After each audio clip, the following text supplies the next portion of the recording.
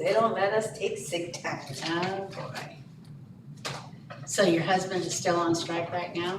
No, it's on hold Oh, because we're that's voting. right. Yeah, oh, yeah. We're voting on their last and best offer, which is the same thing they told us before. We're like, okay, we know where that's gonna go.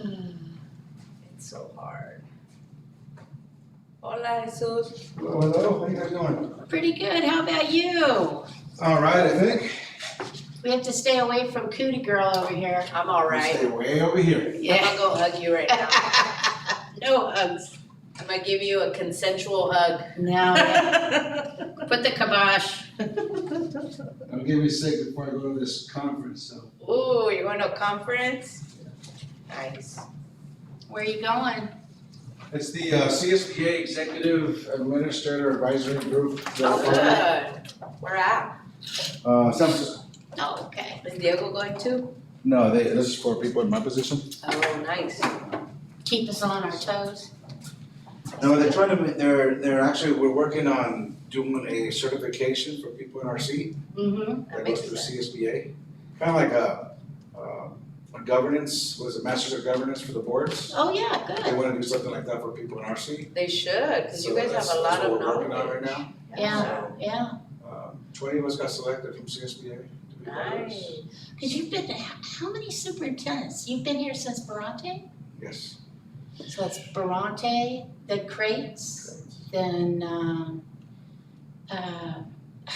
McIntyre, and then Lisa, and then Barr, and he's 6. Superintendents. Oh, it's good. It's good that you're doing that. And he's had them of different skills. Well, he's had to deal with different personalities. Oh, big time. And not only I that, will attest to but that. what about these personalities? Oh, yeah. How many? Oh, he's had some doozies. 24. He's had some doozies.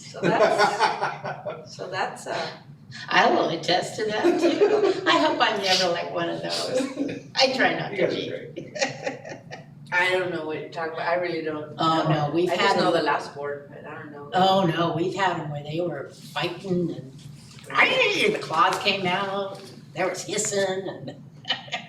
I think I've seen some of that. Oh.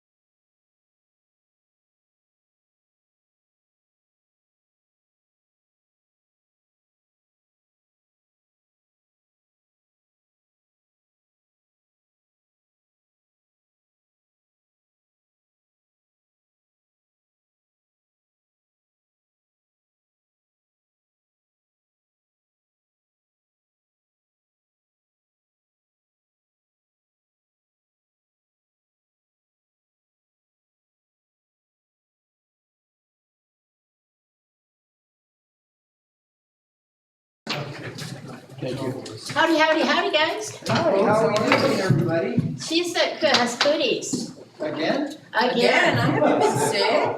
Just kidding. That was this one. Oh, yeah. I'm just kidding. Oh, I just got I'm gonna sick. say, I'm not even sick. Oh, I don't think I turned my phone off.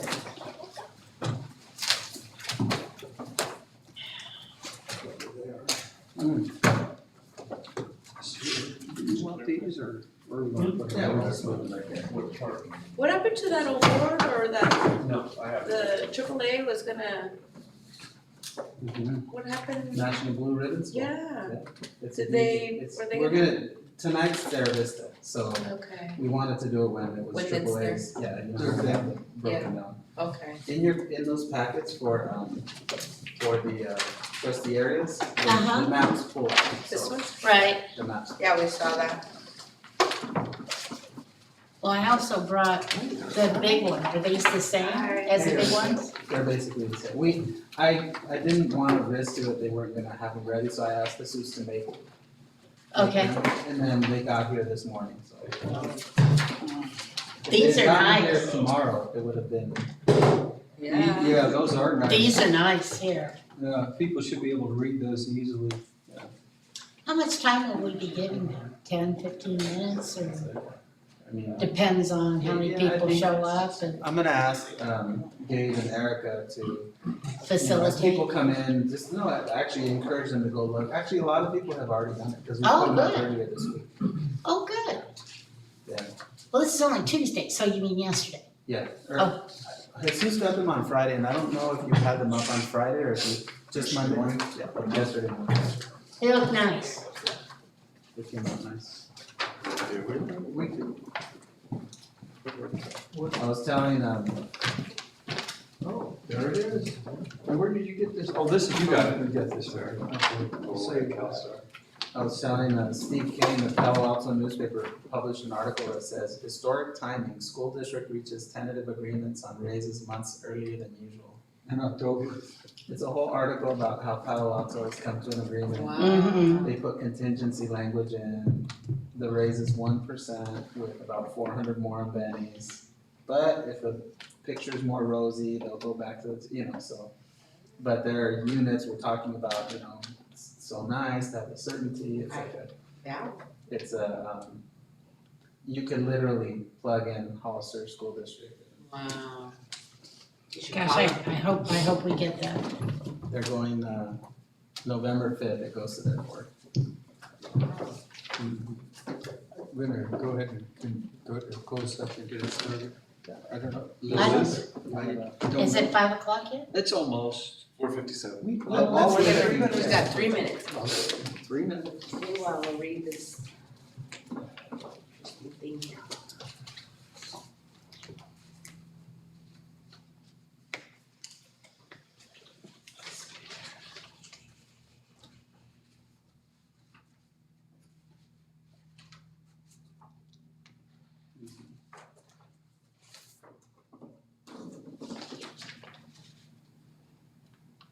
Did you do the district? And she comes right up as soon as you say that. Yeah, the district golf thing is on Friday. Was it? Oh, this Friday. Oh, it's this Friday. We'd like to get it in right before the time changes. They're pretty tough. Hello.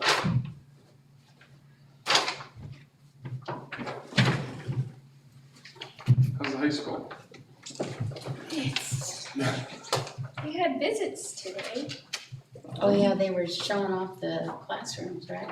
Our Did you see what on here? career That's, yeah, he was just showing me that. technical, Mr. Rivas was here and they had a big old Right here. little meeting there in the library. Fort Los You Angeles don't got miss a bunch of them. Blue ribbon for- All right, and I guess we go ahead. I'm gonna go ahead and call the meeting to order. Roll call, Jesus. Robert Morosky. Present. Dan Gris. Present. Steve King. Present? Elizabeth Martinez. Here. Charlotte Torres de Luna. Here. All present. I see no people here for public comments, so I need a motion to convene to closed session. So moved. Second. All in favor? Aye. All right, closed session.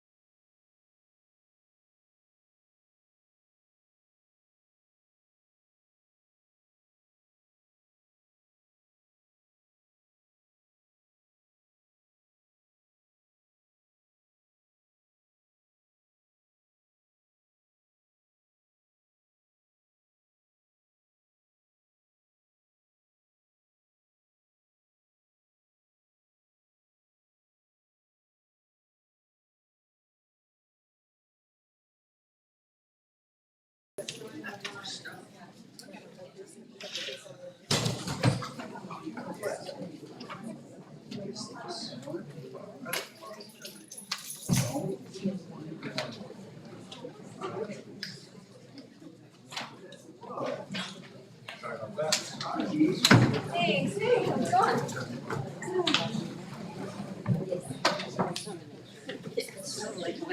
going?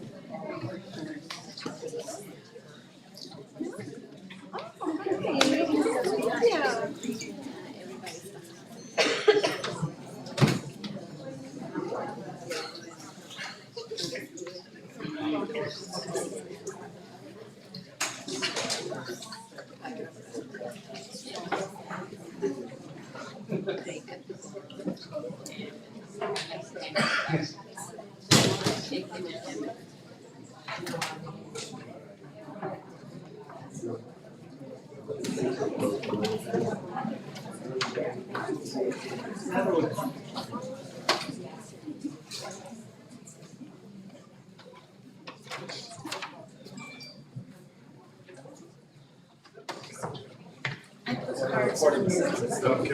I saw that.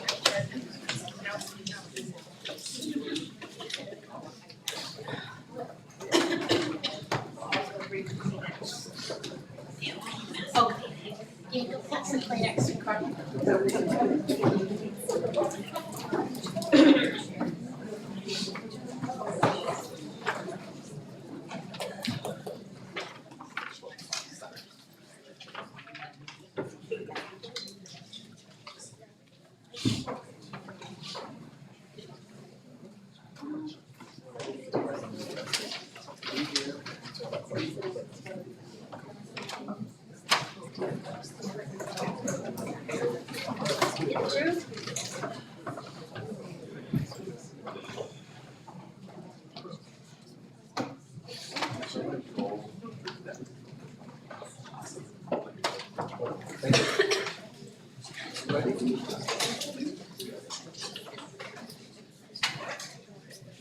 Okay, I'm gonna go ahead and call the meeting back to order, and let's stand for the flag salute.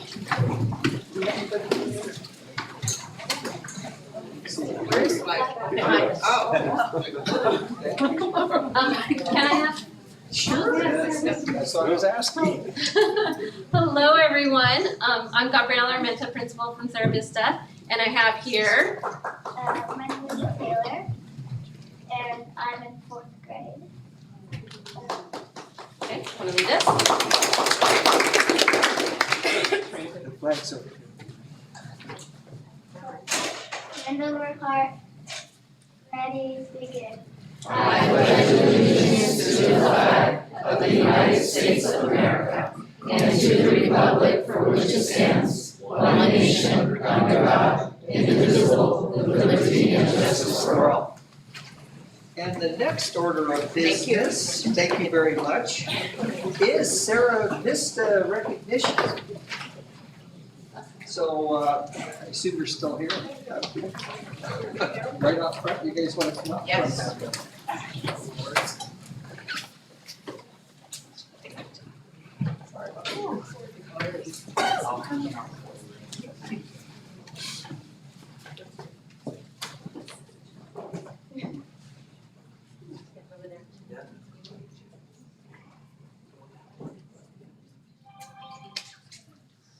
Okay. Can they hear me? Yeah. You can hear me, right? Okay. So, there are several staff members I wanted to recognize this evening because they, even though they're not the actual teachers and kind of in the limelight in that sense, they are staff members that really make a difference on our site. They are instructional aides, they are our paraprofessionals, and also our yard duty personnel. So we really wanted to make an effort to let them know that they're very much appreciated and we love them to death. They work super hard and they come with all their heart and soul for all our kiddos and they really make them feel loved. And we really strive for that at Sarah Vista. So I'd first like to call up actually Taylor Jones, who just led us in the flag salute.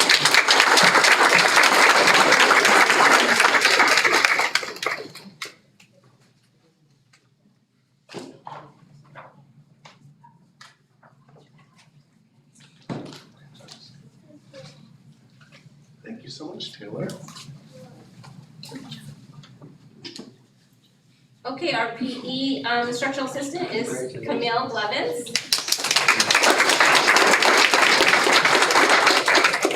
Our K1 instructional assistant, Geneva Machado.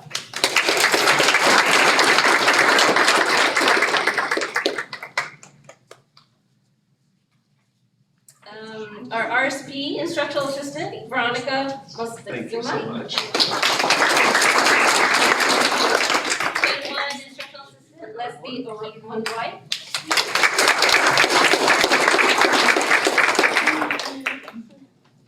Just joined us, we're so excited. Our next K1 instructional Thank you so assistant, Stacia Oliveros.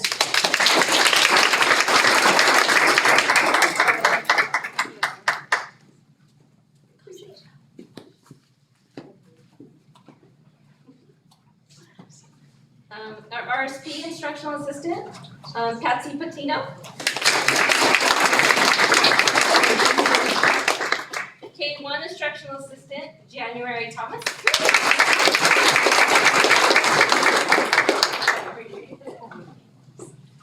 Our TK instructional assistant, Jan Barnes.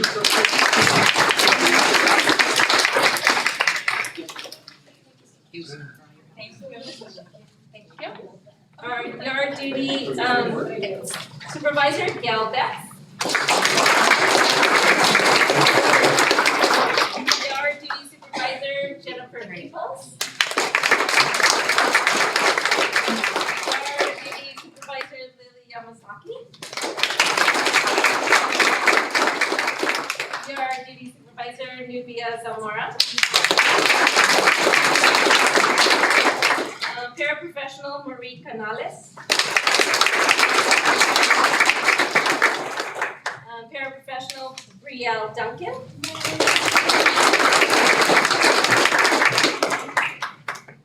Paraprofessional, Sue Haggett. I swear they all wanted to come. But they had other engagements. Yeah. They're watching the World Series. There you go.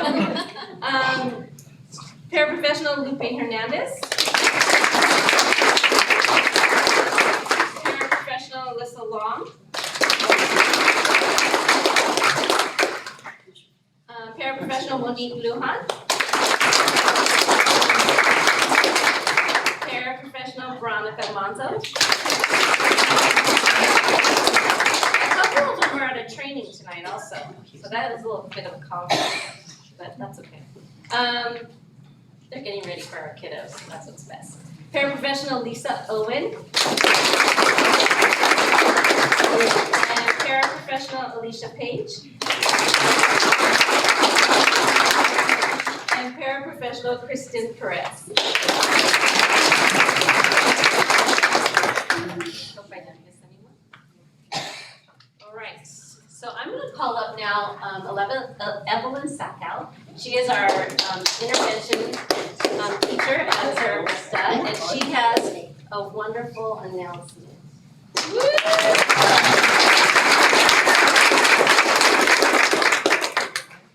You get the honor, absolutely. So this year I'm working with our EL students, and we have 3 students this year who are being, at this time being reclassified.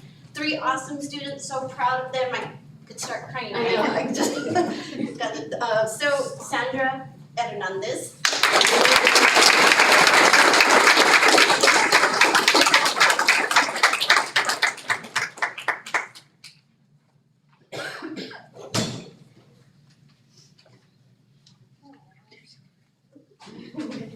Vito Adregna.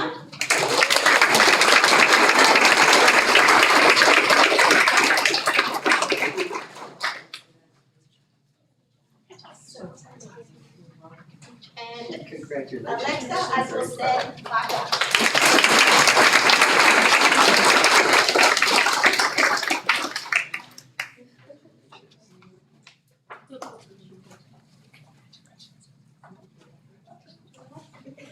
Good job. Great job. That's all I have. Thank you.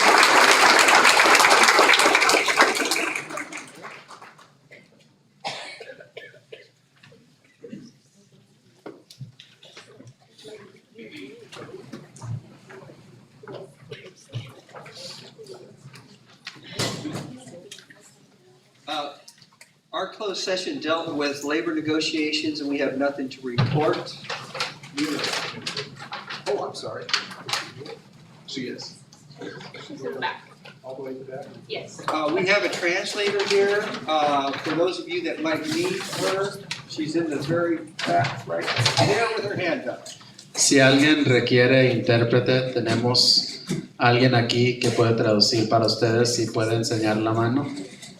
Atrás, si puede alzar la mano para que la vean. Gracias. And I need a motion to approve the agenda. So moved. Second? All in favor? Aye. Vote 5-0. Moving on to public comments. A speaker has 3 minutes. The Brown Act prohibits the board from taking action at this meeting on items discussed during this time. Betsy LeMay.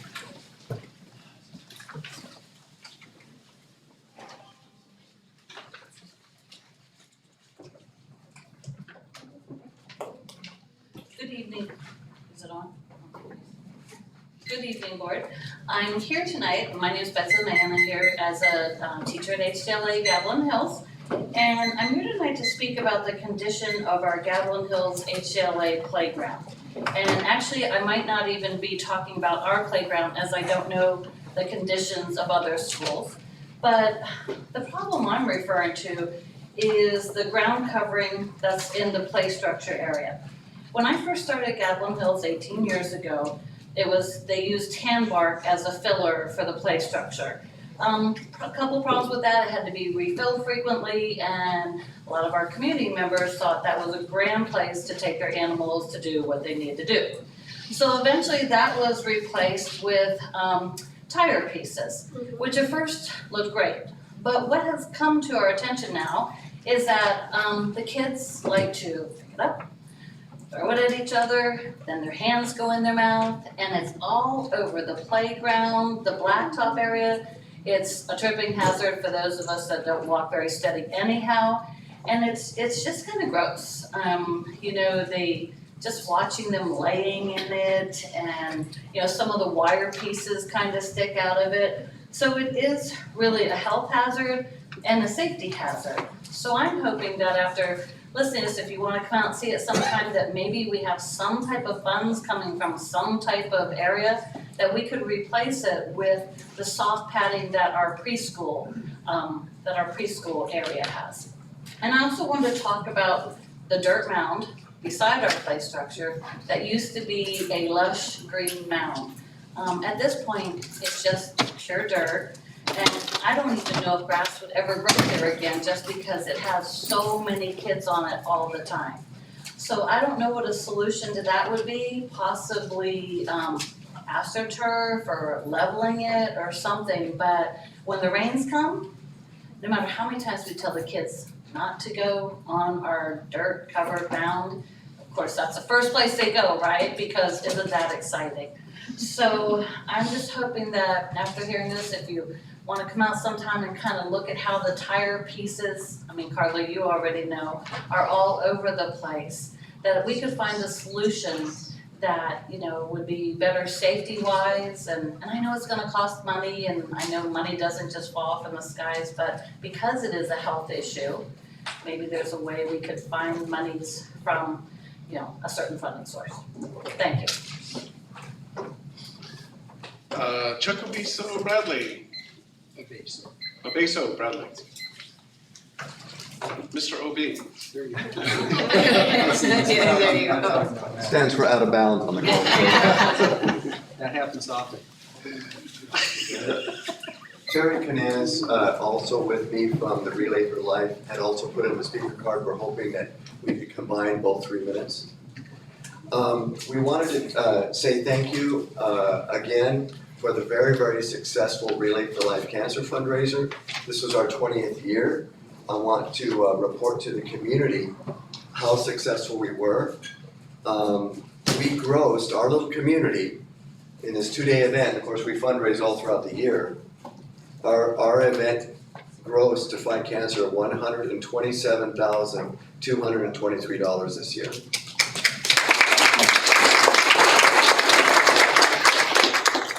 Our expenses were really low. We had a lot of donations. They were only 3%. So we wrote a check to the American Cancer Society this year of $123,000. This is our 20th year. Over the 20 years, we've earned in this little community $2.7 million to fight cancer. We're very, very proud of that. And it wasn't just the financial success. There were some brand new cancer survivors that had never attended that really got a lot of support out of all the activities that we do. Terry Kinez was our mistress of ceremonies. She will be our leadership team lead next year in 2021. We're very grateful to all the help that the Hollister School District gave to us. We hope we've earned a chance to come back to Rancho. It was a wonderful facility. And we do have a few things for the board. We know you can't accept gifts from the community, but we have 7 Relay for Life gift bags that we'd love for you to give out to the folks at Rancho, anyone from the district office and the maintenance department that helped out. Very, very gratifying to be able to have the support of the school district. The other thing that we do is really try to have our survivors feel welcomed and supported. This is a small display of what we call Hands of Hope. And we did this for you. Everyone here on the display was there as a survivor. All of us have something in common with the Hollister School District. And I wanted to tell you why this is such a cool thing for many of survivors. I had all of my cancer treatments 12 years ago at the Community Hospital of Monterey. Being a big guy, it was hard for me to sleep in the little hospital beds. So I would get up in the middle of the night with my little IV go-kart, and I'd walk the halls, and I came upon a huge display of the Hands of Hope in the cancer wing. And there were a lot of questions that I had right after the surgery. There were a lot of anxieties. And just looking at these names and how long they've been survivors was really special. So we'd like to offer this to the board with our thanks.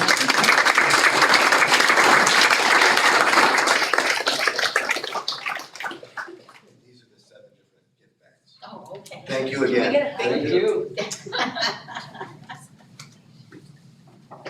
Whoever wants to get a hug. Thank you.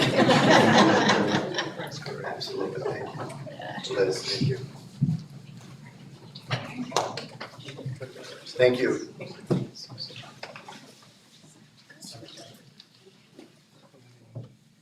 Nope, that's it. Public comments. Okay, next order of business, we're going to move to the public hearing regarding trustee map plans. So I'd like to go ahead and open the hearing. And as I do, I'd like to read this statement. This public hearing is part of the statutory process for establishing a by-trustee area election system. In a by-trustee area election system, the Hollister Elementary School District would be divided into trustee areas, and each governing board member would be elected by only the registered voters in the particular trustee area where the governing board member resides. The governing board is currently elected using an at-large election system in which all governing board members are elected by voters of the entire district. At 2 previous public hearings, the district demographer received input into the creation of a draft trustee area map plan scenarios, which were subsequently shared with the public at community input meetings held on August 27th, 2019 and September 24th, 2019.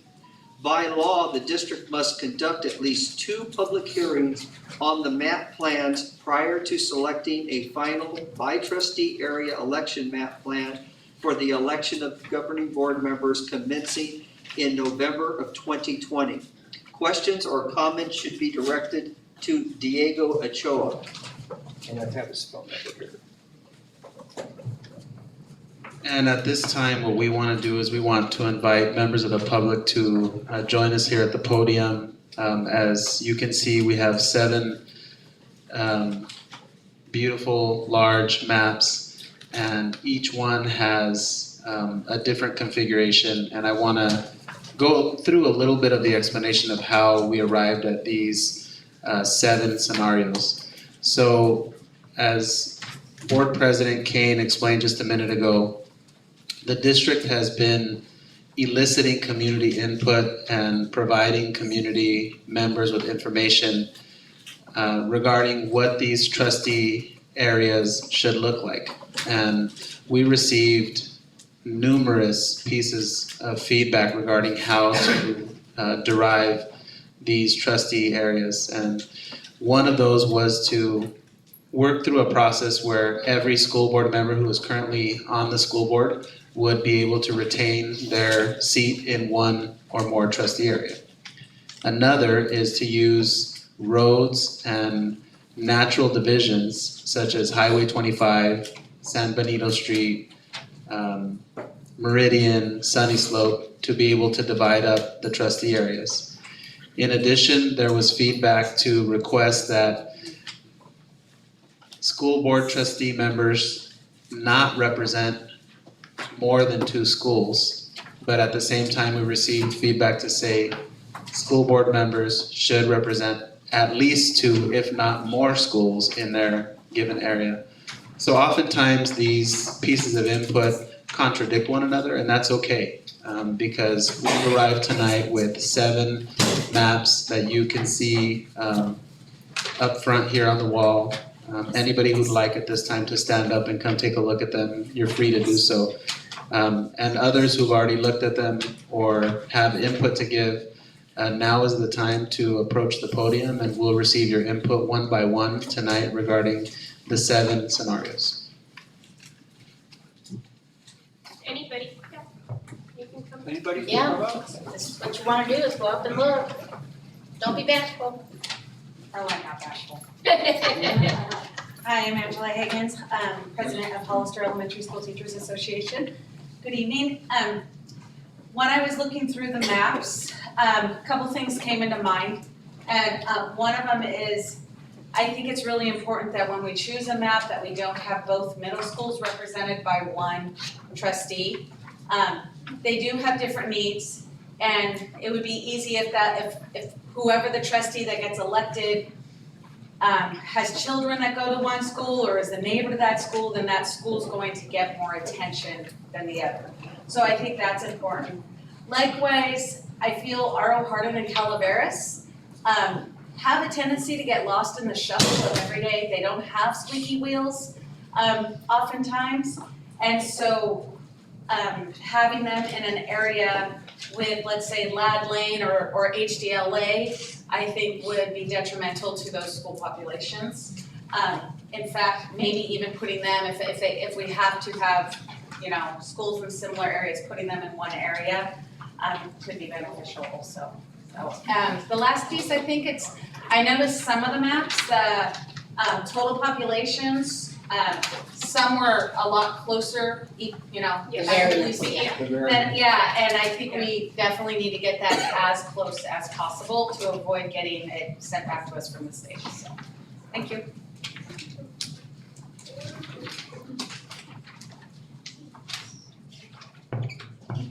Would anybody else like to speak? This is a public hearing, so Anybody can come up. anybody can come up, anybody can speak. Hello. Hi. State your name for the record. Sure. My name is Roland Resendez. I'm here as a member of the community and a parent who has a child in the Hollister School District today, or tonight, I should say. Just want to extend my gratitude and say that I'm very much in support of what you guys are doing. I had the pleasure of attending one of the meetings at Calaveras School. I do think that it's important that we separate R.O. Hardin and Calaveras, but I just wanted to go on the record and say that I'm very much in favor of moving forward with this. So thank you so much for all the hard work you're doing. Thank you. Thank you. Feel free. Nobody? we allowed to ask questions? So my question is, it's Joel, it's comment, whoever, and so, what's the ideal, why wouldn't you want RL Arts and Calaveras? I mean, what's the argument for that? What he's saying is that they would go better together than with maybe R.L. Hardin and Lad Lane or Calaveras and HTLA, because the population of R.L. Hardin and Calaveras are similar, so having a trustee that represents both those schools rather than a trustee who's representing Lad Lane and R.L. Hardin, because that Lad Lane trustee might not see the needs of R.L. Hardin. I think that was what. Okay, Exactly. heard the Which was- opposite, that's why I was yeah. confused, okay. I think that we need to think about what our job is as the board of trustees, is we're responsible for all the schools. We are responsible for every child. So when we make decisions, we're not gonna make a decision for R.L. Hardin or for Sarah Vesta. It's gonna be a decision that's made for all of the children.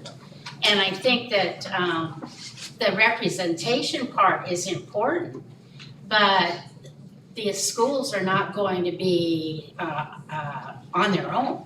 But I think, if I can add, I think one of the things that I've heard community people on the west side, and not just with the school district, but it's also been through, in the past, through city council, and it's been through all different, Right. is that is a neglected Area. community. And so I think that it's important to That they're look heard. at the voices on that The side ones of that are town. quieter. Right. Because, and it's not that they're necessarily quieter, maybe not listened to. Mhm. And so I think that that point is very good to make about considering, you know, the R.L. Hardin, Calaveras needs. And of course, we're gonna look at everybody as a district, but that voice needs to be strong. Because when it comes to the community reaching out, Mhm. I'm going to be more likely to reach out to the trustee that I Right. elected Right. than all the rest. Right. So I wanna make sure that that trustee is going to, you know, not get pulled away from my neighborhood school, which is R.L. Hardin. And, Right. you know, because there are squeakier wheels at a Absolutely. I think for us right now, because we do represent every single child coming throughout our whole community, that every single school for us is equally valued, equally important. There isn't one school in specific that I would say, you know, is driving me to, you know, I'm here because of X, Y, you know, school. I'm here for everybody. And so that's our focus and our drive, is to ensure that everyone has, you know, fair and equal isn't necessarily the same, because what is fair is the need may be greater at this school than there is at this school. So what is fair is making sure that what their needs are met, regardless of what they are. I agree that us five up here, we're doing this for a long time. Mhm. They don't know who's gonna be up here in the future. No. And that, I think that's basically, we're not just talking about, this isn't personal for us. Right. This is what would be best for the future for Well, everyone. and I think it's also important, what Angela said in regard, and Denise, that these schools now do have an active voice at the table and say, hey, wait a minute, but in my community, you know, we need to look at this issue, you know, and so we get that type of dialogue that has not happened before for any of the schools. And, but then decision-wise making, you know, then we have to think as a group, but the idea of bringing up those individual needs of each of the different schools is important. So, yeah. As far as the process goes from this evening, I would recommend to the board that we hold 2 more community input sessions, one in English and one in Spanish, held on the same night, 6 p.m. start time and a 7:30 p.m. start time, so that we take these maps out into the community once more to elicit as much participation as possible, with the expectation that this board select one of the 7 maps at an upcoming school board meeting. Dude, can you though explain, I don't know, it's a separate agenda item, I think, but it falls into this, you're asking us to waive the electors. I want to address it during that time, but it is connected to this process. So when a school district or any governmental agency decides to go through this process, there is an option that the school district has to request a waiver for holding an election. And that is built into the timeline that we presented to the board in August and then discussed again in September. And it pertains to this process as well. Okay, so that's why I wanted clarification on it, because when I was reading it in the package, I thought that was having to do with the County Committee on School District Organization, 50192. What it pertains to is being able to have this board approve one of the draft scenarios and then taking that draft scenario to the county committee. That's what that waiver is for. To not do that? To do that. Okay. To do that. Any other comments, questions? I have a question. Yes. So on some of these scenarios, you have two current trustees. How would that play out, just so that we're all Sure. understanding how that would? Sure. We would take the example of Trustee Bernosky and Trustee Kane. What would happen in a situation where Trustee Kane was elected last year and his term ends in 2022? So in several of these scenarios, the two board members are in the same trustee area. What would happen is Trustee Bernosky would be able to run for the board in 2020. And if he were to win his seat, Trustee Kane would remain on the board until 2022. So for that 2-year period, there would be two trustees in that area. However, in 2022, Trustee Kane would not be able to run. He would be off the board for a minimum of 2 years. And then if he so chose, he would be able to run again in 2024.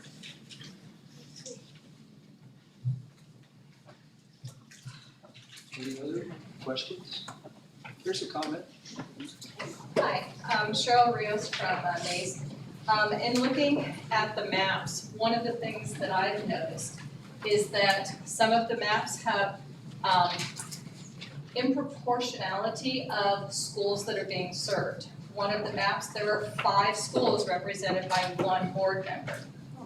Which one? Which one? Is number 7, I believe. When you look at Calaveras and AAA, or maybe it wasn't, and Gavilan Hills and HDLA, Oh, and that's Marguerite Based.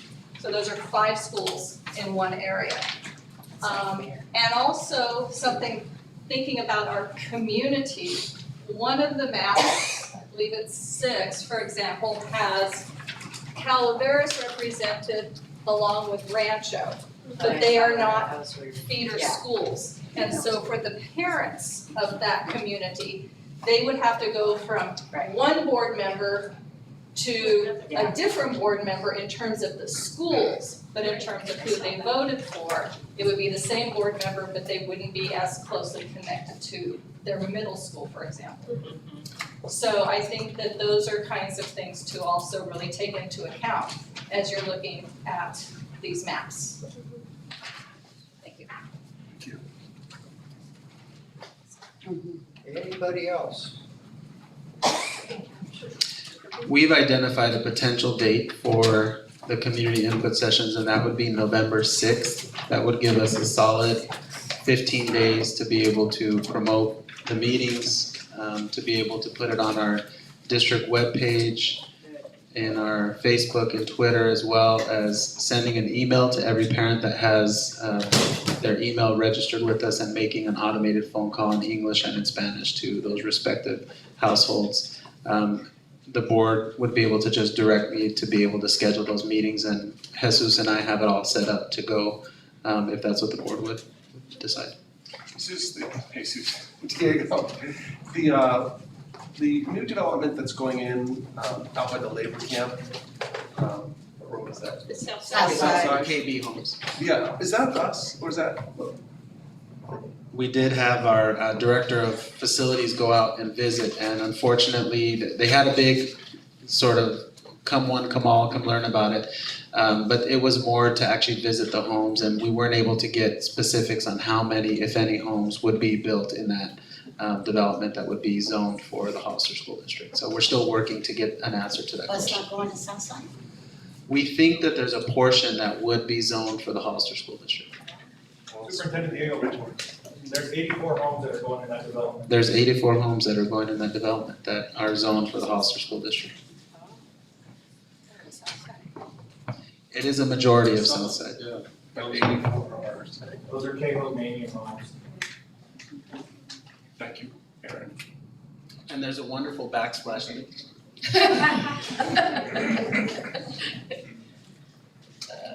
Gonna go ahead and close the hearing, move on to the next one. Okay, I'm gonna go ahead and close this public hearing on the trustee area maps. And I'm going to open another public hearing.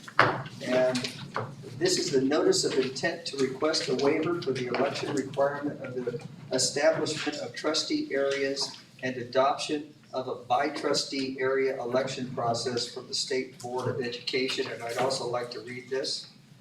Notice is hereby given that the governing board of the Hollister School District at its regular board meeting to be held 6 p.m. on October 22nd, 2019 at the district office located at 2690 Seneca Road, Hollister, California 95023, will consider seeking a waiver from the State Board of Education of the requirements that establish the trustee area and adoption of a by trustee area. Election process be submitted to the electors as set forth in the Education Code 5019 and 5020.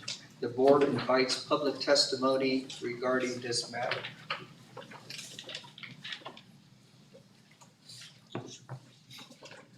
We have Andrew Chittafong here with Cooperative Strategies, and I would like to just introduce him. Andrew, if you wanted to just talk for a minute about the role you're playing tonight and, you know, open up for any questions from the board or the public. Before he speaks, do you know where in the packet it is? I read it on the electronic version. Where the waiver is? The waiver. It's right here, right after the maps, it's in the beginning of the packet. Yeah, it's right after the, it's right after 7. There. There, Oh, yeah. okay. Oh, okay, thank you. Good evening, trustees, Superintendent Ochoa, and community members. My name is Andrew Chittapong here from Cooperative Strategies. I am the demographer tonight. I'm just here to answer any questions from the public or any questions from the board or to receive any additional feedback on how you want these maps to change in the future for the next public hearing. I do want to clarify on the waiver. The waiver is meant to bypass an election, an at-large election from the people. When you're switching from one election system to another election system, there is an at-large election for the whole community to see if they want to do that switch. So that waiver is to bypass that election, and that is just to save the school district any potential litigation if it does fail and not passed by the people. So because this is a very sensitive topic and where a lot of school districts are getting sued, the election, the waiver is to make sure that the school district does switch over to this new election process so they don't get sued, and also saving money on the marketing that they have to go out and reach out to the public to vote, yes, we want to transfer to this new election system because of that. This is what our high school did, correct? Yes, that's correct. And we would have to pay for an election, is that? Right, so you would have to campaign and make sure that this election system does get passed, and if it doesn't, then you're open for litigation. Yeah, but would we have to pay for it, and we would have to pay for the county's election cost? Is it a special election or would it be in March? I believe it's a special election, yes. So most like, so we would probably. We would incur the cost. Yeah. What's that cost? Good question. Yeah, with the waiver, we don't have The to. waiver, we don't have to. Right, with the waiver, you don't have to. What the cost? So you'll save money, time, and you're safe. Okay. You know, They told us the cost. yeah, it's not $1 million, but it's not $25,000. No, it's about $150,000 to do a special election. And all the uncertainty if it weren't to pass. Then we're open up for litigation because we're breaking the California Voters' Rights Act. Does anybody from the high school have any perspective as well? One of the steps I took this week ago was to contact our DLAC, to contact the school site councils for every school in the district, and to contact our labor partners as falling under a category of interested parties, and to request that they review a very lengthy letter that explained the reason that the district is recommending that we go down the waiver process. And we received quite a bit of feedback from our interested parties, and it was overwhelmingly to support the idea of a waiver. We did receive a handful of written responses that wanted for the district to potentially go through an actual election, but they were far outnumbered by the interested parties that responded and said that they supported the idea of a waiver. And we also went to the schools. Superintendent Ochoa, can you tell them about how we went to the schools? You know what, it just was 6 parent meetings in 3 nights. It was just a bunch of fun. Jan and I were out there like a road show. And I think what was great about that, we saw the uniqueness of every community. Actually, interestingly, the biggest crowd was at Calaveras. The highest attendance we had of any school for that meeting was at Calaveras, and I do want to tip my hat to the PTO and to the administration and to Mr. Resendiz and the rest of the community that represents that area, because they really came out and had a very rigorous conversation about this whole idea. The letters in the negative, were they from individuals or? They were from individuals. Okay. So what's the next step on this? Because we don't vote on this. That's right. We open the public hearing. We want to invite the public to step to the podium and give us any other input. As you know, it's on the agenda for tonight, the waiver itself, and we'll consider it at that time. And if there are no other comments. No other comments? Anybody want to make a comment on this? I guess so. Good evening, Elia Salinas. Obviously, I am for this redistricting, and it's long overdue, and I'm sorry that it's taken so long because we should have followed suit with the high school. But it is in the best interest of the school. The funds, it's actually for a special election, it's over $200,000 for a special election. And I know that in your wise decision to be financially or fiscally responsible, that is not a good way to go. And I really appreciate the fact that you guys have chosen, and I'm hoping that you're gonna vote to get the waiver, because whether you would go to special election or not, it's gonna go, it's gonna win. I think more than what the community wants the districts. And you definitely don't wanna spend $200,000 and then have to fight a lawsuit. So thank you. Any other?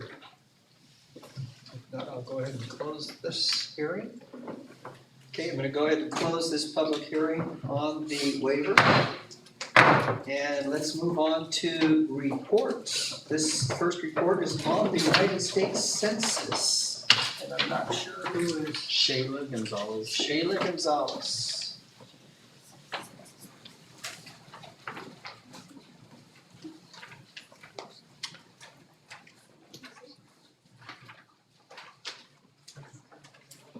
Hi, my name's Angela Currow. This is the census data. And I'm typically not used to talking this way, I'm used to talking this way. So if I turn around a lot, it's because I'm normally talking to voters, not to board members, unless you're up for office. This is a nonpartisan presentation that has nothing to do with what you're going through right now. This is an informational presentation about preparing for the US Census. It is 3 different organizations. We are not affiliated with each other. We are actually separate, but we are doing this presentation together to be informational. One is with the US Census and preparing for the US Census, and Christina Granados is here to do the presentation on that. Then I'm gonna do a presentation on preparing for the presidential primary, and we're ending with the San Benito County GIS and how it is available for you as a district, but also available information for your constituents. Okay, so we're gonna start with the census with Christina. Good evening, board members. Thank you for the opportunity to share with you about the 2020 census, which is coming April 1st. That's our next census day. Today, I'm really here to share with you a very simple message, and that is that while the census is our largest federal operation outside of a military operation, it really happens locally. So, as I mentioned, Angela mentioned, I'm Christina Granados with the U.S. Census Bureau. I'm a partnership specialist working here in San Benito County. However, as mission-oriented as myself and my team of partnership specialists are about this work, we do acknowledge that we work for the federal government, so we really do need your partnership as trusted messengers and leaders in the community to help us spread our simple message, which is the census is important, it's safe, it's easy. So we actually do a count of every single person in the country every 10 years because we are legally required to do so. The US Constitution mandates a count of every single person for 2 purposes, and that is 1, apportionment, which is the process by which we determine how many representatives we'll all have, each state will have in Congress. So it speaks directly to our political representation. It's also about money. It's about over $675 billion worth of federal funding, which impacts really every aspect of our community. That includes health, like Medicare, Medicaid, for example. It includes education, it's Title I funding, it's free and reduced lunch, it's special education grants, it's Head Start, for college students it's Pell Grants. So as a school board, I know that you support the idea that we want to get a fair share for San Benito County, and every person that we don't count is really dollars lost for our community. So it's important, again, because of our political representation, the money that's at stake. It's also safe. Most folks don't enjoy giving their information to the government. We're all aware of that. However, it's important that we're aware that it's protected by law. So every piece of census data that you share with us is confidential.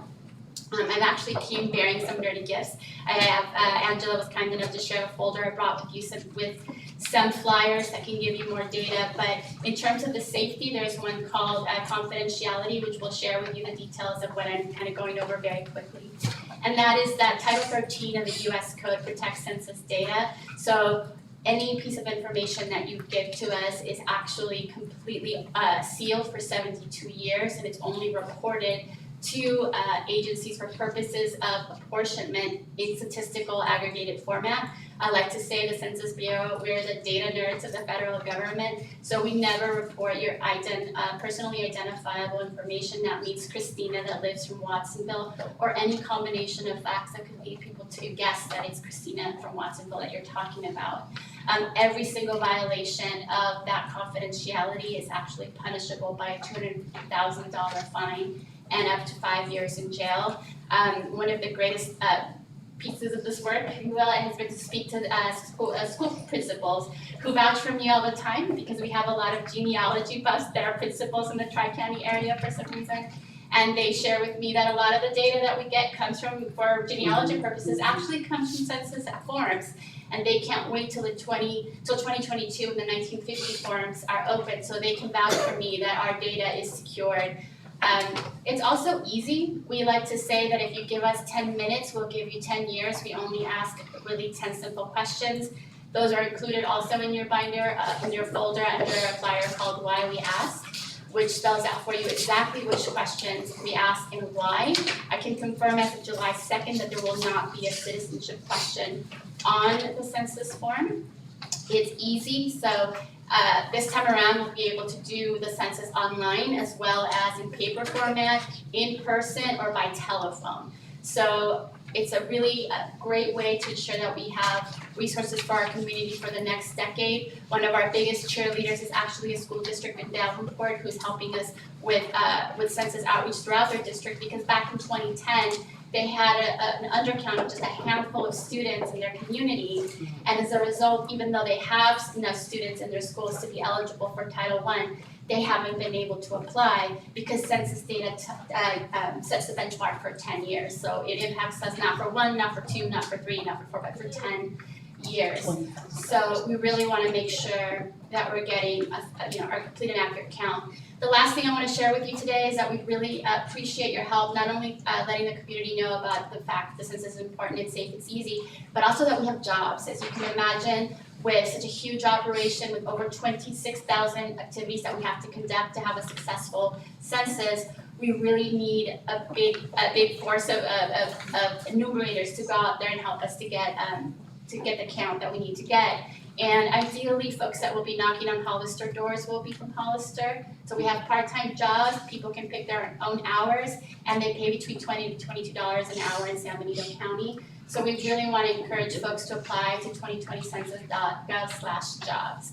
So that is the quickest I've ever said all of that. So I hope you don't have any questions, but if you do, please know that my colleagues, Karina is back there, she's one of our partnership specialists, myself and our whole team really cares about this work. We're from this community, from this Tri-County area, so if you have any questions at all, please feel free to reach out. We definitely get back to you right away.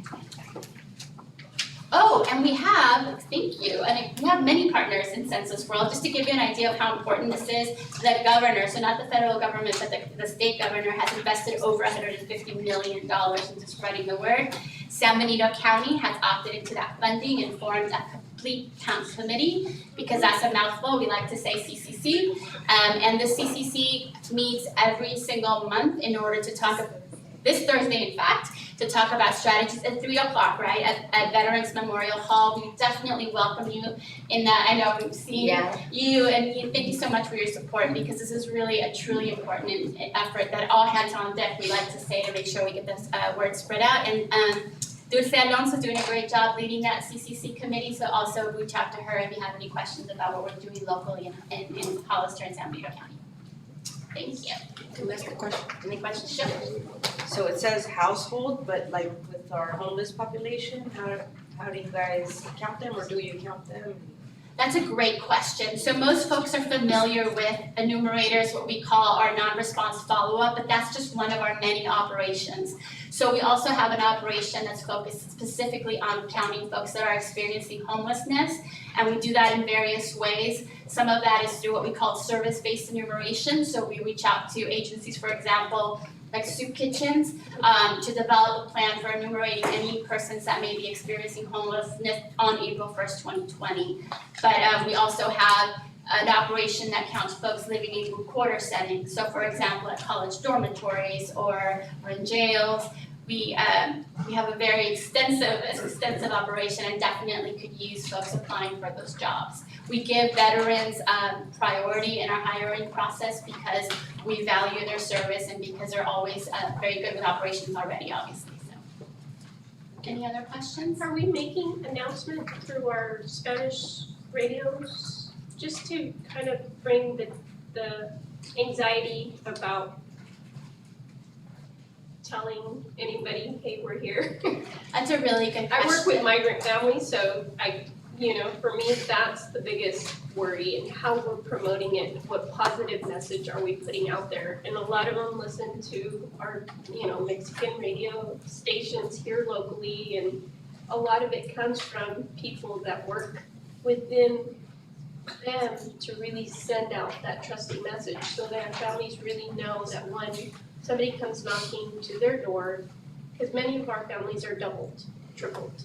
They're renting a room. They're and even that they're uncomfortable disclosing, because a lot of that situation isn't legal as well. So there's a lot of just those types of scenarios, and knowing how we can start messaging that out publicly to bring down the anxiety. The anxiety as far as disclosing, and we just want to know that you're here. and the importance of that. Yes, I wanna add to, the state has opted in for a Can you use the media. microphone there or? Yeah, It's not so working. this, It's not working. it doesn't seem like it's on. The state has opted in for media and so we're gonna try to use some of the avenues in the state messaging that they're already using within our county. Locally, we are working with Monterey and Santa Cruz County to try to do a try message, to get out on the radio. So, we are working on that, but as the complete count committee, we could definitely use your guys' input and any value or any ideas you guys have are welcomed. I have another question. So you said Davenport is doing a special effort, Davenport School District. What are they doing? And then are we able to put up, or are we planning to put up like posters, or is that okay to do, or? So all excellent questions, which are excellent segues into some of the action items we'd like to propose since you've opened up that possibility. So in terms of radio, there is the sort of local efforts that are being conducted with state funding. In addition to that, the Census Bureau has over $400 million media campaign that will be rolling out starting in January. So you will start to see things saturated in terms of media. We're also aware that if you're working in the fields, you often listen to radio and you're not necessarily a Spanish speaker. So Radio Bilingüe and other sort of local channels that have relationships with the community and also have competency with Mixtec and country in languages that are not Spanish, more indigenous, are also working. We also have partners. We have a Tri-County Coalition that has called from the Center for Community Advocacy. You may be familiar with them, but they have a whole entire troupe of promotoras that are going to be working with the community. I can also say that in San Benito County, First Five specifically, they have outreach folks that have relationships already with many of our indigenous community, and they're all hands on board. As far as how you can work with the schools, that's really why I'm here. I actually happen to be the Bureau's representative point of contact for the education sector. So I've included in your folders a program called, information about a program called Statistics in Schools. I want to be mindful and respectful of your agenda because I know we have other folks that are eager to share important information with you as well. But so you're aware, we have all kinds of free resources that schools can implement. We have pre-K materials like a census song in English and in Spanish, coloring books, activity books that are completely free. We also have content K-12 in Spanish and in English, where teachers who would like to do so, obviously it's voluntary, it's just a supplemental education program, can pull ready-made curricula that will tell them step-by-step how to walk students through data, statistics kind of lesson plans, but also focused on teaching about the 2020 census. We also have adult curricula for people that are learning English, and those are focused on building grammar, vocabulary, and also general understanding of what the 2020 census does. So we have a lot of great videos, games, like the memory games we used to play when we were kids, and that are available through the census website, through the SIS website, Statistics in Schools. It's completely free, and if there's an opportunity for me to come and talk to you more about exactly what that program is and give you some of those samples, because this is actually something that we use to promote the census, but it's also an ongoing every year program that teaches kids just how to be literate with statistics. It's a great opportunity to bring more resources to our school while also educating them about the census. Would you suggest that these activities be done like in February or March, so it's closer to the actual day of the census? Thank you for bringing that up. That actually will segue a little bit into Angela's great presentation, and that is that next year the primaries have been moved up to March. So I think we can all imagine how incredibly loud the environment is going to be. Right. Frankly, most folks are going to be slightly traumatized probably and just kind of tuning us all out. Isn't it March? I'm sorry. She's referring to you. Angela can speak a little more to that. So honestly, the reason I'm here appealing to you is that we need to get the word out right away, especially because the census takes a minute to process. Yes. And the more folks see it in the churches, Yes. see it, hear it through the Yes. schools, Yes. and they just see it in the air, they'll feel a little bit more comfortable with it. So basically, any opportunity that you have for us to come and talk about it, we're nice people, we promise we'll make it entertaining. We actually have swag that we can give away to make it interactive, but we're happy to come out and talk to your schools. Okay, So now you're thinking then January. Right away, actually, Okay, honestly, right if we away, could all start just, it's important, it's Okay, safe, like okay. whenever possible, I think it'll be helpful. And I think providing school environments or school sites, what more trusting environment than, the school where we're protecting their child from anybody or anything. And I think opening up our doors to help facilitate that communication. Well, yeah, we already said we community. would do that, open up. Aren't we going to have computers? I didn't. I think we've already. But I know, but the Yeah. presentation is what I'm saying, is just getting the word out, so that people can come in that environment and knowing that, they're getting valuable information that they can trust. Thank you for saying that. So the last thing I'll share is that there is quite a bit of fear, and of course we all want to acknowledge that. So the best piece of advice I got when I started this work came from an undocumented mother who shared with me in the context of school actually to please do two things. One, inform them about the importance of the census for their kids' education, because I'm also Latina, I'm an immigrant. While there is fear, we're also brave, and our people cross borders to give their kids a better life. So when they understand that we're talking about 10 years of the child's education, she told me that's a different story, that's a game changer for us. And also to explain the safety, right? It's important not to just say the census is confidential, it's more than a pinky swear, like it's protected by law. And if we think critically about it, the entire foundation of our democracy is really based upon census data, because frankly, there's no other process by which to do apportionment. So the safety has to be commensurate with that importance, or else nobody would fill it out. So once we were able to explain that it's legally protected and all of those different questions, she shared with me that she was confident that people would respond, and that has been my experience, that when I really inform folks about that, people really want to help. So you've been incredible. Thank you so much. I know you may have other questions. Please know that we are very responsive, so please feel free to reach out. Thank you.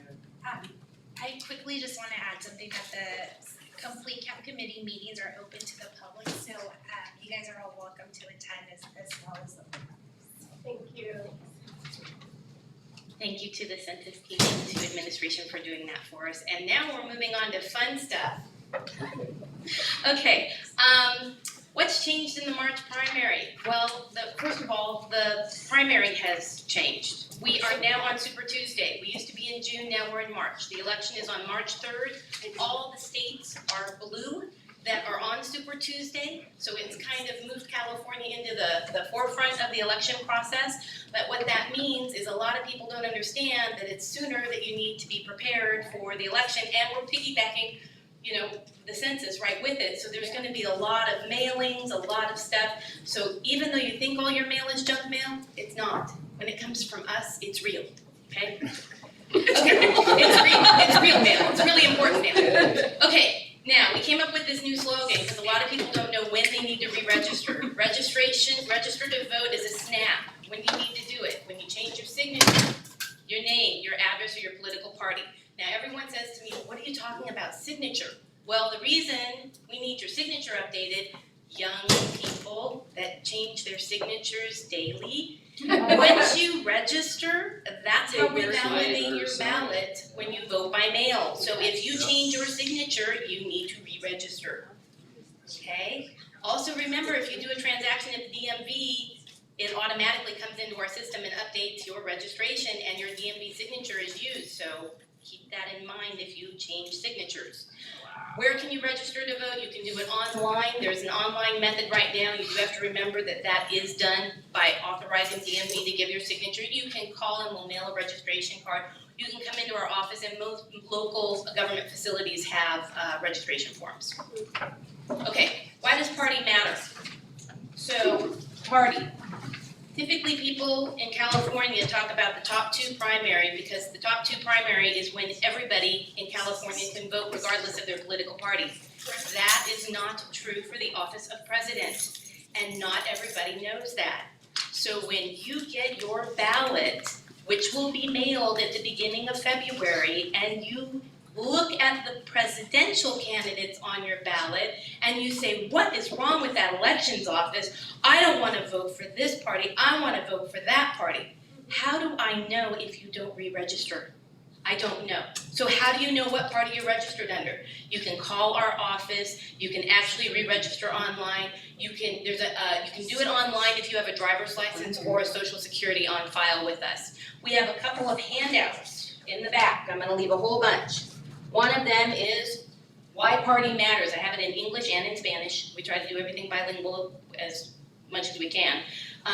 This gives you ideas about why party matters in the presidential election. It does not affect as much the general election, but you need to understand how it affects the primary. Because when I mail you your ballot and you say you don't want it, guess what? Then you're gonna re-register and get a new ballot, and then I just mailed you 2 ballots. So now I have to track all those ballots, my team does, my office does, and at the same time, it's double the cost of the election. So to save taxpayer dollars, get your registration under the party you want to vote for president. What happens if you're unaffiliated? Great question. So, first of all, a lot of people say I'm independent. Don't say it that If way. you say the word American independent, that means you're affiliated with a political party. So let's be really clear. No party preference is the current term if you choose not to be affiliated with a political party. What that means is that I have to send you a notice that tells you what your rights are. And that notice is gonna go out before the end of the year. It's gonna tell you, and we just found out yesterday, there are 3 political parties that will allow crossover voting. Only 3 out, how many people know there's 6 qualified political parties? Oh, good, I got 1 person that knew that, that's great. So there are 6 qualified political parties, only 3 of them allow you, I had 2 people that knew, 3 of them that allow you to cross over. Democrat, American Independent, and Libertarian. Francisco, did I get that right? Okay, I got that right. Because each election for president, the party decides who gets to cross over. So if you're not affiliated with a party, you can cross over. But guess what? There's new legislation. New legislation allows you to re-register on election day with a new party. Please don't do that to us.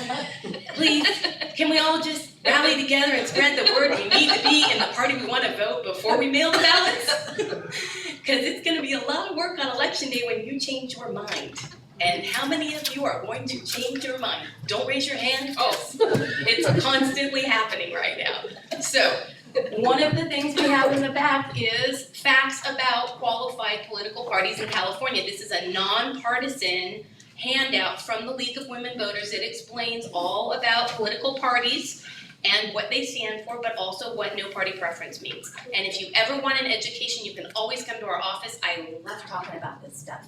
If you have an organization, a PTA, somebody else, a committee, if you have a family group that wants to have a presentation, we will do presentations pretty much to anybody. Just give me someone that wants to listen. Okay, now, the only other thing that I brought because of your current redistricting is this is not a legal item and it has a very big disclaimer in it. This is basically a guide to redistricting. It's a basic understanding of the process of redistricting. There are a lot of laws involved in redistricting. I do not enforce them, I am not part of that, but we like educating not only governing board members, but the community about what is redistricting and how does it work. It is not in your census packet, it was in the loose one. It's a little trifold little thing, okay? We are not attorneys, we don't claim to be attorneys, so always seek legal advice if you have legal questions. You can ask me, but I'll tell you I'm not an attorney. The last thing we have in the back for the census group is a really great link that goes to all of the different census information and our GIS department, which is gonna do a little presentation about what does the county GIS do for you if you are redistricting and what's available after the 2020 census or even now. So Renee Anchieta is gonna do a real quick presentation about the county's GIS process and understanding how we bring all of the districts together for different things. Thank you. Oh, were there any other questions on mine before I run away? No, we're good. We're good? Hello, so this is going to be really brief.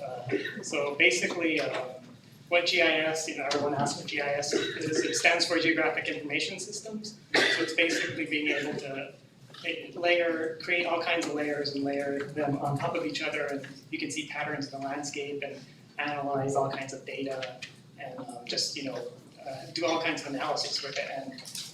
And the important thing, again, with the census is we want accurate data. So the more people we can get counted, the accurate the data will be, which is good for redistricting. And so this is just showing what the blocks look like on the right. Toot your horn, you've been working on this for 5 years. Yeah. Been working on it for quite a while because the last census, the boundaries were just, the blocks weren't, they were cutting through parcels, middle of houses and stuff like that. So you're trying to determine which side is the house, where does it go? It's the middle of the house. Yeah, exactly. Yeah, so we worked with Berkeley trying to get them all fixed, and so now most of the blocks are pretty accurate and going right down parcel lines and down streets and stuff like that for the next upcoming census. Again, this is just another example of how boundary lines are overlaid over each other and say school districts, board of supervisors, and each area will create a new voting district. Yeah. So that's another importance is you want them to be accurate. Yeah, when you layer all of those elected jurisdictions on top of each other in GIS, that's how you get your voting precincts. Correct, exactly. Right. Yeah. And there's way more boundaries than that. Those are just 3 examples there. And here, this is you can go to the San Bernardino County website, and we have all these census maps that shows just all the information within the county. And if you want us to put some of these options make a map gallery for this and put it on the county website, we can do that as well. It's up to you. And just to bring up your demographer, if he needs data, because we have parcel data, we have street data. If they need all that data and it's pretty up to date, then don't hesitate to let us know. We can provide that. Because we have all the new subdivisions and all that stuff. Good. See, that's Yeah, what, that's what I don't know if you take that into consideration. Yeah, exactly. We have all that. So if they need it, just don't hesitate to let them know.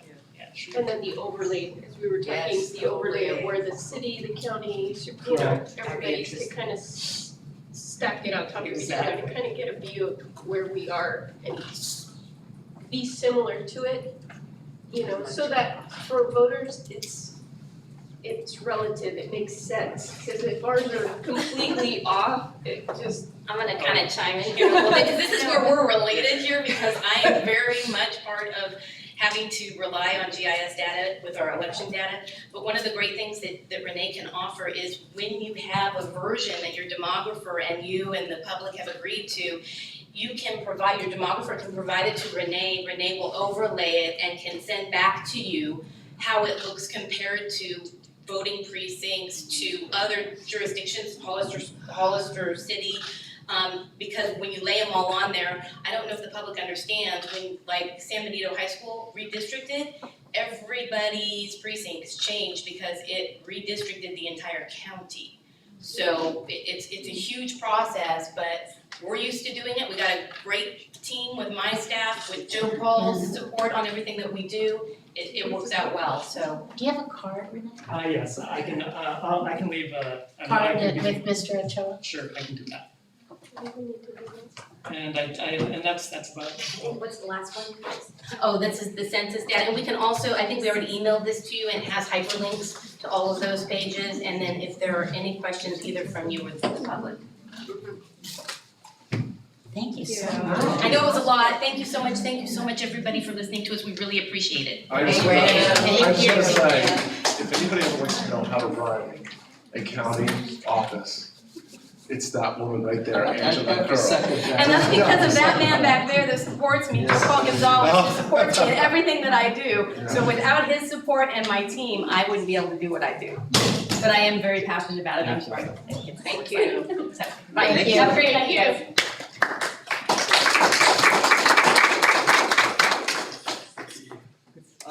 We're gonna move on. Just a quick comment that I noticed, there was young people in the room from the high school and. Right, I didn't, I just forgot. Yeah, I know, my nephew's at the high school, but I just think it's good to acknowledge them and just say, oh, welcome, 'cause if we could do that next time. nice to see them here. Moving on to the superintendent's report, school progress at Sarah Vista, Calaveras Accelerated Academy. And we will start with the Accelerated Achievement Academy presentation.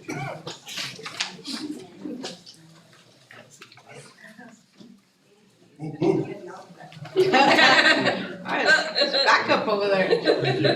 It's good to have.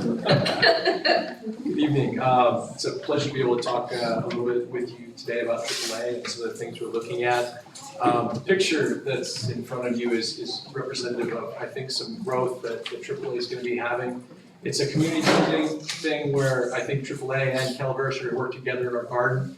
It's we're building with 4th and 5th graders, and they're getting their hands in the earth and doing those things that we want our kids to know how to do. That food doesn't just come from the grocery store.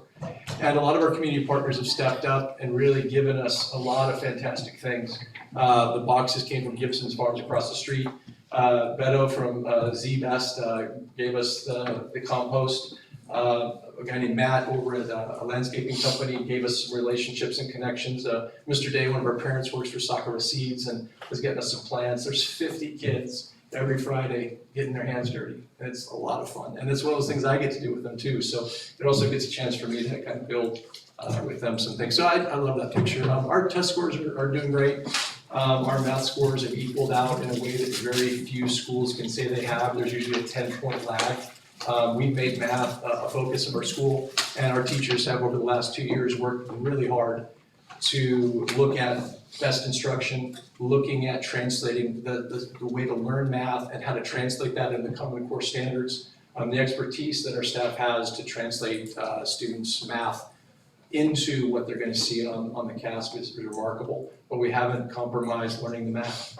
And as we move into Eureka Math, which is a wonderful opportunity for us too, and really something that I'm really proud of, and our staff meeting today, we were talking about math. We were talking about how to teach math. We were talking about the transitions and the anticipatory set of homework connecting to the lesson in the day, and how we want to make homework viable to where not just 15 problems, but what specific problems did we know from the night before that are important to transition to the learning of the next day. I can't tell you how many times in my experience I've had those kind of discussions with staff that's as, I think, progressive and exciting and willing to have those discussions. It's exciting. Dr. Wilbur, are yes, these please. percentages of the total population or just those that took the test? Or said differently, did any kids not take the test? So every student in our school took the test, and every student in our grade span takes the test. Okay. These are our whole population. The 8% growth in math over the last 2 years has been remarkable. We're going to still look at English language arts because we're dipping a little there, but even then we're talking a couple of tests. We're going to still work on that though. We're not done looking at that. But I think more importantly, we're looking at growing our program into what's next. We have done well with big standardized tests, but that's not enough. And I think our staff and our community and our families are all looking at enriching our program. So we're looking at trying to find ways to get hands-on science, and we're building relationships with the high school. Something we've talked about a lot in the last few years, but from what I understand, there might be a room for us next year to get our students on the high school campus with hands-on science, all of our grades. We will work with Calaveras to be a part of that too. So students are connecting and recognizing that relationship, eating lunch on campus, being with students, and I think they might be surprised at some of the quality of work that we're going to be able to do together. We're also looking at robotics and coding and those things too, but we also have to really balance our growth in the future in the sense that we don't overwhelm. When we do something, we want to do it for a while, and we're going to want to do it really well. So as we look at taking on all these other pieces, we have to find staff's passions, we have to find students' passions, communities' passions, so that these really are about our culture, not about the next, brass ring or ticket that we want to play with. We're really looking also at maintaining scores while we double our populations. We're looking at becoming a 300-person school in the next few years. That's going to mean we're going to look at some resource needs. We're going to be looking at also maintaining our standards, but also creating more opportunities for more kids to be a part of our program. 300 with By ourselves. by yourself. Yeah, 4th through 8, if you double both classes. Again, that might be on the optimal side, but we're not having any trouble having students in the 6th, 7th, and 8th grade come to our program. Some of our classes are as high as 34, 32. So we're going to have some real opportunities to offer people access to a program, not only just in the elementary, but also in the middle school. I really think that we need to look at the science labs and get something going for the AAA and Calaveras students, and especially in the middle school. You know the slide I'm going to, this is Oh, music to my okay. ears, this is great. I just really think that's important that we need to do Thank you. that. I appreciate it too, because I think as we grow, there's gonna be some things that we're gonna need to maintain that growth. We have a full Capturing Kids Hearts implementation. We are, like all of our schools, looking at how that looks every day and how we maintain the 4 questions, the social contracts, which are behaviors that hold everyone on our campus accountable to each other and that best part of us inside and outside the classroom. We're also looking at building even stronger relationships with our staff. Things like gardening look like a great picture, but it's also a way for us to interact with kids on all kinds of different levels and ways, and gardening is something I get to play with. So those relationships are super important with our growth. Our suspensions, we had 4 suspensions in the last 3 years. We've done a lot of other things to look at holding kids and people accountable, all of us, in terms of following those social contracts. We can suspend, but that's not been our go-to. Most of it's parent meetings and looking at together what we want things to be and what are the things that we can do to make those things easier for kids. In our next growth, our next phase is that as we look at 2 classes per grade, strengthening and looking at our diversity, our demographics, not only demographics but academic needs. We are going to want to stretch so that more students get benefits, and we want to grow. We have the ability through our test scores in the last couple of years to really grow student scores who may have in the past been right on the edge or maybe not being considered. We think there's more opportunities there. And I think when we put the quality of teaching that we have along with interventions, because we have interventions for kids that are sharp too, we think there's some other opportunities to get more people involved. And I think stronger grade level collaboration, when you have 2 teachers at a grade level, you're not alone. You get a chance to share the best practice. And so our school is about best practice, not what individually you want to do, but what's the best kind of lesson a team can create. And how is it that we want 2 great teachers to find a way to teach the same great curriculum in a way that advances every student need, that accounts for teaching uniqueness and perspective. And also I think it helps us grow as teachers too. And I'm an educator too, I didn't turn my credentials. So having those discussions about math, transitions to homework, assessments, those are really powerful pieces that build our culture and our community beyond test scores. The other thing I wanted to discuss briefly was this spring you and I sat down multiple times in March and April and May to go over lists of students who would be new 4th graders and new 5th graders at your school. And one of the things that I asked Scott to do was to look at lists of prospective students and find reasons to invite students as opposed to find reasons to keep students off of lists. So if we had a student who took a handful of assessments and on 2 of the assessments we saw pretty good results and on 1 assessment we saw a result that wasn't very good, we invited that student. We did not remove names from the list. We added names to the list, and I think it's a credit to the culture that the teachers at that school and Scott have put together to just to want to be excited about learning and want to encourage kids. And we saw a very diversified group of kids start at AAA this year from every single campus in the district. My concern about the 2 class sizes is that the other schools, we're gonna lose top students from the other schools. And that hurts. And so I think that if we're reaching out though for children that are, you know, at the cusp, then that's a little different. But to seek out all of our top scorers at all of our schools, I don't know if that's a good idea. To be honest, and doing person with Diego and having him help with that was really wonderful because there's another set of eyes on that. Right. If you look at our recruiting, we don't get every kid that wants to come. Mhm. And we respect the fact that every school has got some really great things to offer. And when we meet Right. with people, we invite them.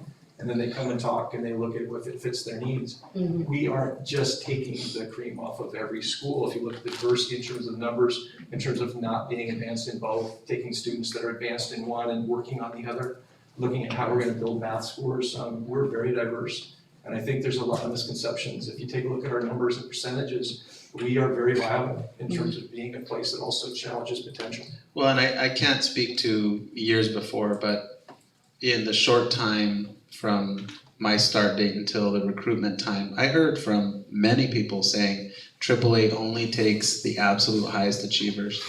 And I can tell you that's not the case. In fact, what happens with our students, and again, this speaks to the community in Hollister, people send their kids to the school they send them to based on a bunch of other reasons, and it isn't because they only want to be at one school. It's, I'm not taking my 5th grader away from my 2nd grader, and I'm not going to split up. Most families that say thanks but no thanks have kids who are attending a different school in the primary grades, and they say, I'm not going to take my 4th grader and put him over here when there's other siblings at R.O. Hardin or Latin Lane or any one of our other schools. And when we picked the students that we would invite to the parent meetings and to learn more about AAA, that list was long. Nothing about it was exclusive. So my question is, and there's a reason I'm asking it, but how many kids are you pulling from R.O. Hardin? In terms of the exact number, I'll have to look that up Okay. for you. I mean- But we've had probably maybe, I'm trying to let me think here for a second. We had very good numbers across all the schools, but I believe we had almost a 400% increase this year versus last year. Well, that would be from 1 to 4, so if you could, 8. It's a small number. It would have Eight to been 10. somewhere about 7 or 8 kids from R.O. Hardin. Okay, so that's, again, one of the podcasts I directed you to, it was, in this case, it was talking about, scholarships that we'll call it rich white kids get and poor people of color are not getting. Yet when they look at academically, at these kids, the poor, and we'll call it areas of color, they have just as many smart kids, we'll call it, as the rich white things. And so, the gist of the podcast is we are not serving the poorer families and the families of color because they aren't aggressive enough in going after programs like yours. And so we have to help them to get there. I just said that because part of what Diego and I were talking about was we actually make phone calls past that meeting. So I, looking through all the scores, and at the first we make personal phone calls, upwards over 300 phone calls. And I'm connecting with families, and I'm not saying you should come here, I say, I'd like to invite you to come learn more about our program. And so we're not only waiting for people to apply, we're seeking students in the communities of all these different schools to make sure that at least they know it's an opportunity to pursue. And we're really good about making sure that all the students from the school area that fit in to very open criteria get a chance to hear and get a chance to look at that. But the great thing about the other schools in our school district that we support and actively promote is that there's great things at those schools and not everybody wants to come. And I think that's another great celebration because we're getting the word out. People know about our school in ways that's never Just happened like we before. know what areas of Hollister the census is not gonna reply to the census as aggressively as other areas.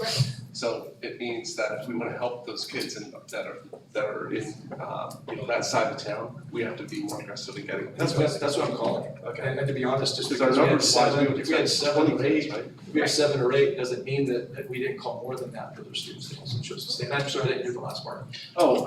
Based on our numbers, we would expect something like 20 kids from R.O. Hardin, right? I think the data changes, and I might have made 15 or 20 phone calls. It doesn't mean the number that accepts are also the number that to answer your question. I do want to share one piece of data, and it pertains to students that were in 4th and 5th grade last year. So we're talking about 2 different groups of kids, but the breakdown of students at AAA was 21 students from homeschool area Calaveras, 17 students from Sierra Vista, 9 from Gavilan Hills, 9 from Latin Lane, 9 from Sunny Slope, and 12 from R.O. Hardin. So that was last year at this time, 4th and 5th, it kind of broke down that way. And we'll pull the same report again this year. If you look at the data, last year it even had even more. We just had a large number from Sierra Vista the 1 year, and that equaled out into the next year. So it changes based on interest. But I really appreciate the questions because I think it's fine that we talk about it. So I'm curious then, so two things. One is, I'm really happy that these kids get this opportunity. It is a choice school. And so, I'm wondering, do you have it doesn't sound like you have a wait list then, because you go out and you call people, so you don't have a wait list. We fill. So what's happening is the way we're recruiting is changing over the years in the sense that we had a lot sooner, we closed a month earlier this last year, closing our slots than we did the previous year. So the word's getting out and more students are applying initially. Okay. But I never want to stop making the phone calls to make sure everyone who may not have reached out or received or saw the flyer was really for them, that there's a personal approach to it. Okay, and then, so part of your slide here, and one of the things that I think, a concern that I have for kids there at both Calaveras and AAA is the athletics and all this other piece, right? And so what are, from your perspective, I have my ideas and I hear what I hear from the community, but what are the barriers? Because usually they combine with our HDLA kids to do sports, and which is fine to do it together, but they should be able to have their own team. That's what we're doing. So to be honest, the greatest thing that's happened this year in terms of looking at that slide is we're growing a collaborative culture and spirit at AAA and Calaveras. And one of the strengths of our program the last 2 years is that that's not just a saying anymore. And the teams that we're building are competitive.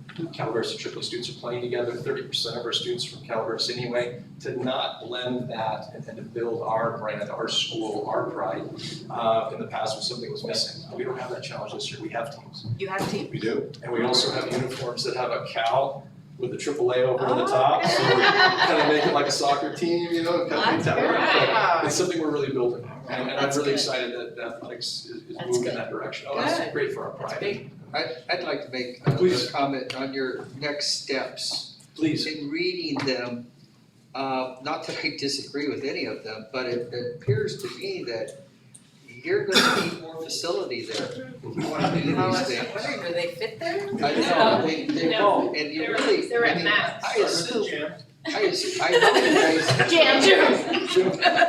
know you guys don't have a gym.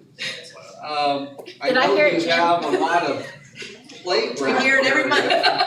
Sorry, Steve, sorry. I know you have a lot of playground area here, there, but it looks to me like if you want to proceed in the future with these next steps, you're going to need more facilities. I'm gonna change the slide if I can.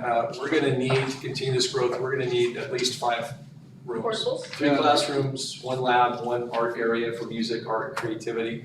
We're also gonna need to continue Chromebooks for one-on-one. We use our Chromebooks over an hour a day at least. And we're gonna need to sustain our community partnerships to make sure that beyond whatever generous donations or things that this district can provide, we still need to go out there and need to do things with our parent clubs, like making sure we have experiential learning. Right. If we look at our families here, our parent club is gonna raise, or targeted to raise $25,000 this year. We've already raised 10. Wow. And we've got another 15 to 20 to go, because you also have to raise enough to for seed money the next year. Right. And if you look at that, that's gonna send kids to 6 universities over their time period being in our school district, or in our school. And we're also gonna be going to field trips like the Exploratorium in San Francisco, UCLA, and the Museum of Tolerance in Los Angeles. We're sending kids to science camp for a week. We are, and we're sending kids to like in the 4th grade, we're going to Sacramento too, and we're seeing the Capitol. So Salinas, our 8th graders are seeing the Steinbeck Museum and reading Steinbeck's novels to understand the long and challenging growth and challenges of this area and this community. So we're really grateful to our families for supporting that. And all that money, every profit we make goes to these field trips. Our parent club is student-centered and is focused on getting these things for all of their kids, not just their class, all of them. So, as I put there, so far so good. We are moving in those directions, but with the facility question, you're right. Well, that brings me to my next point. The facilities, like for instance, from our point of view, I mean, I could see you guys wanting a science lab, but we'd also like the students at Calaveras to have access. Sure. I know that, so anything that we are thinking about up here to add to that campus would be a shared same thing with the classroom, with the science lab, whatever you have with the gym, that sort of thing, that's a double, both schools can take advantage of that. Thank you, and I think that the slide there, if I could transition back, is the real strength to our program in the last 2 years is that we have a wonderful partner in Calaveras and with Mr. Woods and the teachers there. Our teachers are starting to plan together, our middle school teachers are starting to work together. And I think that's only beneficial for everyone there. And I jump in and help with Calaveras, and he jumps in and help with AAA. We really are creating a very unique culture where it's really based on. I noticed, I've been to your school, I like the way the two schools coalesce, work together. Thank you. And I would like to see that continue, and if, again, these types, as long as we understand that we're talking about the entire, both schools with these types of things, I think would be. Yeah, because I think that in regards to growth, we're gonna have to put Calaveras in that as well, put it together. Right. You know, because, you know, we might need 2 science labs, you know, that to accommodate the middle school for Calaveras and the middle, you know. We're already doing a lot of science shares, and I Right. think you're 100% right. Whatever AAA But chooses we don't to know get, with the new buildings, what kind of population we're gonna we love get. portals. Right. So I'm curious about, and I don't know if you can be honest or if you can I'm always gonna get be honest with honest you. feedback, but is it, or maybe I should wait for Calaveras to come on and ask Calaveras Please, ask us how both. they feel about, is there any feeling of, oh, AAA gets this and we're on the same campus and we get this? So one of the things that we're really good at doing, and we've stressed this several times, is AAA is not gonna take anything from Calaveras. If there's a push or something we gotta share the library, it's gonna be during AAA time. We're not gonna be taking resources or materials away from the kids at Calaveras. 1, because that's not right. 2, 30% of our students are coming from Calaveras. And 3, most importantly, we support good things at Calaveras, because if Calaveras doesn't grow and isn't positive, we're not gonna grow. And I think if you take AAA out, like people have talked about in the past, we would lose probably one of the strongest, best supportive pieces of our program is our kids are in Calaveras classrooms helping in classrooms. Our students are playing together in sports teams. I never want us to be snotty or in any way thinking that we're I did not say that word, but yeah. Because we're gonna be a part of our community, and one of the things, the last thing we'll talk about AAA, because I know I'm probably going over, I'm sorry, is that we have to volunteer in the community, we have to serve and help, we are a part of our community, and if we have some talents that we're growing with and some scores that we have, it's not gonna take away from the fact that we are part of Hollister, and we need to commit and share and support everyone in our community.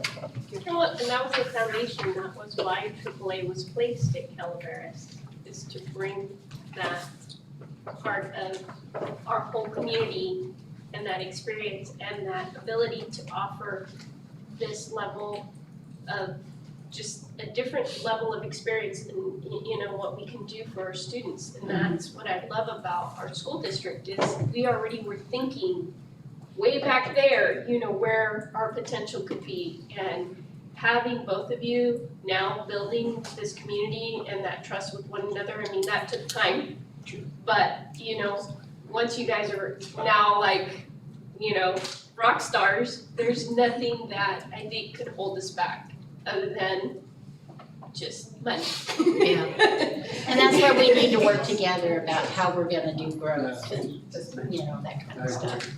Thank you very much. Thank you. Appreciate it, thanks.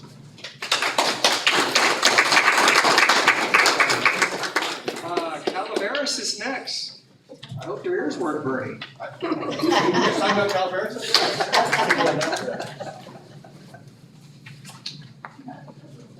Good evening, members of the board, President Kane, Superintendent Ochoa. I just want to point out it's 78 degrees outside right now. Are we? I know, it's crazy. So we go on the meeting outside then? It's amazing out there. So thanks for giving me the opportunity, just to build up. I don't know, just push anyone. Don't look at me. Side. Guess what that picture is? Reclass. Reclassification last year. We reclassed 47 students last year. 47. Awesome. It was a cake and ice cream festival for everybody. It was a huge article in the Video Link, but it was only in Spanish, so I don't know who got to see it or not. I read it, it was a pretty cool article about a kid. So I thought that was an important thing because that speaks to the entire school. The class takes from TK all the way up in order to get a reclass. It's years of work that happened before I got there, right? So it's amazing. Here is our data. I put 3 years in a row, so you could see starting in 17 where our marks were, and you know, I'm not super happy about what we did in ELA. We still made growth overall, but we want to continue that movement. We've struggled to figure out why that is. It could be new curriculum they're still learning. A focus we didn't do great on math, so we focused on math, and so I'm proud of the math scores that we got. You can see all math from 2017 to 2019, huge gains there. EL math also huge gains. SPED math, so we're doing really well that way. Those scores go up and down, and if I could predict them, I would take my show on the road because every district is trying to figure out how to do that. I was at another district 7 years as a principal, and we saw this dip, but what you want is that long-term arc of going up, and so I feel super confident that that trend is going to continue. Where are we as far as the comparison to the state? You said you're doing the trend for the school and then the district, but where are we as a? Well, we're below the state. It says we're, oh, no, it doesn't. Yeah, we're below the state. The district's below the state. So my question is, I mean, if you look at all the intensity that we spent on the census and stuff, where are the intense moments in this? I mean. In what? Well, again, when I look at all ELA, and again, this is not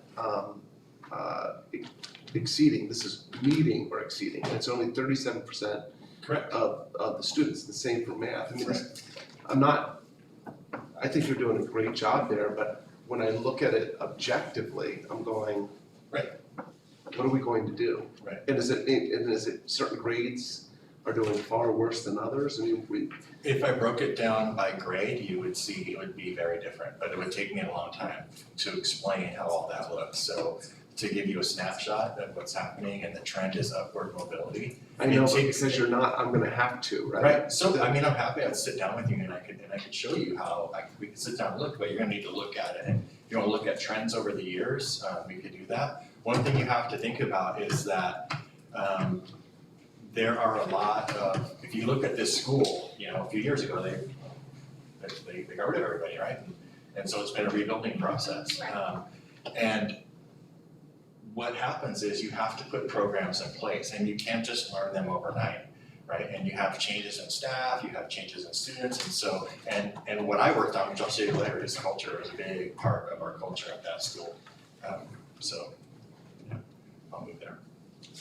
Just to, speak to the grade level impact at Calaveras, the school is currently 60% at standard in math for 8th graders, which is far ahead of the state.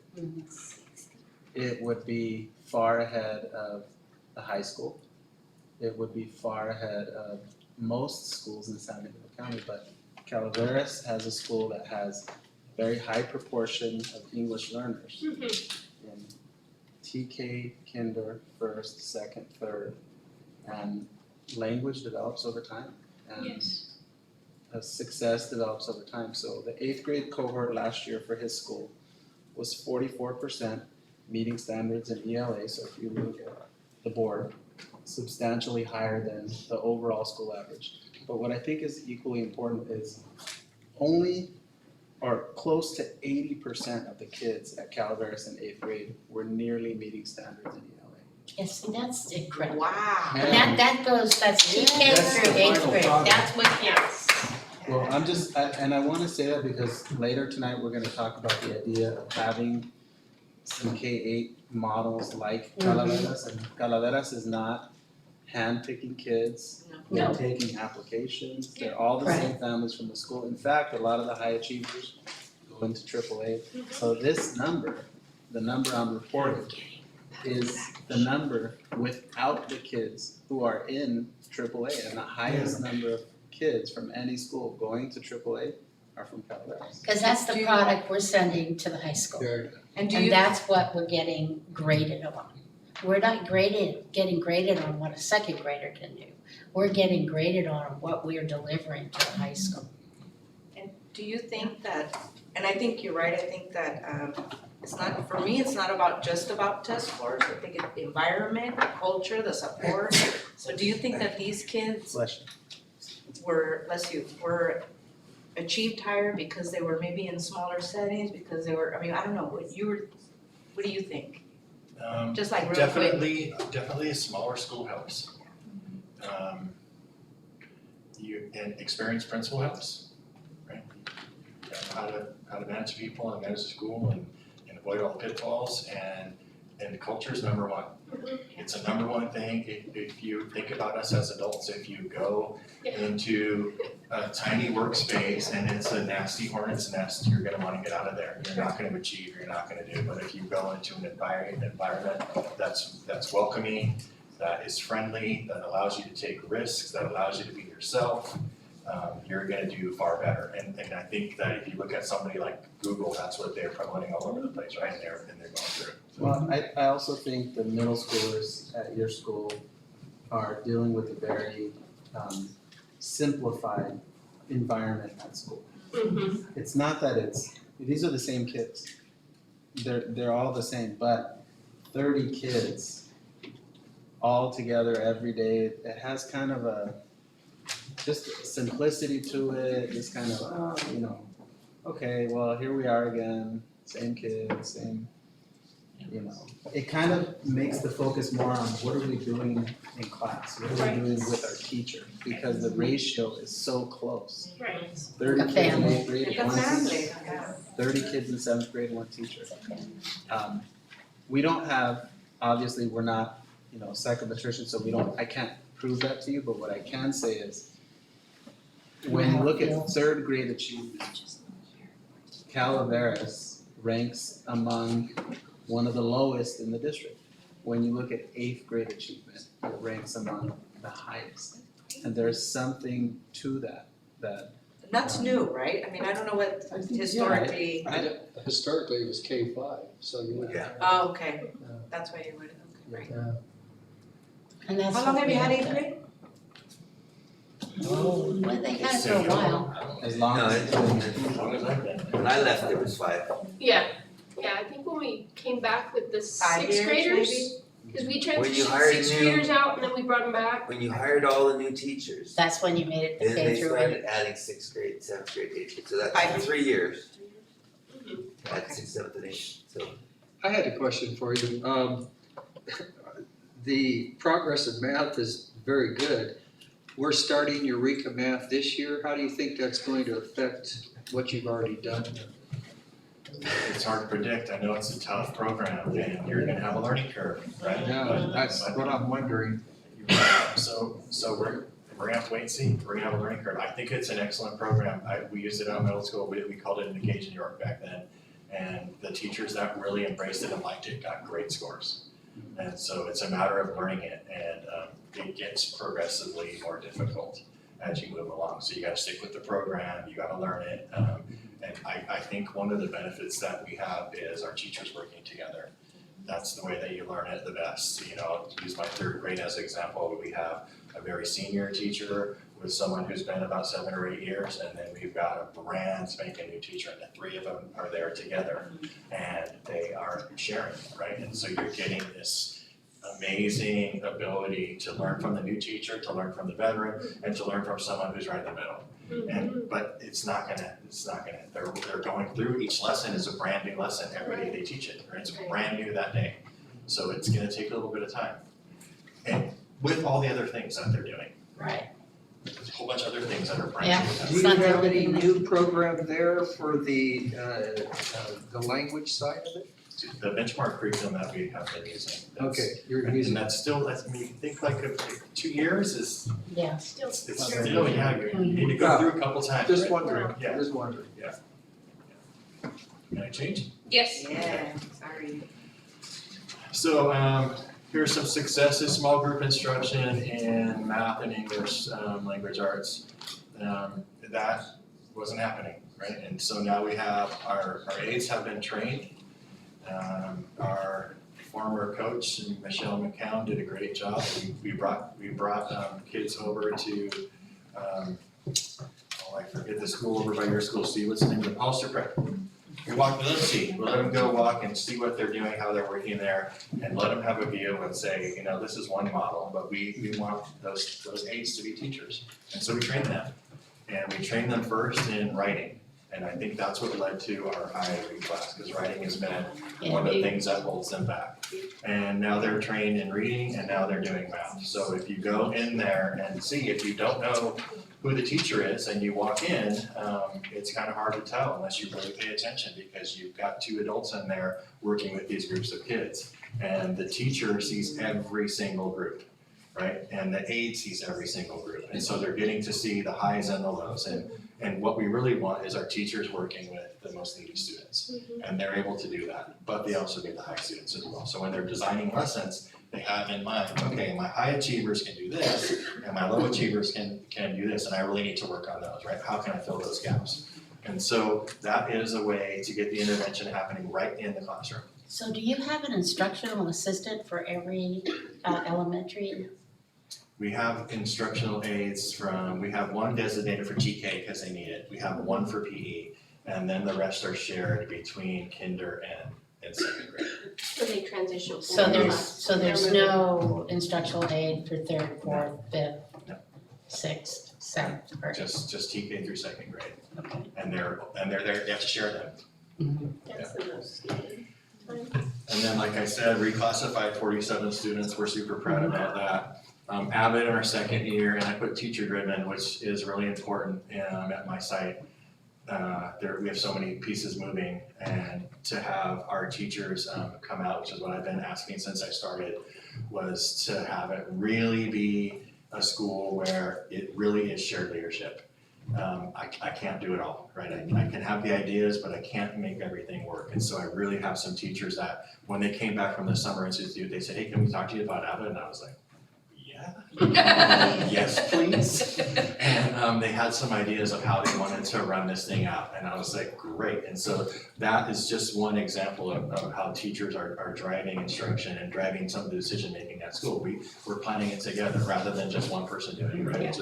Which just is gonna go a long ways in terms of making the best decisions, right? You really need a team of people to make the best decision.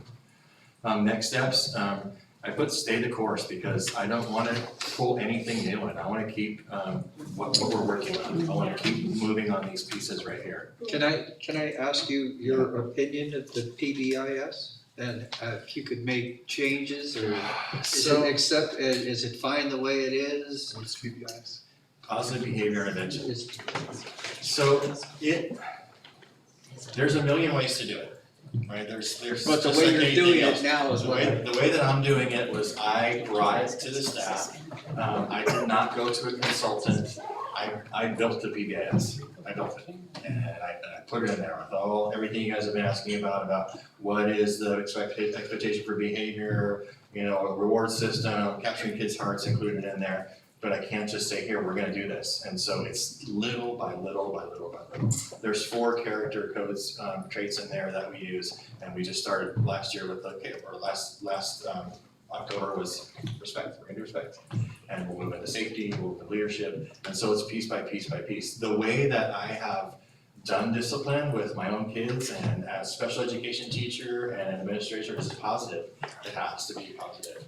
Right? You don't say no all the time. You don't say don't walk, you say don't run, you say walk. Can you walk please? So it's just a positive way of doing things. And so it's just not always this negative thing. That's the foundation of it. And not suspending when possible. And making kids a 3-pronged approach where it's instruction, where they're learning the mistake they made, right?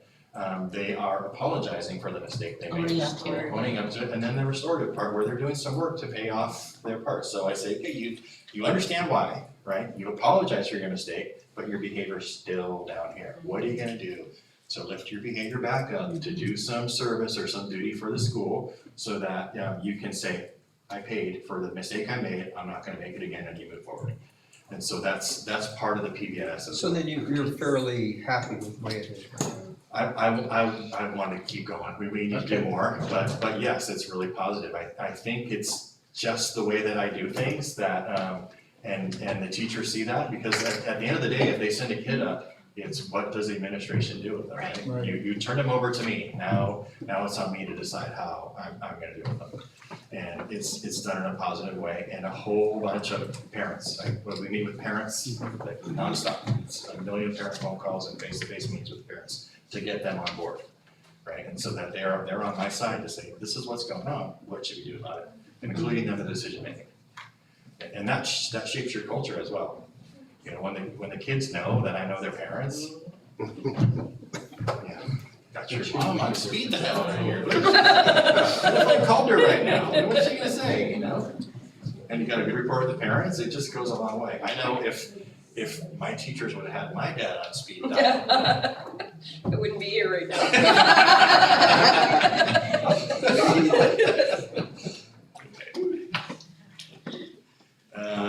CKH implementation, I feel like we're at 100%. We got an invite to be one of their national showcase schools. I haven't talked to the staff about it, but I just got it today, and I'm not one or big for showboating and all that, but if it's good for our kids and good for the district and good for our teachers, then I want the staff to have a say in that. Let the staff Yep. decide.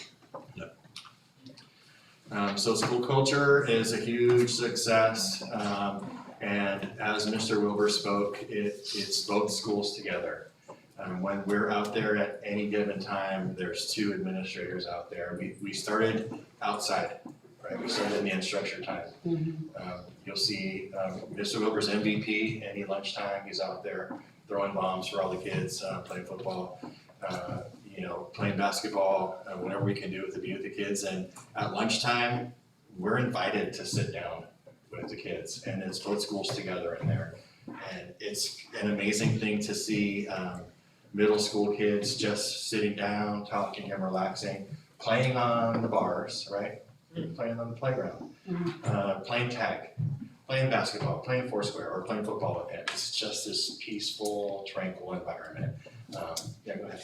Have you decided to do kind of like a miniature mini congress as far as the combo of, since you have all the way to 8th graders, and bringing out some student leaders and ASB? developing like an ASB, but having these young people have a voice and knowing how the system works and being able to say, no, I think, we need to do this or do that, or what is important for them.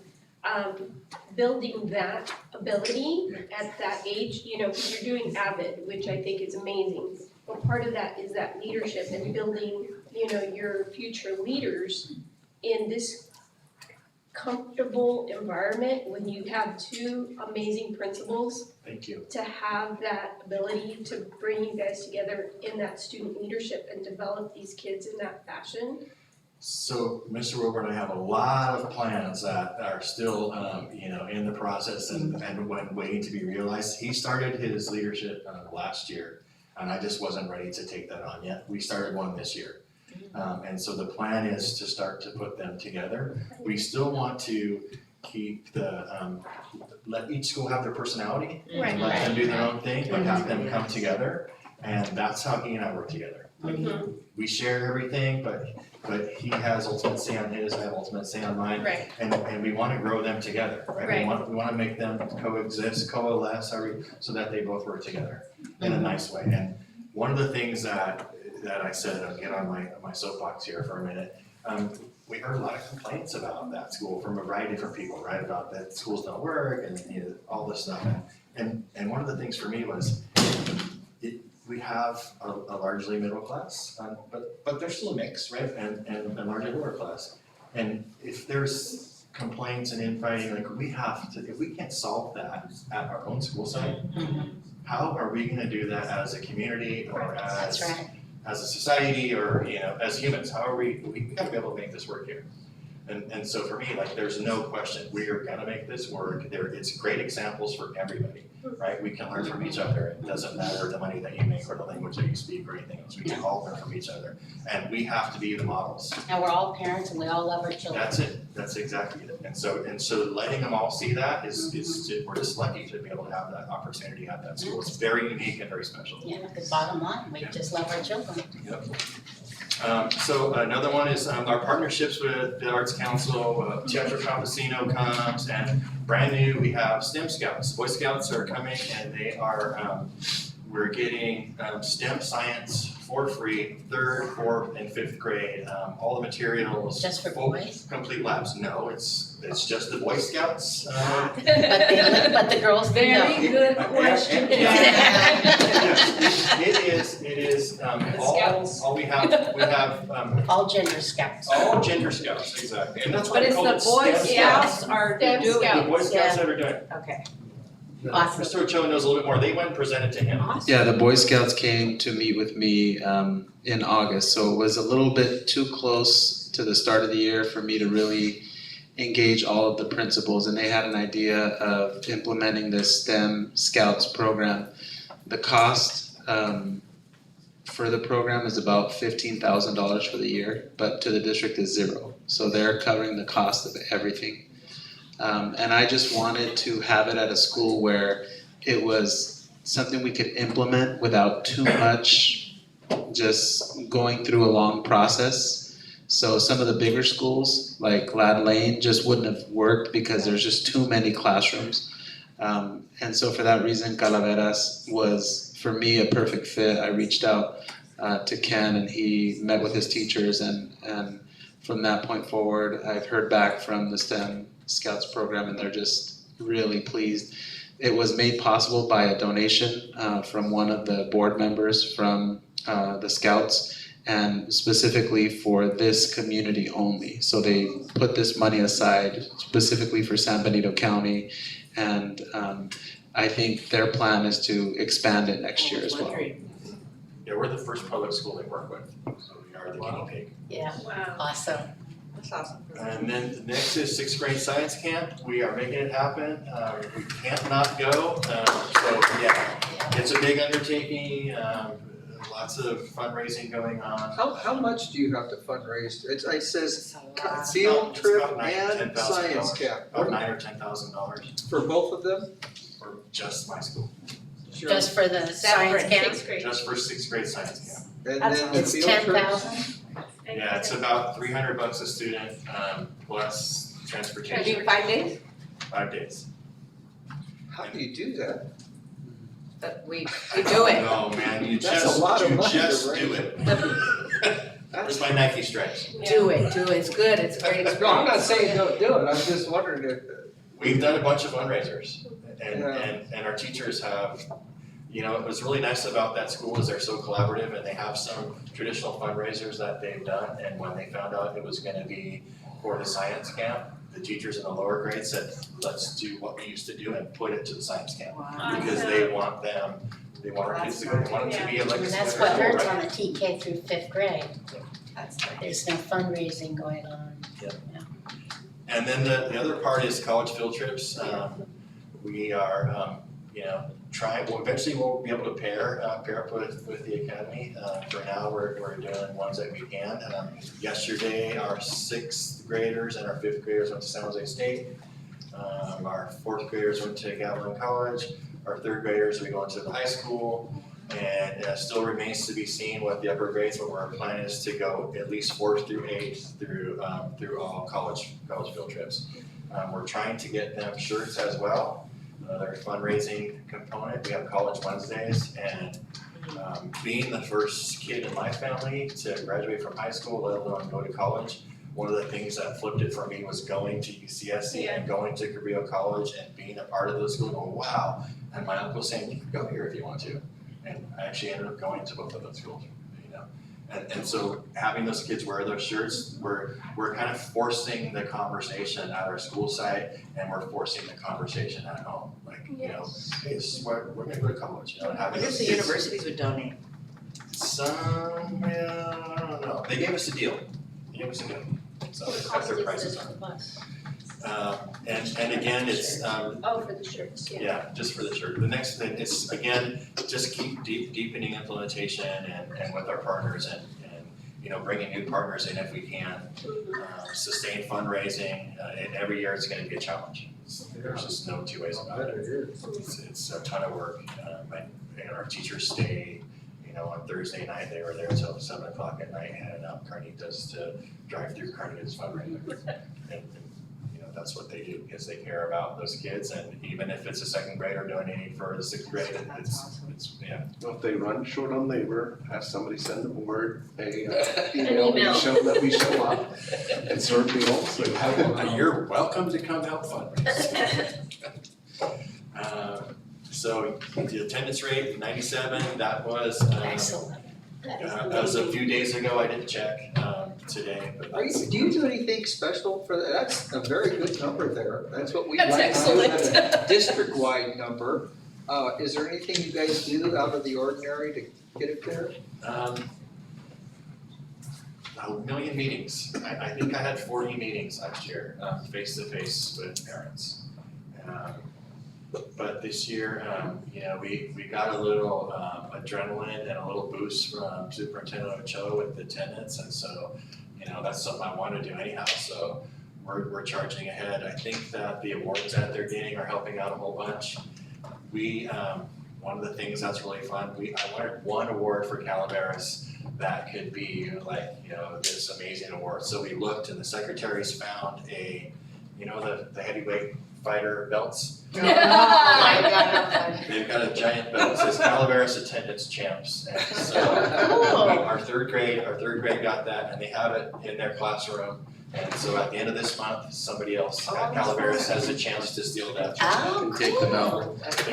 One of the things that we are meeting with assistant principals and with principals to ask that we address both excessive excused absences and truancy. So when a child misses school and the parent or guardian fails to notify the school for the reason of absence, within a certain number of days, usually 48 hours or 72 hours, it's coded as an unexcused or unverified absence. And that becomes a truancy issue. So we have children who already have missed 6, 7, 8, 9, 10 days of school this year.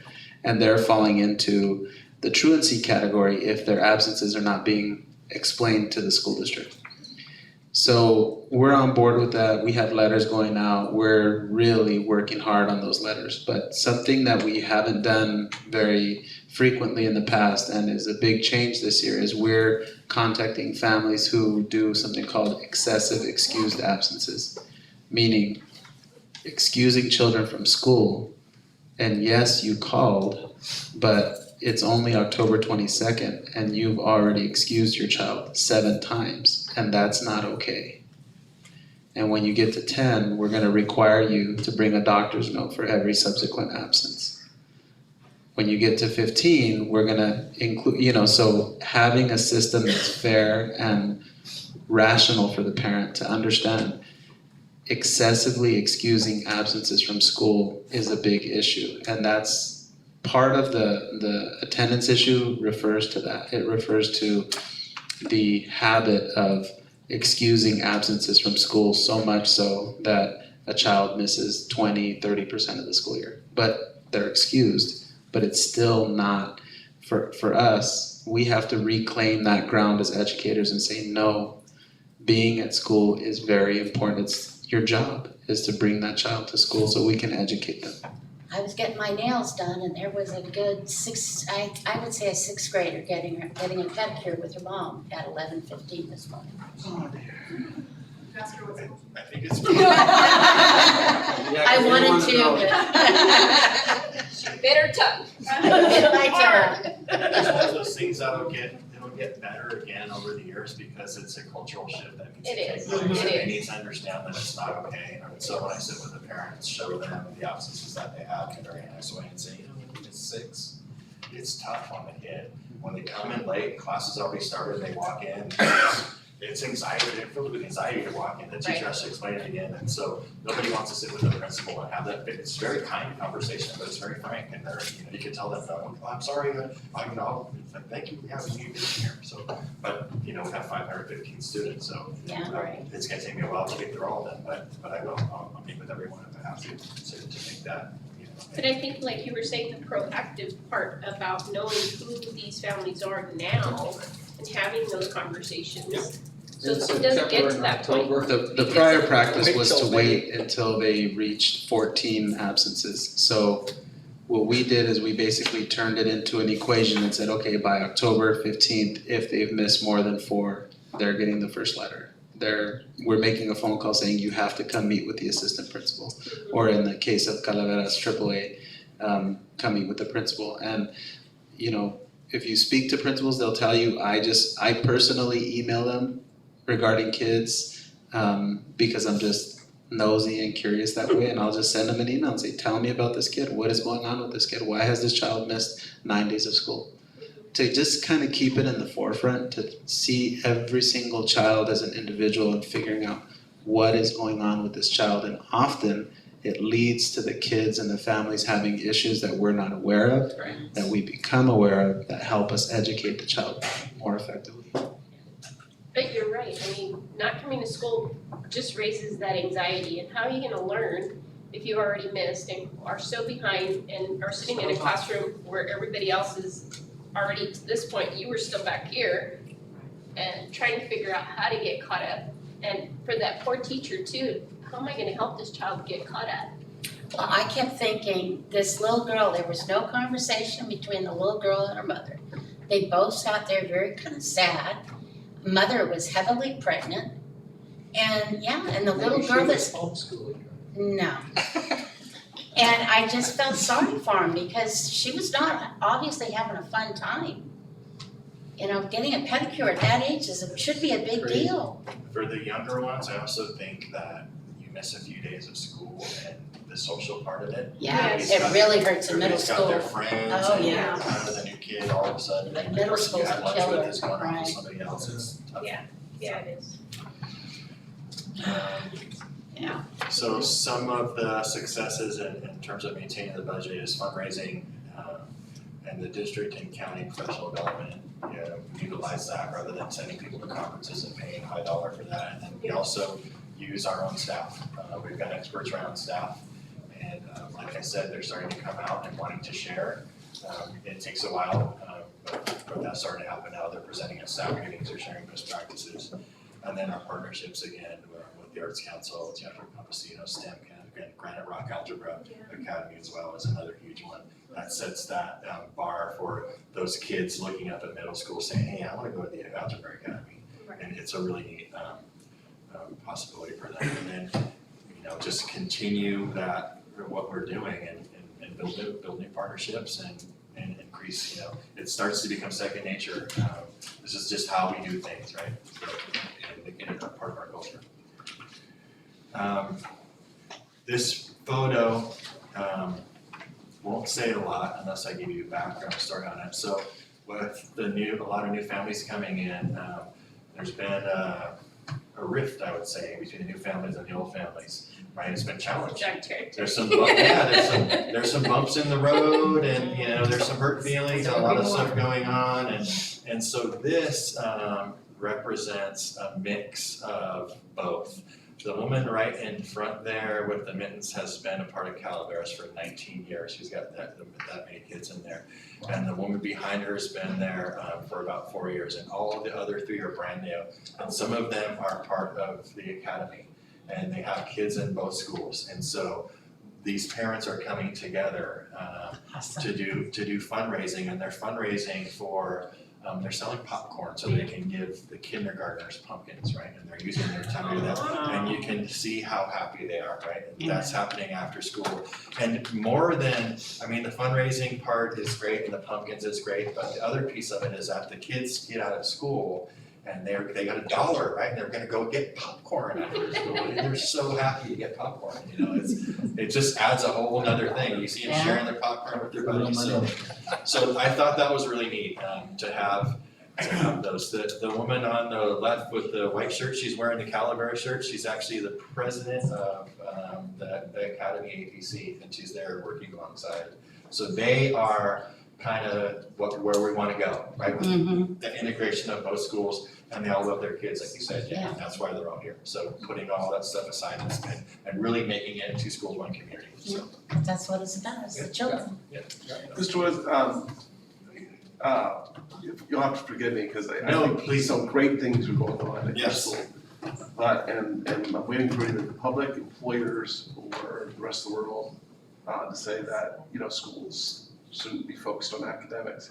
But we had a great 45-minute thing here, and the one thing that we didn't spend any time at all was just a factoid that Mr. Ochoa's, you know, put out, and that is, you know, the third graders at Calaveras are the lowest performing in the district.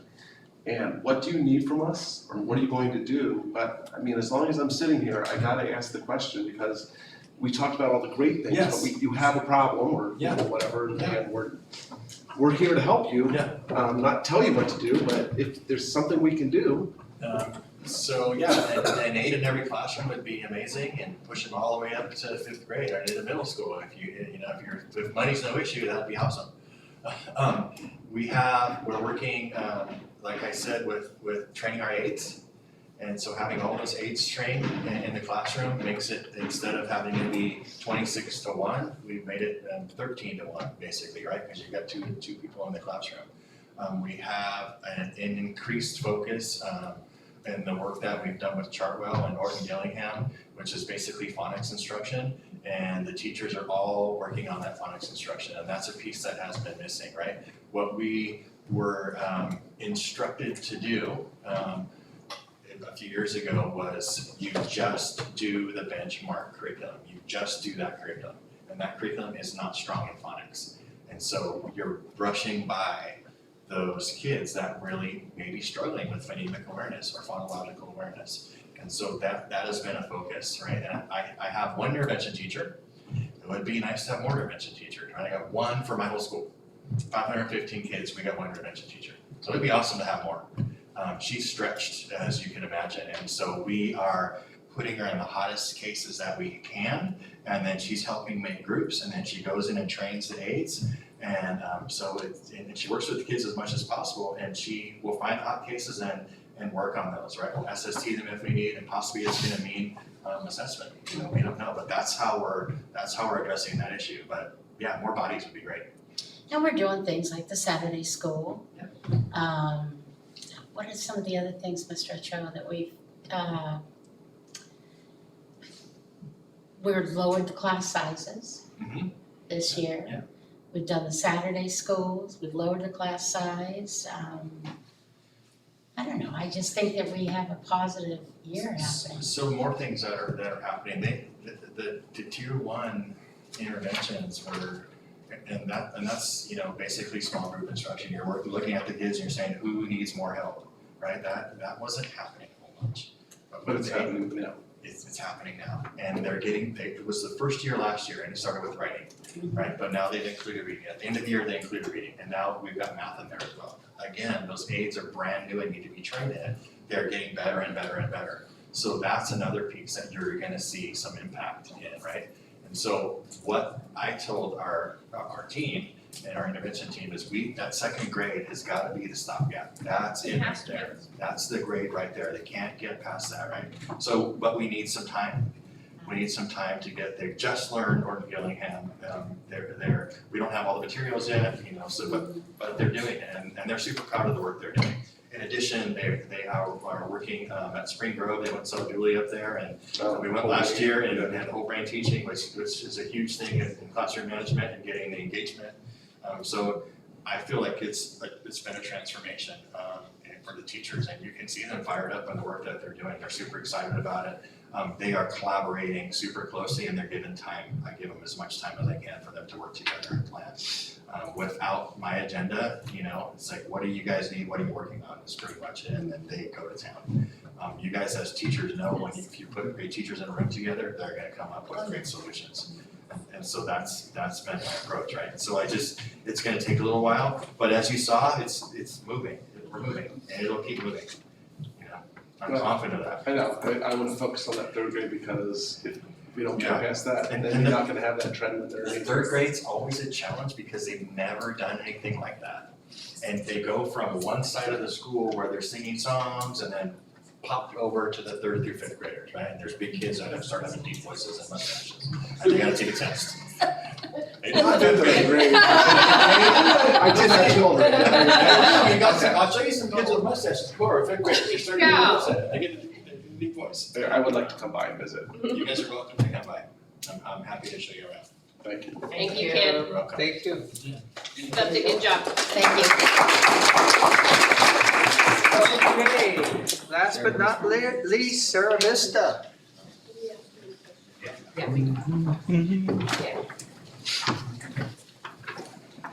Good evening, everyone. Evening. Thank you for having me.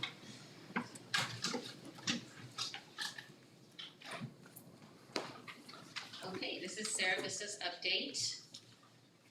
This is us taking our picture for breast cancer awareness. It's tough to get everyone out there, I just want to let you guys know that. But it's fun, yeah, especially in the formation. Okay, so as you can see, we definitely had a dip in our language arts also. Along with our English learners. Not so much in math, we maintained one jump, but we definitely dropped with our English learners also, which is why we are definitely making some changes this year with our English learners. What changes? There it is. So we're gonna dedicate math intervention during and after school for English learners. So we actually just had a ELAC meeting last night. Was it last night? Yes, last night. And we had them actually sign up if they were interested in having an after school intervention program for their child or children. And so they signed up by grade level so that we can get a feel of how many students we would service after school. So Did you get a good response? we did. We had at least 15 parents there, which is big for us. And we had parents show up in the morning that could not come that evening. So yes, we're gonna meet on Thursday to talk about. We've dedicated Evelyn Sackow, our intervention teacher, to she's not here, but she left, to our English learners, and we're starting a tracking system, and we just created a list of our English learners that are not progressing in math. They're not at grade level, and we're gonna do math progressions with each and every one of them, find out exactly where they are so that we can get in during the school day and intervene right at the moment. So that's our plan with them, because we really obviously need to make a big push with both language arts and math. Our K1 teachers went to OG training and super excited. They came back, they've already implemented it. They said it's a great addition to our Benchmark Advanced program because, like we said before, that Benchmark Advanced definitely is lacking in the Philippines. Or in Gillingham? Okay, sorry.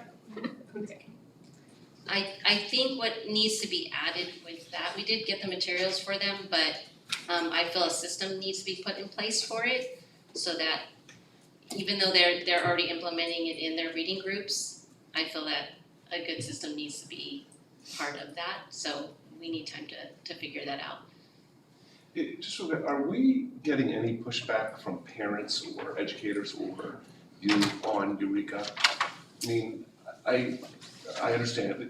Well, of course. It's always said it's really difficult. When the Parents- homework comes home and it's not, students can't remember what they did and then they're trying to do it at home, of course, it's confusing for parents if they're only requiring one strategy. My take and what I tell my teachers is basically don't send it home unless, they can explain it or it's just practice for them.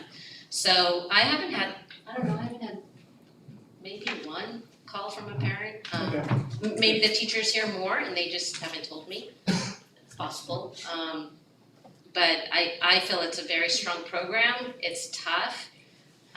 But we are meeting with our teachers during that PE time when students go to PE. We've met with them last year with the coaching. So I feel that we definitely are working toward building the math knowledge within our teachers and our staff to work together on that. So it's gonna be tough, but they're embracing it and everyone decided to do Eureka Math at our site. So every single teacher is implementing it except for TK, of course. Yeah. Gabriela, one other Yes. thing I would add is that unlike a lot of other curriculum, Eureka Math has a treasure trove of lessons that are all online, that with the most basic Google search, Eureka, 4th grade, you can even put in the lesson in the unit 3, lesson 3. There are instructional videos that parents can watch that explain beautifully exactly how the curriculum is taught. And actually, I think a lot of parents take advantage of that, and our teachers jump on those sites and jump on those instructional videos because it's even just different for us. Just the way we learned math is different than how we're teaching math. So I think that's an important part of the process. Our teachers have actually done that. They put it on their school notes and their website and our website, so parents have access to it. We talked about it at ELAC last night. A parent even showed it in Spanish, so you can, there's Spanish material, so both languages, and so we were super excited about that. Another next step is our data tracking, so that in the moment, actual data tracking is really important. So setting up a system for teachers with that and training them on how to be holding that clipboard as they're walking around and to actually physically be able to track students and where they are based on the standards that they're working on that particular day. That's where we're kind of headed, because we're finding that research shows when you do that and you're tracking and you're knowing what they're missing, you can hit it right in tier 1. So we're working on setting up a system with that. We're definitely all about systems right now. We've done the research. We know that once you build a good, strong system, everything just flows. So we're really working on that right now. So let's see.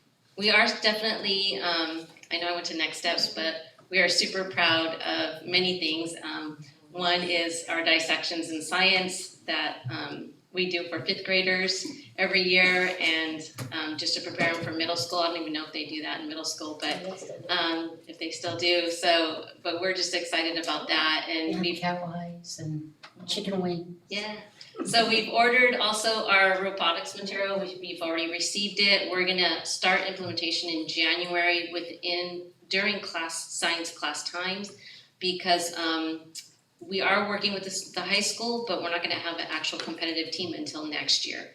So we're just starting with just basic in the classroom, and then the after school program probably won't start also until after January.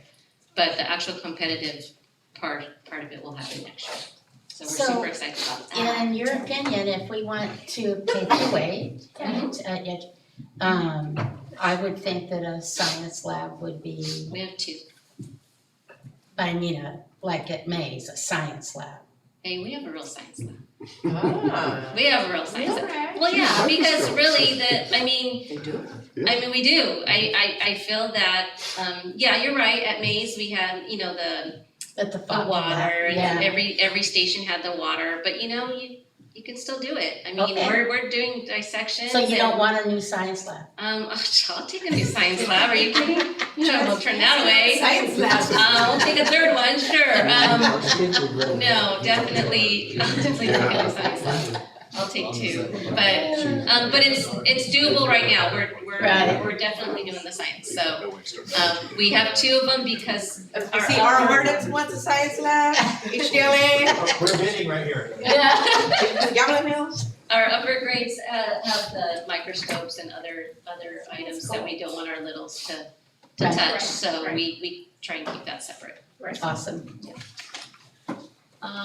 Definitely implementing capturing kids' hearts, lining up, welcoming students as they walk in, the positive behavior, everything is, everything's, you asked earlier, another school about, what we could offer, and, we do receive a counselor every week from San Benito, I forget.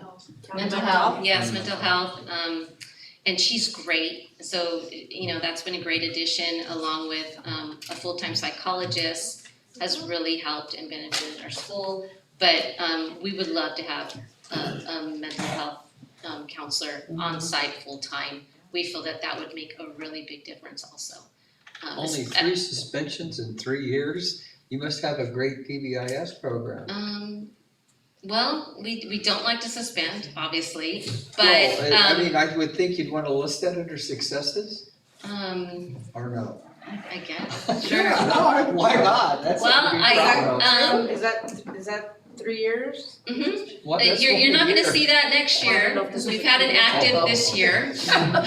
This year's not showing up on that area yet, you won't be saying that next year, but, we are working hard, and that's why we feel we need the mental health counselor. It's really, it's definitely a mental health issue, issues, we have students that definitely need the help, and, we feel that if, with that piece, we could become stronger academically, because then you'd see us more in the classrooms and Right. rather You than, have children with trauma. rather than, yeah, and it's tough, you can never predict what the No. trauma's going to be, of No. course. So, And right now you said you have one? we have them kind of part-time, but 3 hours on Wednesdays. Yeah, that's That's not it? enough. it's not, yeah, it's just once a week. And you have what, 600 students? 599. You keep going up and down. Right. So, so what we'd like to do again is, I talked with teachers and they talked about they'd like to do some parent engagement nights at each grade level. And definitely working on those attendance awards and recognition, for staff and students. And, we'd like to, at the beginning of the year, coming up, this next school year, is we'd like our upper grades to be able to conference with all their parents, just like the kinders did. I don't know how we'll do that, or what we can do about that, but, kinder teachers just raved about it and said it was the best thing to start the year off. Really got to know the parents and what the parents think of their own children and where they're at, and hands down, they said that was the best thing that Well, Mr. if we're Ochoa gonna offered. make children responsible for their behavior, Right. then we need to make children responsible when we're talking with them, with parents, Yeah. because they shouldn't be, they need to be, yeah, this is you, Frankie. And it was right in the beginning, and that's what Right. they loved It's a about good it. idea, So yeah. we really wanna try and make that happen. That's an awesome I don't idea. know how we'll do it, but we'll try. It's a really good idea. Any other questions about, No, I just think that's a great idea. right now, a couple weeks ago, we're at 96.45%. And definitely spending my money this year. That's an improvement this year though, isn't it? Yes. Yeah. Yes. And what did you do differently? Just calling, talking to more people, it's nice to have a full-time assistant principal, really has made a difference, so, absolutely. This Saturday school might help you this year too. It might. Recover some of that attendance. Are you doing Oh, no, any awards No, it's or? not. It's not at our site, so it's not at every But site. it could be. Are we doing awards or anything for Saturday attendance? school. and- Mhm. Oh, definitely, yeah. Okay. In fact, we just walked around, we didn't even get to finish because we got interrupted, but, we gave out the medals. Oh, cool. Kip dropped by to all our most improved from last year. Oh, Oh, that's cool. And boy, you just saw the glow on the face, it was just, we just wanted to cry, we were like, Yeah. oh my gosh, so it was really neat, it was touching, Awesome. and we didn't get to finish, we need to do that. I know, yeah. Well, even putting, taking pictures, putting them on your I- webpage. Yeah, I've been taking pictures Yeah. with their teacher, so I will do that, definitely. That is awesome. And let's see, so next steps is just keeping the budgeting and the fundraising going for our robotics. I'd like to have a math club after school also, so I'm looking into that. I don't know. I like math, so. And we're building a system of three, which is culture, rigor, and data. So like I said, we're just building that system. We're working with Transcend, which is a collaboration of other schools in the Bay Area. And in fact, I believe we're gonna ask for you to approve tonight the grant that we received from them in order to be part of this collaborative. And once we're finished with the collaborative, which is about 9 months, then I have the opportunity to apply for up to $200,000 grant for our school. Wow. So that's why I did the collaborative, because I really want that, so I'm super excited about that. Yeah. But, we just feel that building a system is really important, and we think that will definitely lead us to not only our culture, building our culture, but building our academics, so. Any questions? So Mrs. Armenta, Yes, sir. your, anytime you're near 50%, or any school is, I feel, really good about it. My question, and it would be for Mr. Woods as well, and I guess Dr. Miller, but nowhere in any of your presentations did I see footsteps to brilliance. And are you gonna be implementing that? I mean, We have are you- teachers definitely using it, oh, absolutely, but we just started, I mean, there isn't, you're right, I don't have any successes at the moment. That just started for us Brand new. Okay. this year, it's Cause I'm brand new. looking at, your EL type stuff and, Mhm. the great hope of the county Right, is that this, mhm, reading is fundamental, right? absolutely. So, okay. And these scores are from, we wouldn't see that anyways, yeah. No, definitely not. No, it's the next steps, and is that going to be a key to success? Is what I'm looking at, since we just spent the money on it. Yeah, a lot. Yeah, so. Okay. Oh, and this is just a maker lab, kiddos making. A what? I'm sorry? A maker space, Oh, a maker okay, lab. like you're They just go in and invent create things. different things Good. depending on what story or what their teacher had them doing. How old are they? These kiddos, They live there, so like that's she's the second. Second. Is it second? Second. Mm-hmm. They live little. Second and third. Second. Third? First. First? I was gonna say, I thought they were little, like kindergarten or No, I think first. that's Nevaeh. They look like kindergartners to me. That looks like Nevaeh. They're pretty little. No, that would be second. Is this Unless it's last year. Oh, this was last year. Thank you. Good, don't you guys have a 3D printer? We do not, Lad Lane does so. Oh, we need somebody. Tell the truth, you got that from Getty Images on the web. No way. Look at that background, no way, that's our lab. That was a lot of work, don't be saying that. Someone else is still in that picture, I'm not. All right. Thank you. Can I ask a question about, for us, as far as, we had talked about presentations, and I'm wondering, is it okay, fellow board members, if we ask our superintendent to check in with our principals about, are we asking too much, like, are we, how does that, because I think we've talked about this, that we wanted the presentations, we wanted to be shorter, it's not their fault, it's our fault, we have so many questions.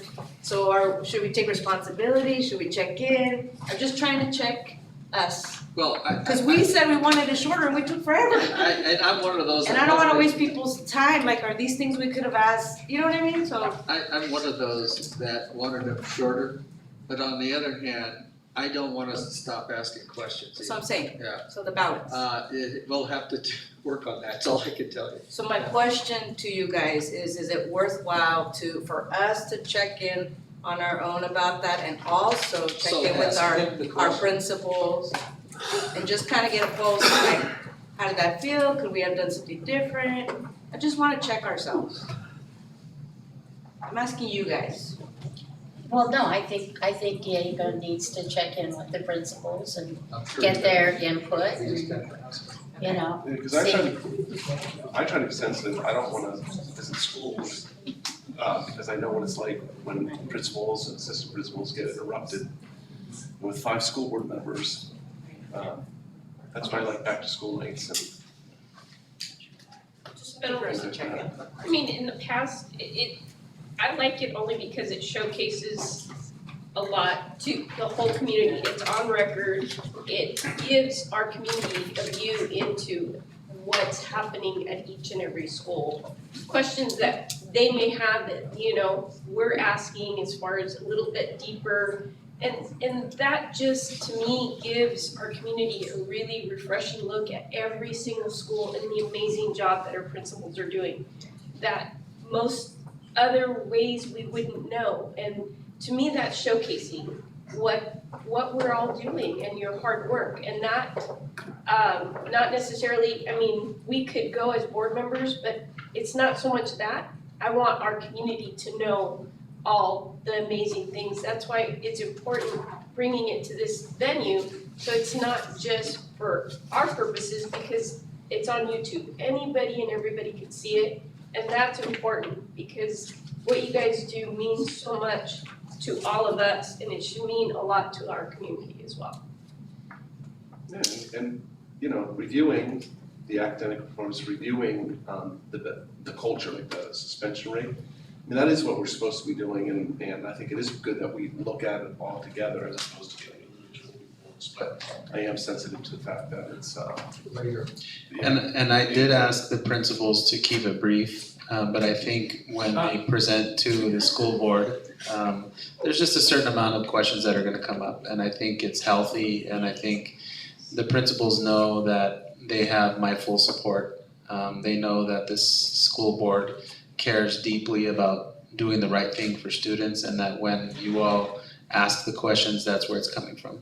And I try to just make them really understand the importance of having this kind of a public explanation and taking people through what's happening at the school without getting that feeling of unease or what's really gonna happen. And then that way they see this as an opportunity to celebrate the things their teachers and staff members are accomplishing at their schools.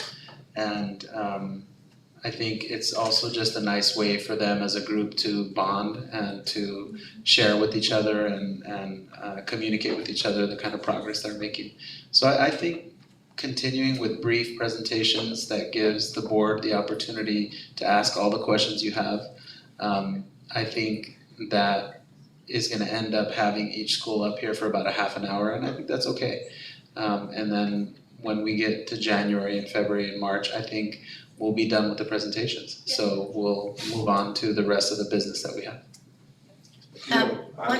One thing I do wanna say that, and maybe it's just, you know, because I was a middle school teacher, but it's always been important to me about what we send out in 8th grade. And it's nice when Calaveras, you know, is showing the same thing. So, you know, I know last year's scores at Rancho and Mays, we sent them with very good scores to the high school. And here, Calaveras did the same. And so when we're representing the community, there's a lot of good things that go on at this school district that we need to acknowledge and publicize and honor the teachers and the principals and everyone who's doing their job and doing it well. And thank you, because it's not easy to do. And so I'll just ask then one thing, if it's okay. So it used to be one presentation, one school before? One month, one a month? No. Oh, no. You would do multiple? Yeah. 3 to 4. 3 to 4 on each time? Forever ago, it was once each month, once for 1 month, that was like, That was a lot, that took the yeah, whole 6, year. 7 years ago. It took the whole year. But the research. We're gonna run out of months soon here. We would do, I mean, depending on your agenda and how you build it, I mean, you develop that based on, okay, we've got a lot to handle, let's just bring in 2. So that's at your discretion, you and President King. But I think it, I just, really quick, I just wanna say it was very productive. And I just want, just because we all said we wanted it shorter, I just wanted us to reflect back. Thank you, All right, Carla. I'm done. Anything else? I Yeah, do we think blew that it. principals should be able to go home at the appropriate time on a school board meeting, like I agree. when it's just, Standard business. punctuary stuff. Yeah, Agreed. Cause I know principals like to go to bed like around 9 o'clock. yes, Well, I'm gonna go ahead and move on then. yes, please. I'm sure Sorry, Aaron. Aaron's been waiting. I This is know. his first presentation to the Yay. board. It's going on the progress of the Rancho Santana School. Yes, thank you very much. Good evening, Board President Kane, members of the board, Superintendent Ochoa. So I'm here to share with the board the much anticipated progress report of the Rancho Santana School construction.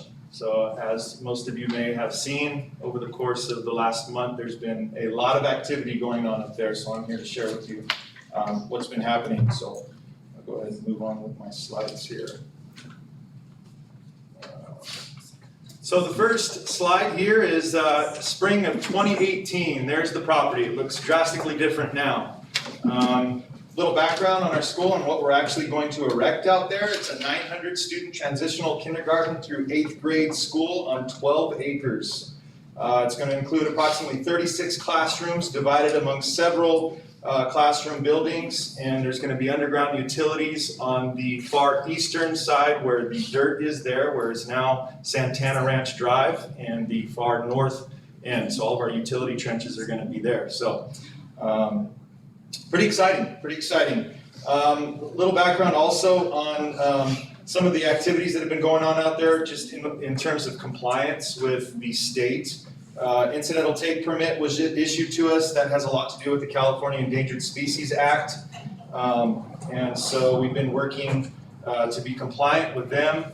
Had to do with our excavation of the burrows out there so that we can be in compliance, making sure that there aren't any critters out there that are going to be disturbed, and if they are, they need to be relocated. And I could tell you honestly today that there were no critters out there. We found nothing, so nothing needed to be moved, nothing needed to be relocated, which is great. It has to do with the California Department of Fish and Wildlife and the Department of Toxic Substance. It's important for me to mention that because that's what's been going on for the past few months. With my predecessor prior to me coming in, that's kind of been a lot of the delay that had to do with getting our incidental take permit issued to us, signed off, and then which allowed us to actually access the property to do the excavation that we did. So the excavation actually took place on a Friday, and that started on September 27th. There were compliance inspections that were done at that time. Biologists were on site. They gave there was a brief class on what was there, what could possibly potentially be there with the excavations, and including the NOAA material that was in the dirt. So there was actually a class given that was offered prior to us actually accessing the property. So that did take place on that day. I was a part of that. I signed off on that. I was available, and so that did happen. So did our workers do that, or? They did. Yep. I thought we couldn't do that. They could do that as long as they received the training. The NOAA training needed to be done, and that was done by that personnel, by the actual biologist that was on site at that time. That's not what we. Yeah, we were originally told that the biologists were gonna remove them. No, the biologists were there for compliance, survey, inspection. So they were on site from beginning to end of that process, and that process took a day. On the 27th, which was that Friday, was when we started and when we actually finished the excavation. On the same day? Same day. Yeah. there were 12 burrows that needed to be excavated. So they actually dug down about a foot, foot and a half deep, make sure that, you know, they followed the burrows. They were mostly all squirrel holes, you know, squirrel burrows. So it's a pretty quick process. Let's see, so burrow excavation survey. This next slide, I'll go ahead and just kind of explain as I go. Mobilization of the temporary fence in the restrooms. That's what you have here. So we have perimeter fencing that goes around the whole site, the whole 12-acre site. We have the BMPs, which is the best management practices, which you see the silt fencing that's there. That keeps all the sediment and everything from going outside of that fencing there. I must say that our contractors are being very efficient, and they've been great about making sure that all the BMPs, best management practices, are in place. There is a DSA inspector that's on site daily. That's a Department of State architect that's on site. He's there every single day monitoring, making sure that we're in compliance and that we're doing things the right way and doing it properly. And we haven't had any issues up to this point. That's good. And that's Bruce Flynn. That's Bruce Flynn. Yeah, we've been local, right? That's the guy we hired? Bruce Tyson Flynn. He's our inspector of record, and he Right. meets once a week with all pertinent staff, and he's physically present the entire time construction's happening. So the mobilization of the fencing and the portable restrooms took place on the 30th, which was that Monday, and that was actually the day that we would say we started the project. So 9:30. 9:30. We weren't gonna do that digging thing that people do? That The is gold yet to be shovels? discussed. Fine. Yes. Yes. Ceremony? Survey staking took place after that. Stormwater pollution prevention plan was in place, as I mentioned. That's with all the silt fencing and everything that you see around the perimeter there, right before that green temporary fence that goes around the entire site. After which we then, you can see the entrance and the exit to the site. That's the primary entrance and exit. That's right off of Sunny Slope Road, right as you enter the Santana Ranch school site, Santana Ranch home site there. So that is a view, the picture to the right is a view of the actual west, you know, if you will, looking to the west of the property. So that's what that is there. And then we have mobilization of the air quality monitoring equipment, which is another big deal. So there are several inspectors that are on site at any time during the day. There's our soils engineer that does the air quality monitoring as well. They set up this equipment. There's actually 5 of them that set up around the perimeter of the property. So they need to make sure that when those big paddle scrapers are going through, and they're not kicking up dirt, and if they are, there are no particulates that are going out into the open air, out into the rest of the housing development there. And I must say again that we are in complete compliance and have not received any issue or any problems with that at all up to this point. And there's been a lot of construction, a lot of earth moving, dirt moving that's gone on up to this point. They got a huge mound. Yeah. Yes. So that's that equipment. That Does that look requires, fun to play on? I must also say that requires for these inspectors, so the biologist as well as the soils engineer is on site, you know, pretty much every single day. They're monitoring every single day what we're doing out there. So that's what's happening there.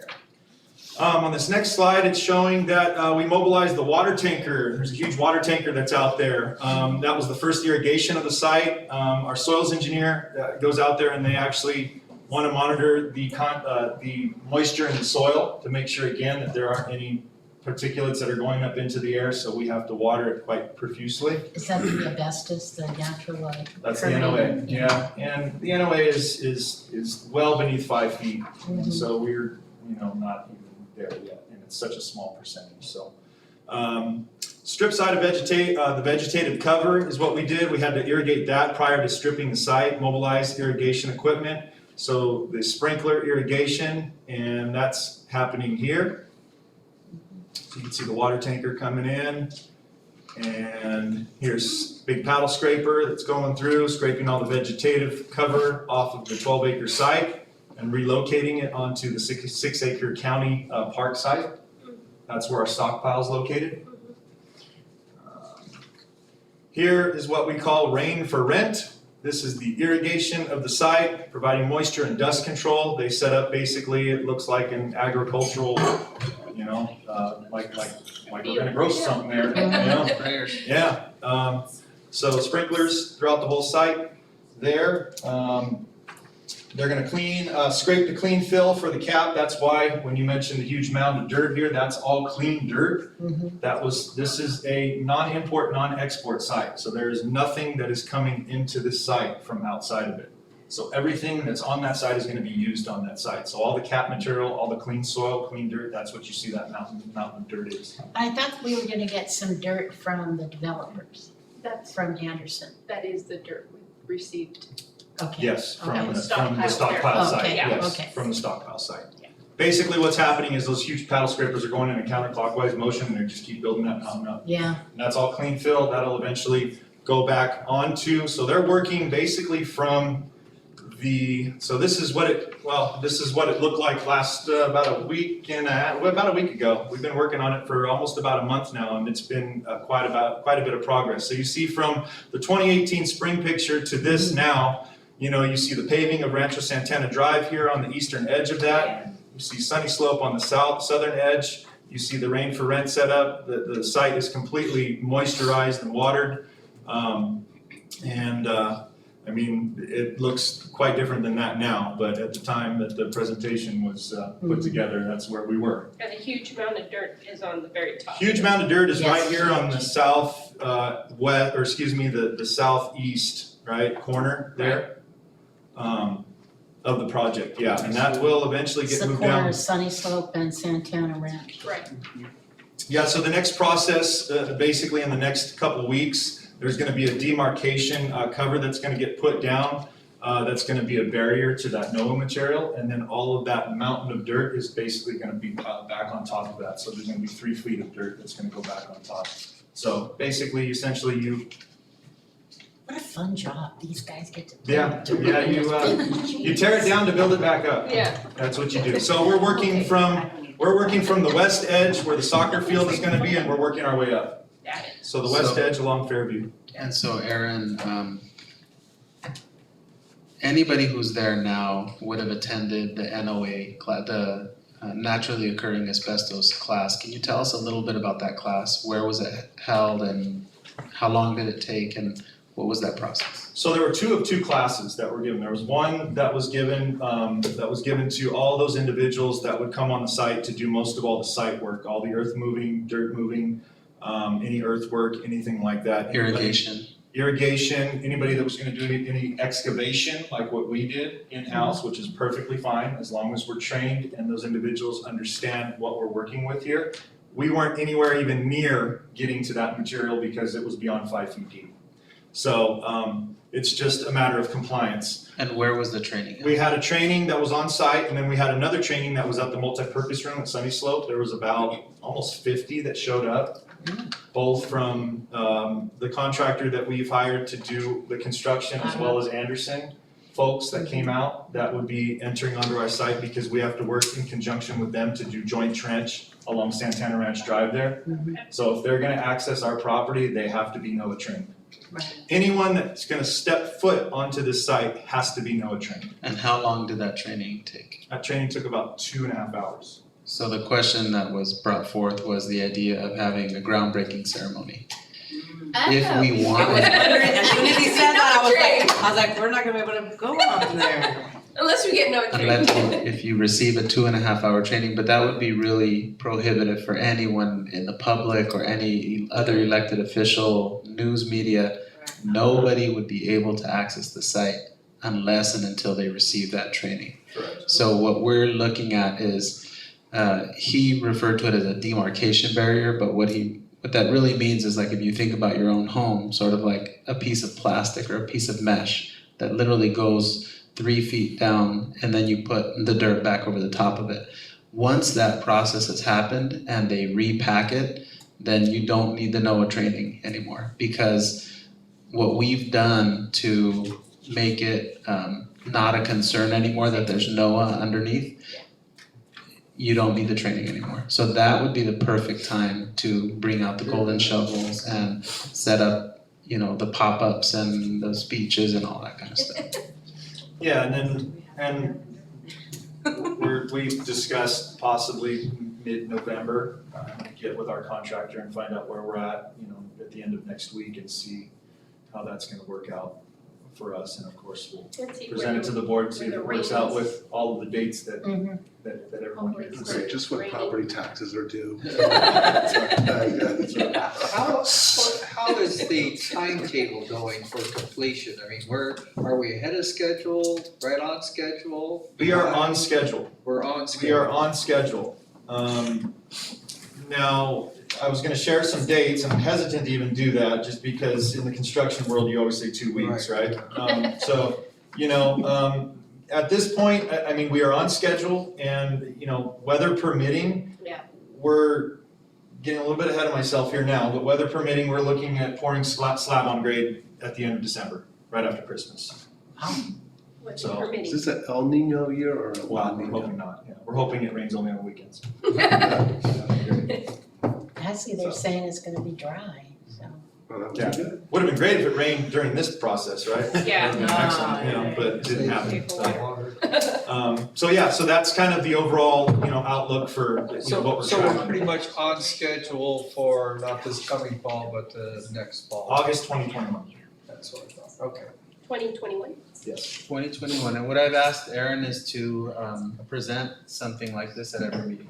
Give the board an update. Yeah. Some months will be slower than others, but behind. there will be a way to share this information out. The week that we've identified as a potential for the groundbreaking would be the week of the 18th of November, so I'll ask the board to look at their calendars and communicate with Jesus what days, if any, that week are not gonna work for one or more of you. Is that the week of Thanksgiving? Before The- Thanksgiving. Thanksgiving's the next before? week before, the week before, Because we have a board meeting the week of Thanksgiving, right? the 26th.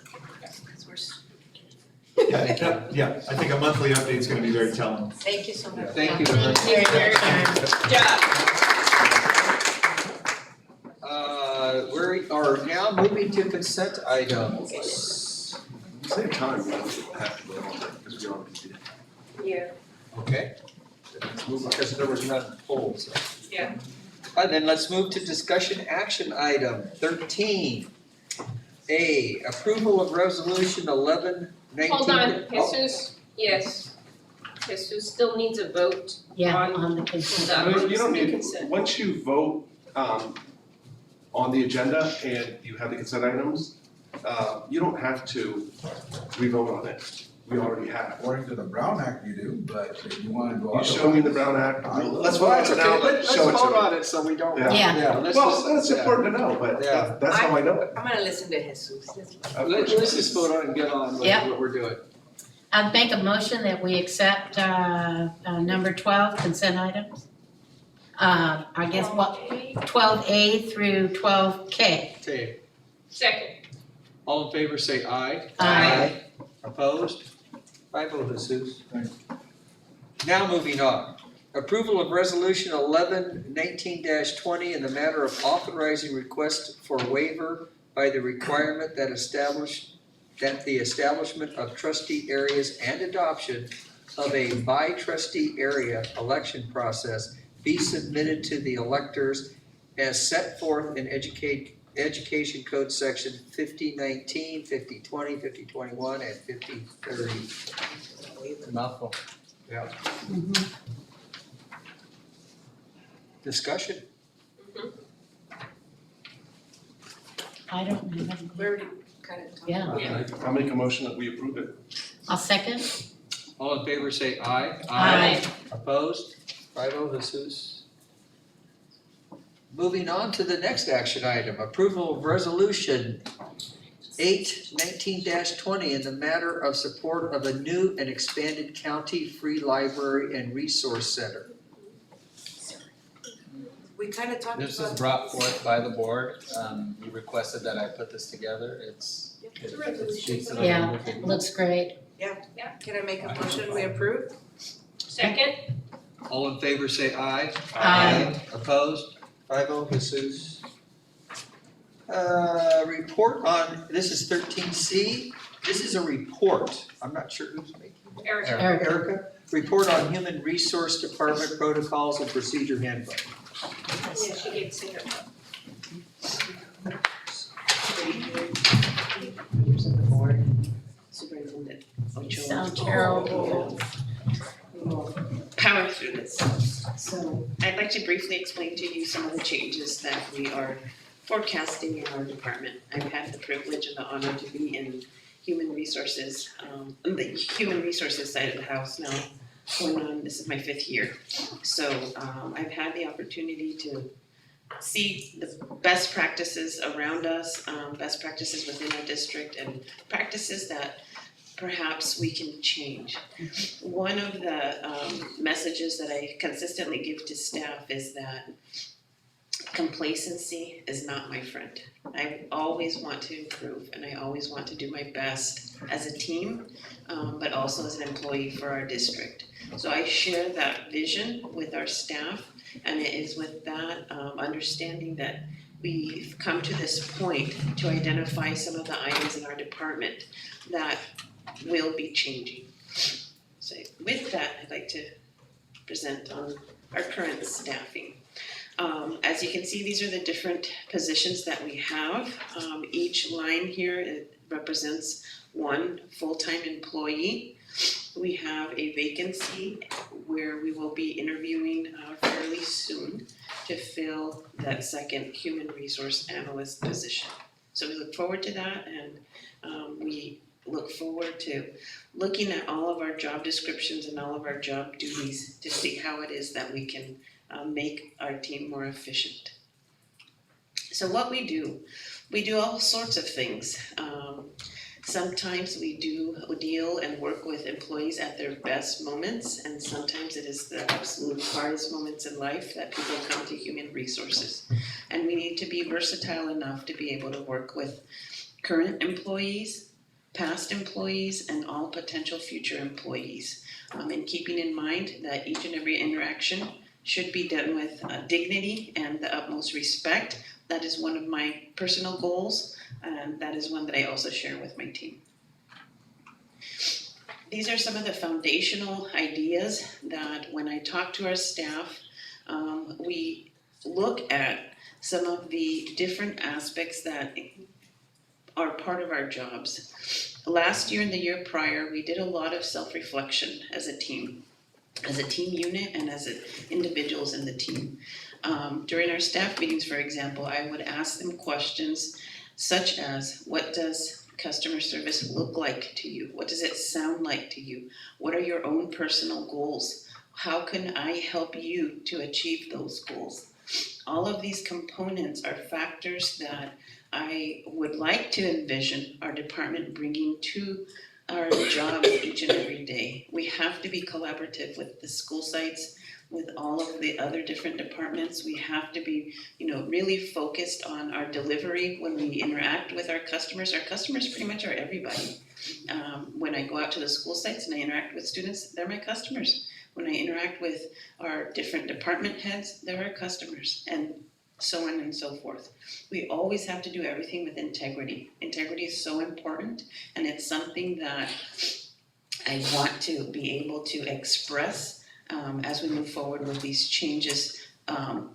Through these changes, I want to demonstrate the integrity within our department and the knowledge. I work with a fantastic group of staff that are very skilled and very experienced, and I've learned a lot from them, and I'm still learning. And I think that as a team, we will continue to learn together. So moving forward, some of the main steps that we will be taking are creating and implementing to the best of our ability a standard operating procedures. Although we currently have operating procedures, they are something that we as HR do in like second nature. I know that a position has to be posted. I know that we have to interview and so on. However, if I were to publicize a standard operating procedure manual, the accountability for myself and my team would be transparent. There would be a transparency to that.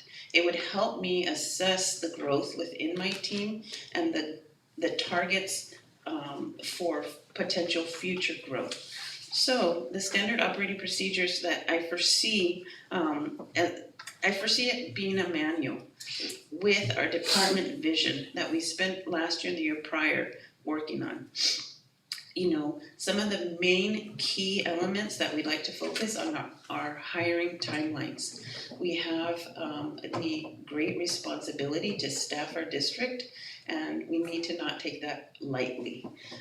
So we will be working with site administrators, with department heads, and having very clearly communicated hiring timelines. And moving forward, that would increase the efficiency that we have as we hire. Also, the method by which sites and departments request personnel. We've worked closely with the business department in the last few years to implement position control, to have these checks and balances.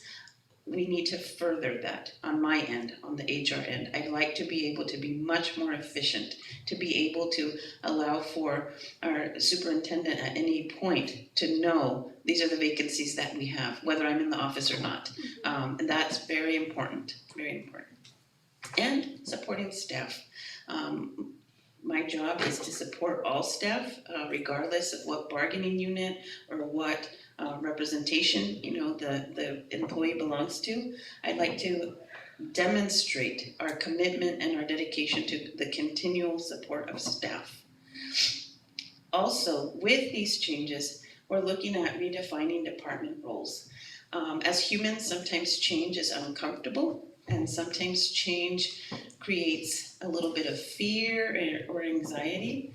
And I would like to think that I will be able to allow and help and guide my department through this change, but also as the ripple effect takes place throughout the district, as we work with the principals who maybe could have easily, you know, right now say, wait, I want to wait another couple of weeks until I interview. Well, you know, in our manual, it says, you know, to keep it consistent. So I understand that with change, there might come a little bit of angst, but I'm ready and I'm willing to work through that. Because I believe that this will really make us efficient.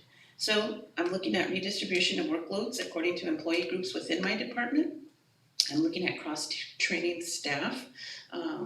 It's great that we're experts in our own little realm, but we need to share that wealth of knowledge. I agree with that 100%. Thank you. Sound business practice. Yes, yes. And introduce specialized trainings for staff that perhaps could be looking for professional growth and development. Professional growth is always important, and the minute we think we know it all, we really don't. And that's important. So the process will be to implement, to support, to reassess, and refine. Without these components, this process and the system that we create to implement will fail. We need all of these different components to work together. And I know that perhaps there might have to be changes and tweaks and different adjustments, but it is something that an organization our size needs to be able to do. Readjust, refine, and re-implement. And I'm looking forward to that. So the last bullet is one of the most important concepts that I keep reminding myself. This will require a lot of training, and it will require a lot of patience with the staff and grace. I think that those are some of the important pieces. I have some colleagues and friends that have looked very closely at their HR departments and their, you know, my counterparts, my parallels, and it's taken them at least 2 years to kind of come into a department, figure out what's going on, what needs to change, and start a process like this. So I'm very excited, and I think we're coming up on a horizon that will allow for us to be more efficient. Are you finished? I guess. Okay. Oh, so it's time for questions, okay. That's kind of weird, Jen. Well, I didn't want to interrupt. I know. When we, you know, you had your customer focus up here, and I think it's really important that, you know, our customers are our students. Yes. And maybe it should be, if you could incorporate like student focus in some of this, because it's gonna come from you and your department, the people that we hire, they need to know their number one job, and I don't care what they do for our district, it's all about the children. Absolutely. They need to be number one, and they're working here because the children come first. Absolutely. I agree with you 100%. One phrase that I used to tell my department, which at the beginning I think would perhaps make them bristle, to be honest, is I don't want to work with adults that are just here to collect checks. Yeah. I'm very, very truthful about that. We're here to work for the students. All of us, whether we're in HR or I'm a teacher in the classroom, we're here to work for the students. Yeah, so instead of the customer focus, that's what I put student, because it looks like little kids anyway. Yeah. Put student focus because Absolutely. it's gonna start from you and your Yes. department when we hire them. And then my second question is, will you now be hiring all the employees for every department? That is Or we a haven't process decided too. that yet? Okay. All right, so that's still in the works, okay. That's it for me. Okay. And it's a very good job. Thank you. I'd like to give the board an example of why this is important to develop. In June of this year, the special ed department was being held together with just tape and glue Yeah. and sticks and that kind of thing. And Gwen was like 60 days in, Barbara Brown was out, Tarsha Foy was still here, Daniel Romero was an assistant principal at Mays, Mai was an assistant principal at Rancho. And IEPs were being held in the month of May for all of our early childhood education children. And there were 10 kids who needed aid support, and we didn't have positions for those kids. So what ended up happening was those students' IEPs were pushed onto our district, and the HR department was never notified that we needed positions. And then a week before school started, I asked our special ed department to reach out to these families because I know what it's like to start somewhere new, and I said, let's just reach out and just give that touch and say, hey, are you okay? Are we taking care of you? And sure enough, none of the positions are there. So Erica and her team are doing cartwheels and backflips trying to get people hired. And it just set off this domino of issues that we've dealt with for the last 60 days. And there's a way for us to come up with a manual that specifies each department what your responsibility is to do. Each principal what your responsibility is to do. And then when it doesn't happen according to our timelines, our HR department takes care of it. We have another situation this year where we have a vacancy that we went into the school year with a vacancy at a particular school. And part of the reason was during the hiring process back in February and March and April, interviews were held and candidates who were qualified were not selected. And there was a waiting to see if a specific candidate would opt into the job. Well, that didn't happen. So the candidates that we had in February and March and April are gone. They now work elsewhere. And we have a substitute for 60 school days. So there's some things there that we're gonna correct. And I think it'll be a great training tool for our assistant principals that one day we would hope become principals in our district. Thank you. Yeah, I think it's gonna be a great. Yeah, but just for you to be able, as the HR, to me, the HR is the core, it's the heart of the district. Because that's your job, people.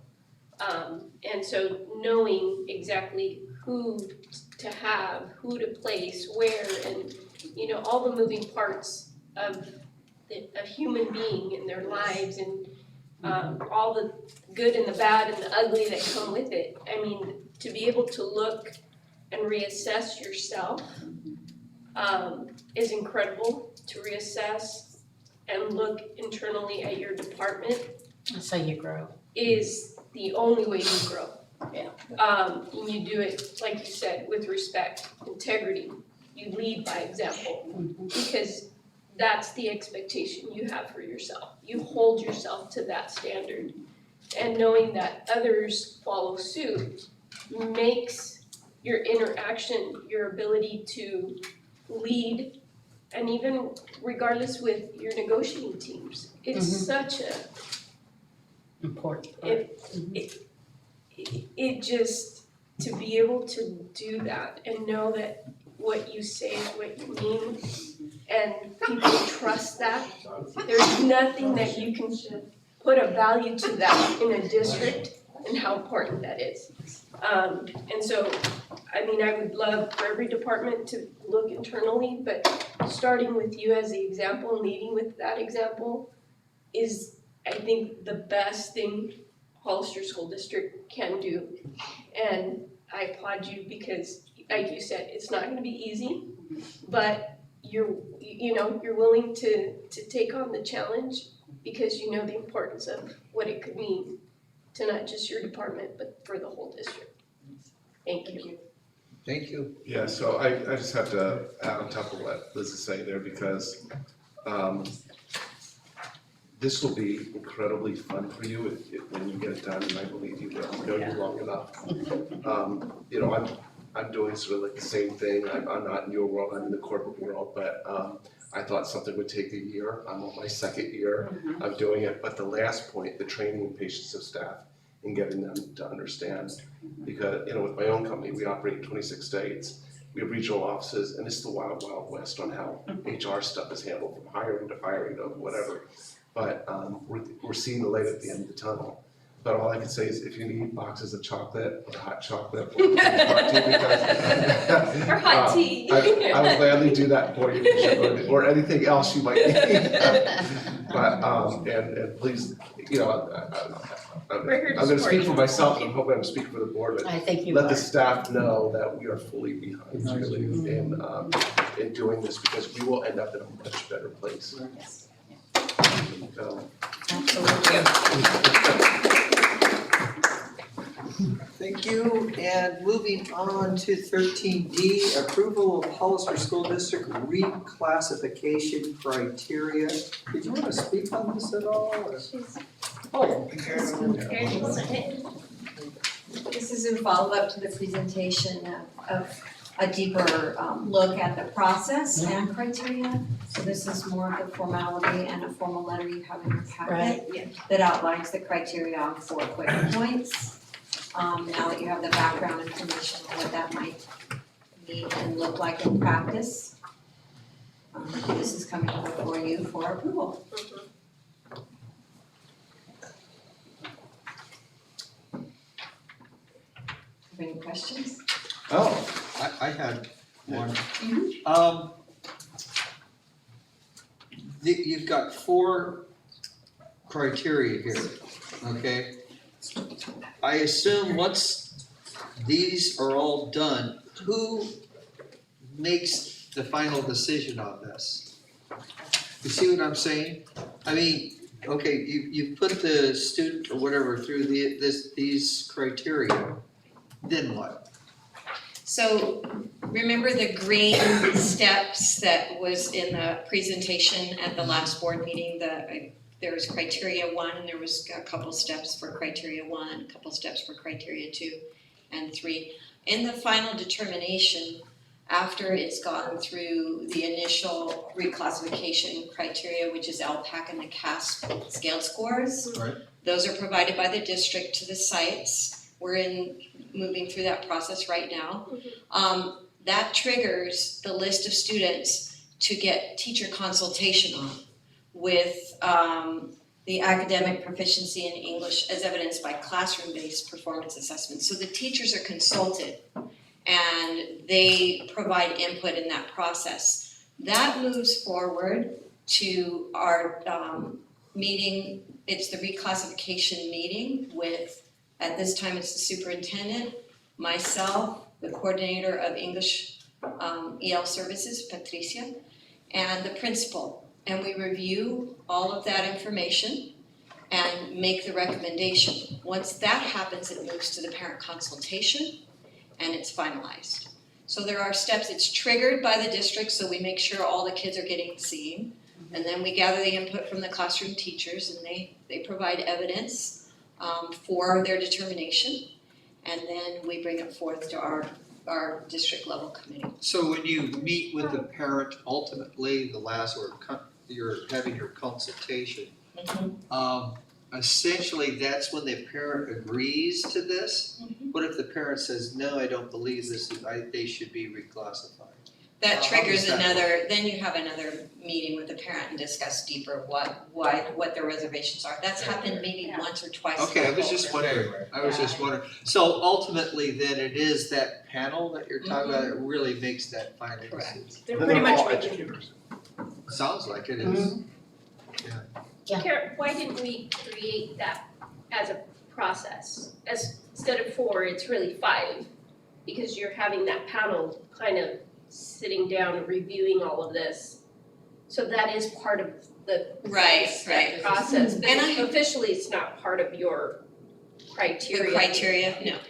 Because there are basically 4 criteria outlined by the state. Our process brings in, if we wanted to engage in as many of the stakeholders as we could and have pieces move it along. So I can provide to you that, it's a 1-pager of the presentation that I had last month.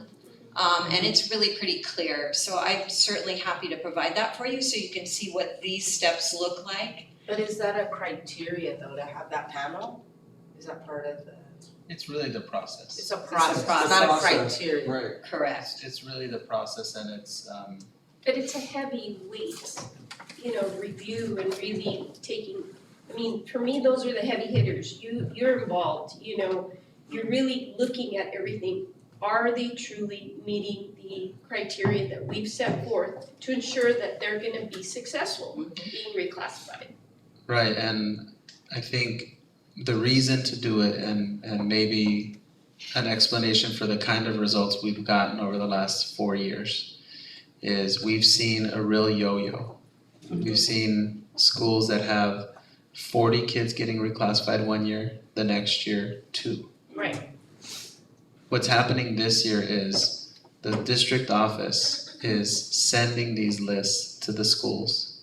And every single kid that is on that list, we are going to review all of them when they come back. So if we send 38 to Calaveras, we're not just gonna accept 35 back. I wanna see 38. If there are recommendations not to reclassify students, we wanna see those as well. And in the past, what would happen is only the kids who were being recommended were ending up here. And even at that, if a school recommended 15, the district at that time might decide, no, we're not reclassifying 13 of them. And here's a list of things that need to happen before we reconsider the reclassification. That's not very likely to happen this time at all. What's more likely is for us to talk about the pieces of evidence that validate the reclassification as opposed to in the past, it was much more common to reject reclassifications than it will be this year. That's what I wanted to hear. So it's a bit of a shift. And the 4 criteria are set by the state. We can adapt them, and we have adapted them, but what I think is a little bit different is what we're saying is we want the playing field to be even for all kids. And in the past, English learner students were being asked to meet levels that others were not. That's right. So it was kind of like, how do I ever do this? Oh, it's hard. In Multiple fact, years. the state language, as many of you know, you're educators, but the state language does indicate that if they are within competitive range of their non-English learner counterparts, so we're gonna be, that's where it's level. Okay. And in fact, if there is a recommendation not to reclass, that's why I was a little bit late coming from the parking lot, I was talking to a principal. We would really expect to look at, okay, what is that threshold? What needs to happen? Where's the gap? And then it segues into a plan for reclass. Is there a reason that you didn't put in number 3 writing? You just put evidence in classroom-based performance measures. It's reading, writing, speaking, listening. Oh, okay. It's kind of. All right. Lumped them all together is what you're saying. Yeah, those are the criteria Right. for an English Yeah. literacy Yeah. class. Yeah, I got you. We Sorry, found, Commissioner. we found that in the past, one writing sample was like dictating I know. everything. Yeah. Yes, it was. I see them every day, this child's making Right. progress, Mhm. this child, And we're moving more towards teachers developing a lens for, and having a voice for where that student is in the process of reclassification and in English should. proficiency. They Are see are the the child teachers- every day. Yes, are the teachers that have students that are DLD classified gonna get any kind of like training or orientation or something about changes? Yeah, that, through the principals right now, and we're not taking this huge step and expecting it to be all the way to where this could lead us. We're just kind of working on having that conversation and asking teachers for their professional input and some evidence, the ability to back it up. They don't have to provide evidence or a portfolio, but they need to be able to speak to that if it comes up. So we're taking it as it comes, but this is a big step. It's huge. It's great. Thank you. Do we need a motion to approve? Yes, we do. I'll make a motion that we approve the Hollister School District reclassification criteria for 2019-2020. Second? All in favor, say aye. Aye. Opposed? 5-0, Jesus. Thank you. Thank you. You. Very nice, Moving thank on to 13E, review and approve recommended changes to board policy 5116.2, involuntary student transfers. And I'll be speaking to this item this evening. It was submitted by Kip Ward and he isn't able to be here tonight. And I'd like to take the board through this particular policy. 5116.2 refers to involuntary student transfers, and the current language that we have adopted for our district is being implemented in a way where we have no leverage to place a student outside of the school they're currently at unless there's agreement with the parent. And I wanna explain why that is causing big problems at our two middle schools. So what happens with behavior in grades TK through 4th or 5th grade is you have classroom-based behaviors and you have playground behaviors that tend to be addressed pretty well because of the familiarity that each teacher has with their student, and in very serious cases because of how much changing a child from one class to another can really address behaviors that are happening on campus. When kids get to middle school grades, there is a hourly change that happens for kids 7 times a day where they go from one class to another, to and from lunch. And the dynamics of student behavior just becomes impossible to really simplify. And so what we have seen, certainly in just my short tenure, is we have students attending Mays and Rancho who have excessive suspensions from school. So the board, as you know, voted last year to expel 12 students from the school district. And those students were attending school either at Santa Ana or Pinnacles. And that's a very high number for a school district serving a little bit over 1,200 kids in 7th and 8th grade. And what we found was that we just didn't have any other options. We suspended students as they got in trouble in school, and then as they came back, referred to counseling, did the administrative conference, got them a mentor through Youth Alliance, worked with their families, and then another suspension happened and they went home, and the behaviors just kept ramping up over time. And what that does on a campus is it creates a culture where teenagers think, I can just kind of do as I please. And it sours and poisons the environment for everyone on campus when they know that their classmate is going on his 8th suspension. And we had multiple kids last year with 5 or more suspensions at both schools. How much Big teacher time numbers. is being taken away? And they're not dealing getting an with this, education. Yeah. Robbing the other kids of their education. And they're not getting an education. So the change before you is something that Mr. Ward and I have been working on for 2 months, and it basically, I would say 40% of the school districts in the state of California have the language we're proposing, which would establish something called a Pupil Placement Committee.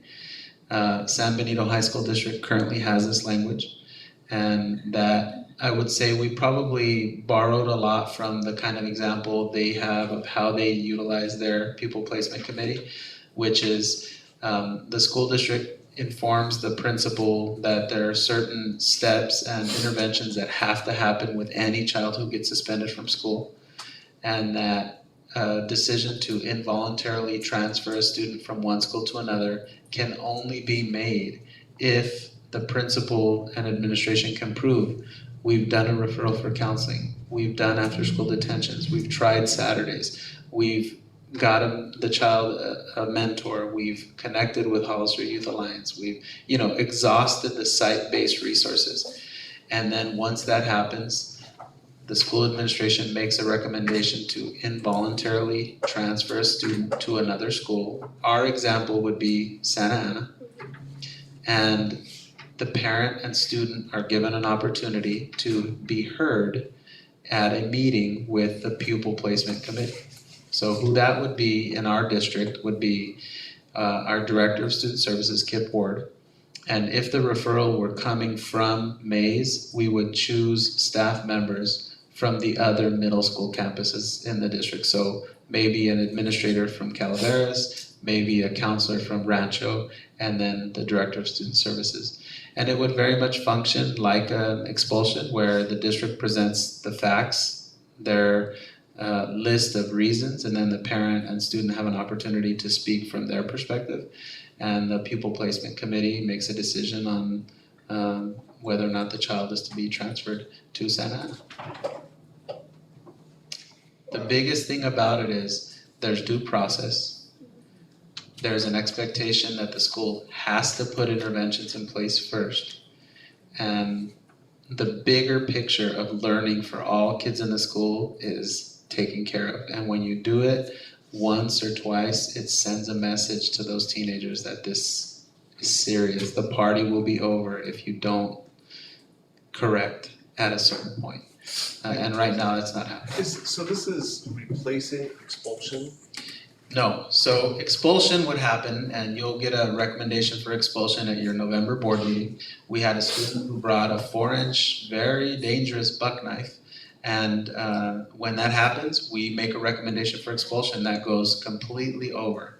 What this speaks to is a student who has repeated suspensions from school.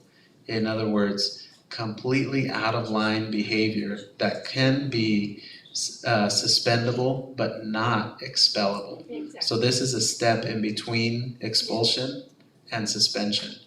So as the board is aware, when behaviors go unchecked, they ramp up, they get worse, they accelerate. It folds in more kids. What this does is it says we have a basis for expected behavior. When you don't show this basis of expected behavior, you can't go to school here. You know what I really like about this is it also sets up something that we've talked about in the past, and that's having our own continuation school here. Yeah. Instead of saying, we give up on you, we're sending you to Santa Ana. We have our own That's right. continuation school, not on a middle school campus. That's right. On an elementary school campus, isolated off, It'll be perfect. and they will have a full They'll program, be separated. a full program, an educational program for them there. And if they wanna get back to the other school site, which guarantee you they're gonna want to, It gets put together. this, when it gets put together, it's a perfect way of modifying behavior. you give them something to work towards.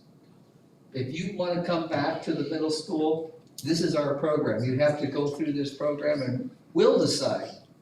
And without this, we can't do that. Right. We wouldn't be able to do that. There is, Diego, on page 2, number 1, under other involuntary transfers.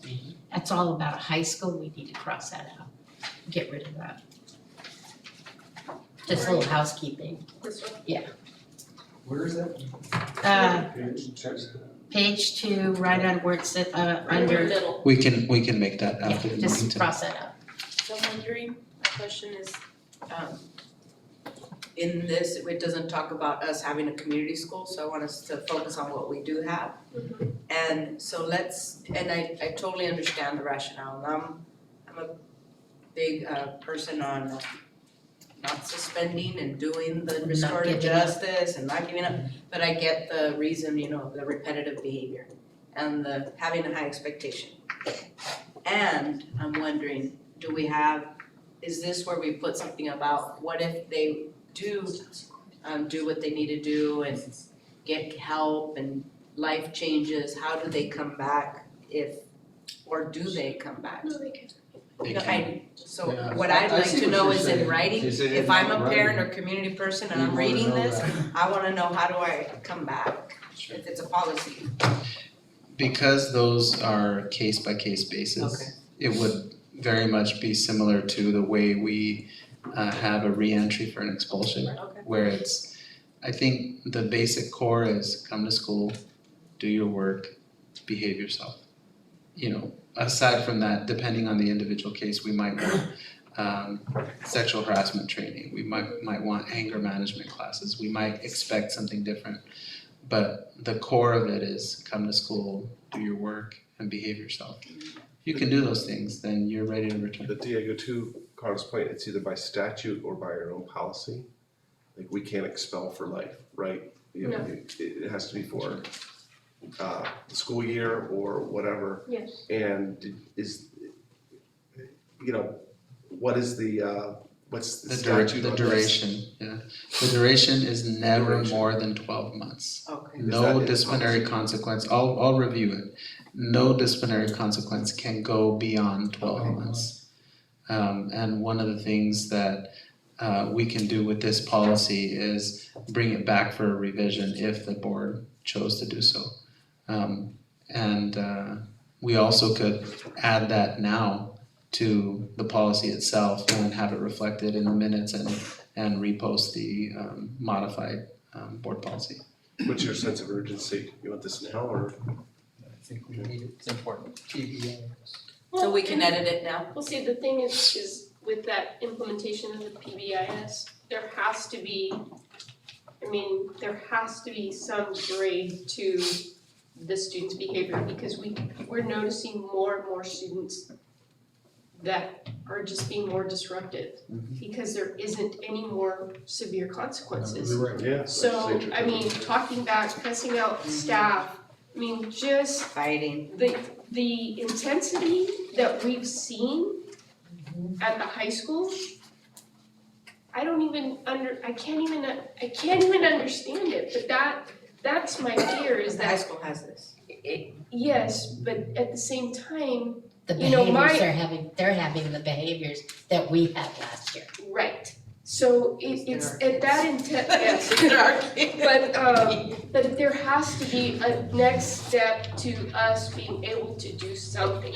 And us taking them out of that privileged environment that they've basically given up their rights to have because of their behavior and consistently just taking away from others and taking away from themselves, but that education, that opportunity. But I think it is important to do this right away and it sets a standard for even the criteria and making sure as a district, we're not just shipping kids out without ensuring that what have you done at the site for these kids to support them.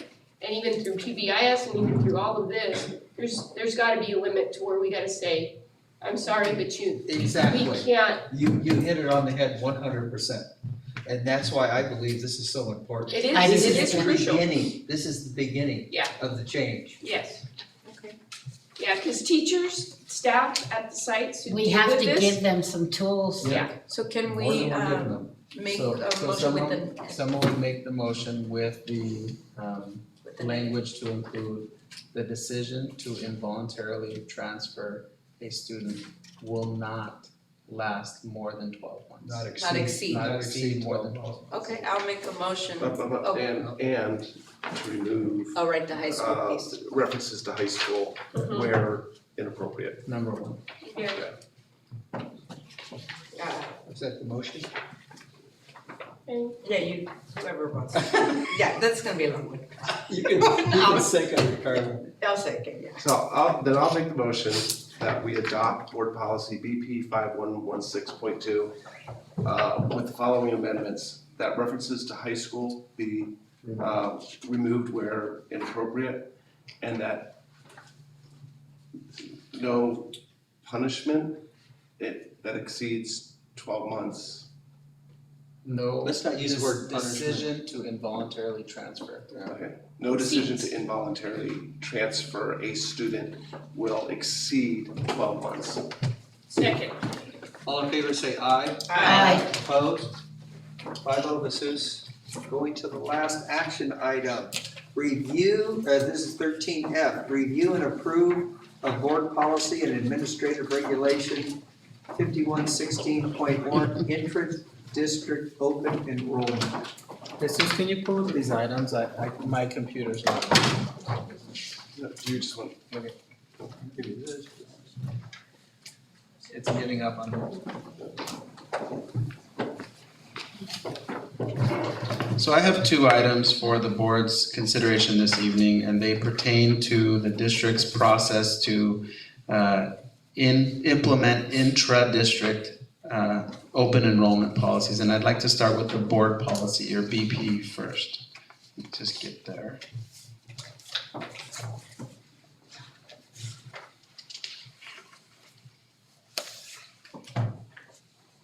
In our BP, there on page 1, removing the phrase program improvement simply because it doesn't exist any longer. So that's another, just where it's a house cleaning item or housekeeping item. On page 2 of the board policy, there's a section that refers to application and selection process. In the current policy, it states that applications for intra-district open enrollment shall be submitted between the second week in February through April 15th. And my recommendation to the board is that we change that to be January 15th through February 28th. That will abbreviate the window significantly. It will also move it earlier in the school year. And the reason to do so is so that we can hire appropriate staff at all of our schools. If we don't make this change, we'll be in a constant cycle of hiring teachers in June and July and August. And we don't want to be in that scenario. Now, the only comment I have there is that we do take that week in February. Is that gonna hold us up? Winter break? Yeah, the winter break that we take in February, usually the office is closed. Is that gonna slow things It's up? usually the president's week, so it's Yeah. like a third. We're still in session. We have office You staff. still have We office still have staff, office okay, staff. I just wanted to throw that out, okay. If you take a look at page 3, there's a section that I'm recommending the board include and adopt as part of this board policy, and that is the establishment of a priority transfer window. In other words, express to the community the importance of informing us of their request to transfer their child early so that we can have an effective process to register students throughout the district. We ran into a situation each of the last several years where families lived in our neighborhoods, were expecting to bring their kids to school, and despite letters and banners and postcards and every attempt that we made to get them to register their kids, they showed up the first day of school. And that is a very, very poor practice for us as an organization to be high performing. Yeah.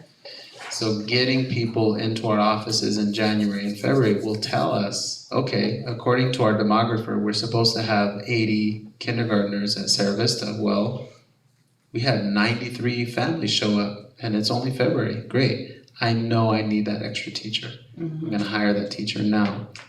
At the same time, across town, we thought we were gonna have 73 at such and such school. So let's hold out hope. Well, no, let's ask families to come in. And that was something we tried a little bit this year. We sent a postcard out to anybody with a 95023 zip code, and we saw the biggest increase in applications those following 2 weeks of any time throughout the registration process.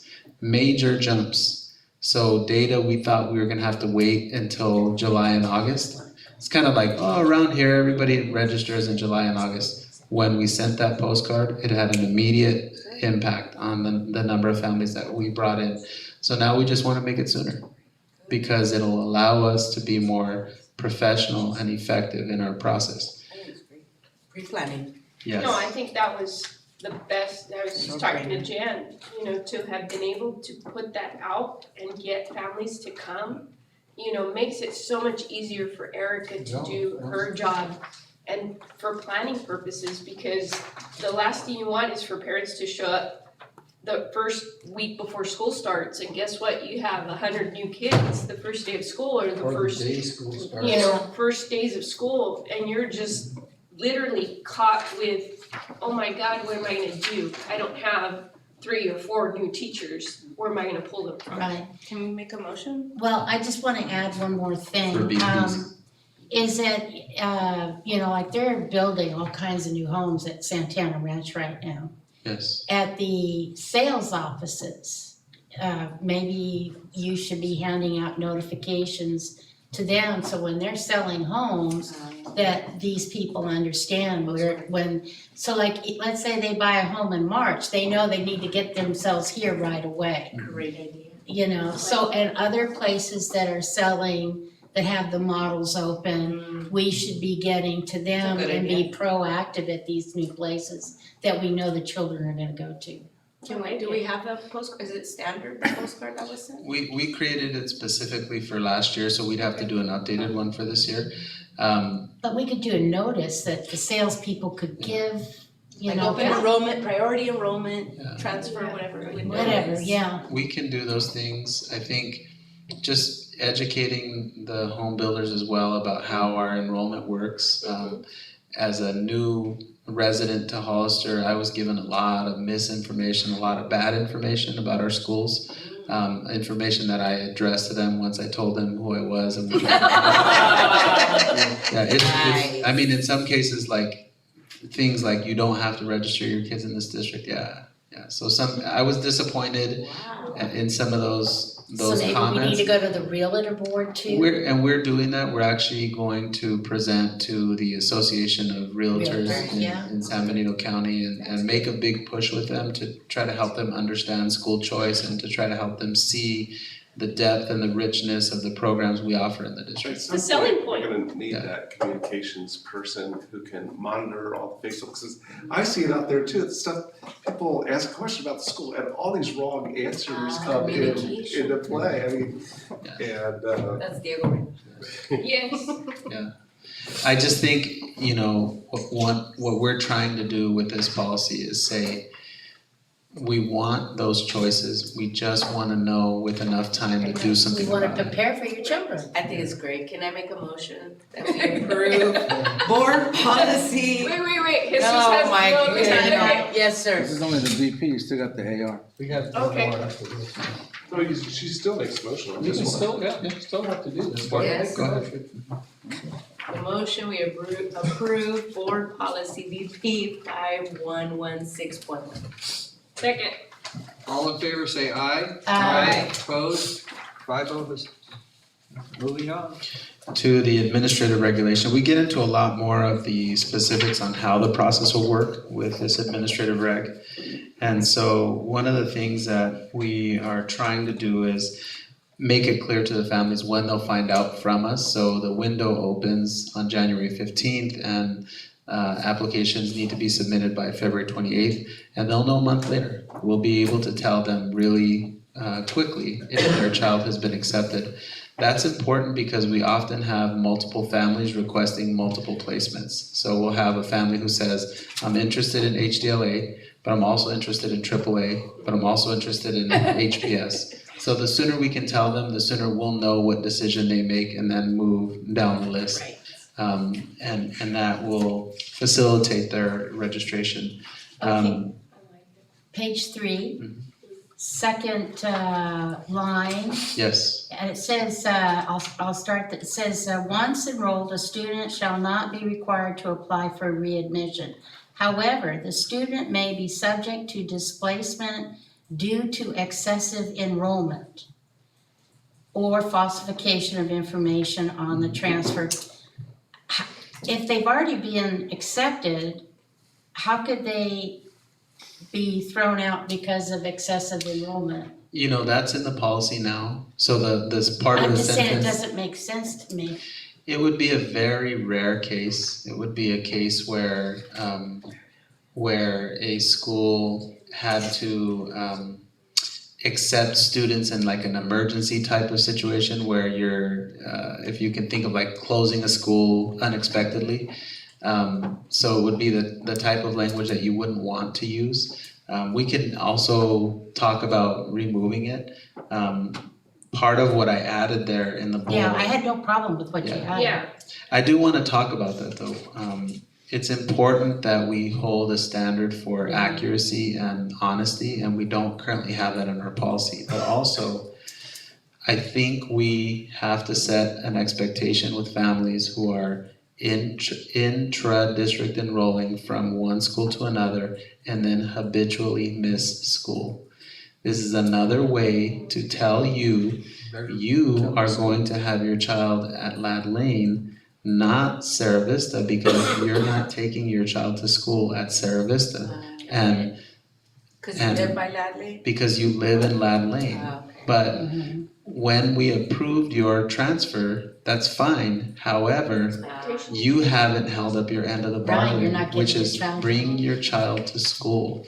So then would we tell them they have to go back to? We would create a standard to say, Right. you are now return. So that's something that an administrator would say, look, we have a board policy that is new that requires you to bring your child to school. So this is another example where it's a very logical and fair expectation, but it's just not in our current policy. So we can't do anything about it right now. Right. If we add it, then we change the whole conversation Right. to, okay, there's some skin in the game for me. I want my child to stay here.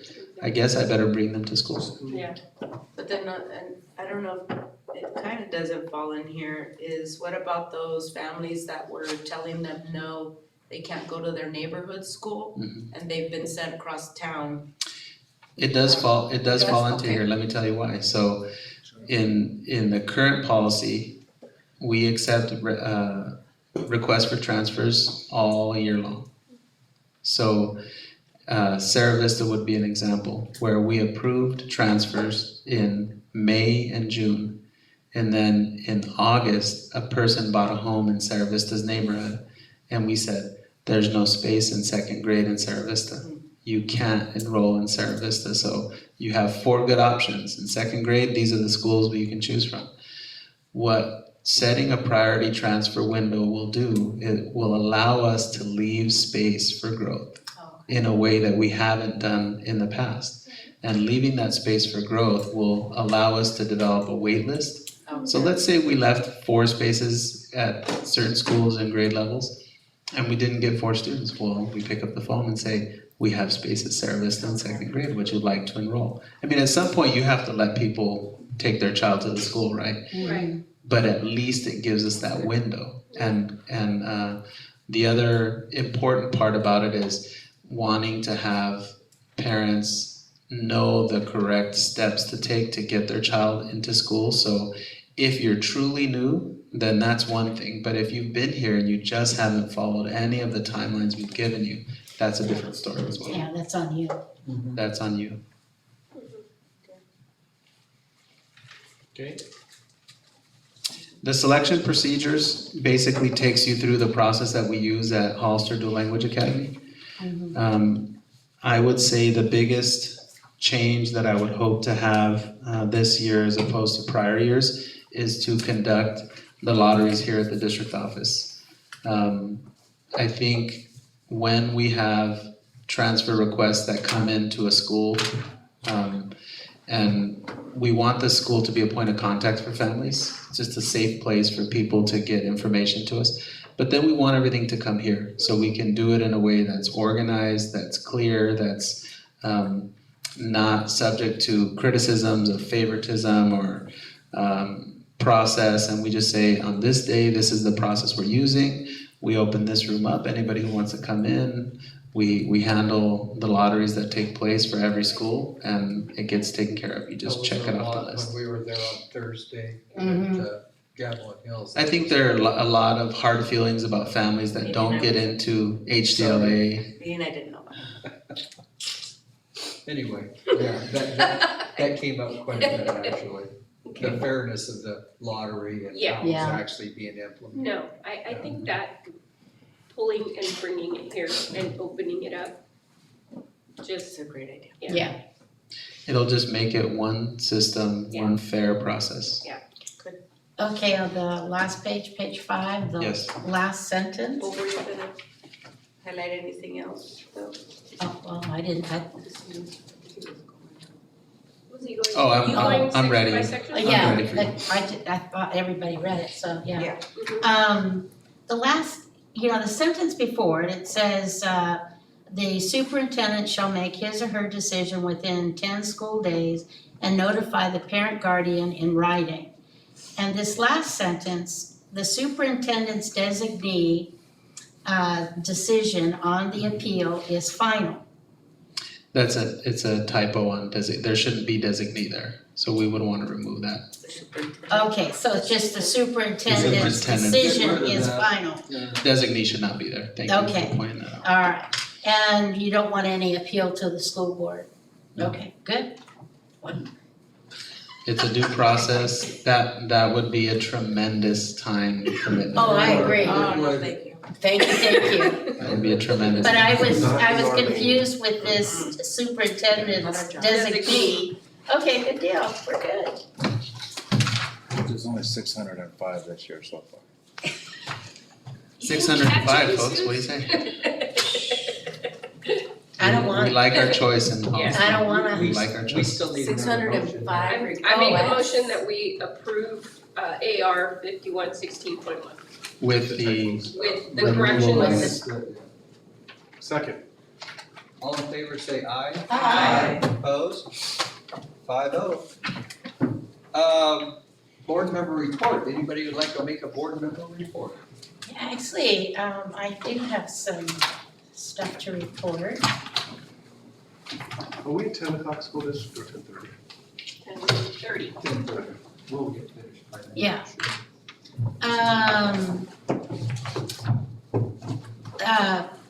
Rob, Carla and I, we had a great time at Mays Middle School serving the students and teachers lunch. It was a lot of fun.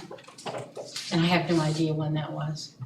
And Erica was there and it was a lot of fun. Then we went, we had the Diego and Jan Taggett along show, where we went to the 6 schools and three nights, and Superintendent Ochoa did a fantastic job. And he dealt with the K through 8 and the district trustee, and he did a really good job. And then we did meet, sorry Carla, with the Gavilan Hills parents last Thursday night.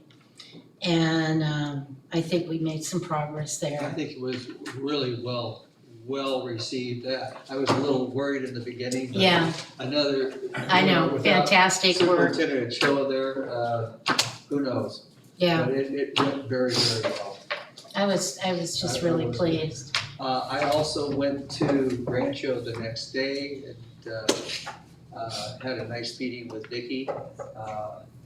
And toured the school. I wanted to see how the 2 lunches were going. Remember, they had the 1 lunch. They've moved to 2, so I watched both lunches and it's much better, in my opinion.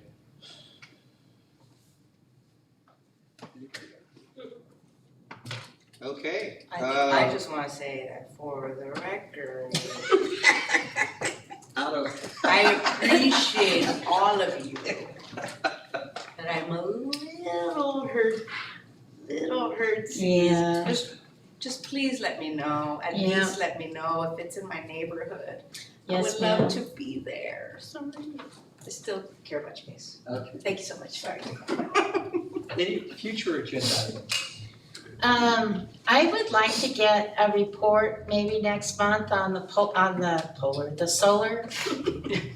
What's going on with the solar and how many years are left? How much is, costing us? When do we get out of this? Where are we at, Well, even the maintenance, data the center even market. the simple maintenance, Yeah. there's some lights that are not working and, I mean, who's in charge I have of, a whole lot to go on about that. oh gosh. There was a truck offloading panels in the back today. What? Yeah, apparently a bunch of them had gone down a while ago, they just now figured it out. Oh, God. So yeah, not a problem, So if we could find out in November what's going on with the solar, definitely. yeah, that would be great. Aaron, what you're supposed to do on things like that is blame your predecessor. You still got that win. Yeah, so- You got a good year.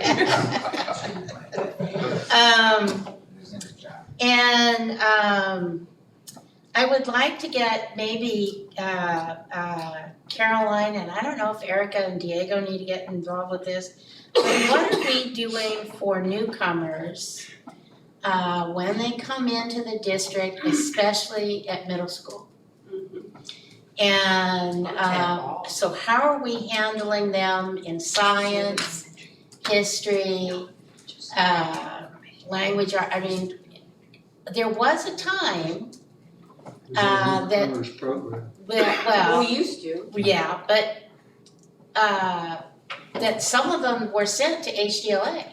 Because at least they were getting some instruction in Spanish. Because right now they get no instruction. Because they don't understand the English and we don't have Spanish teachers to give instruction in Spanish. About how many newcomers average? Well, I know at Mays we're looking at 4 kids. And so, Is that why we used to bring them to one site in the yeah, past? yeah. So that's I don't know exactly what's right. going on and maybe you guys can talk about it. I have no idea what's happened at Rancho.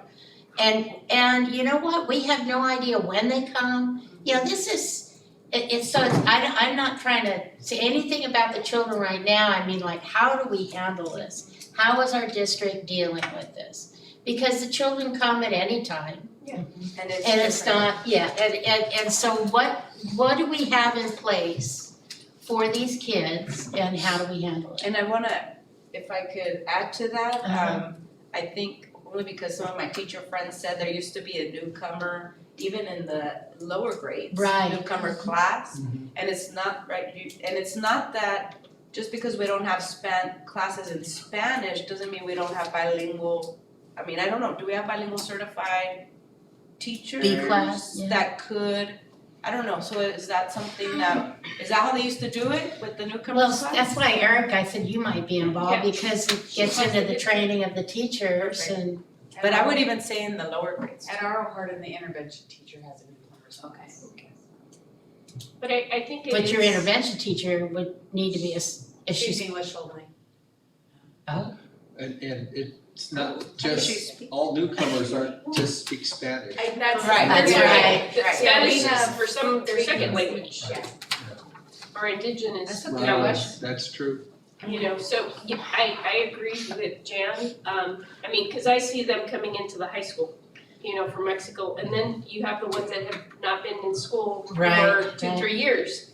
And so you can't help them, you can't even teach them algebra because they don't even have multiplications down or division, So it's like they're sitting in a classroom where they have no idea what you're saying and just no ability to even comprehend at the level that your basic, your basics are at. And so how do we, getting kids like this, Right. how do we teach them? What are we, how do we prepare these kids Well, to be successful? One of the things that's happening and No, we can't, but I'm just saying, yes, we I'm can't sorry, go we into can't- detail, Oh, into well, discussion. You just Wasn't want on to have a future agenda. right, okay, You've made that. okay.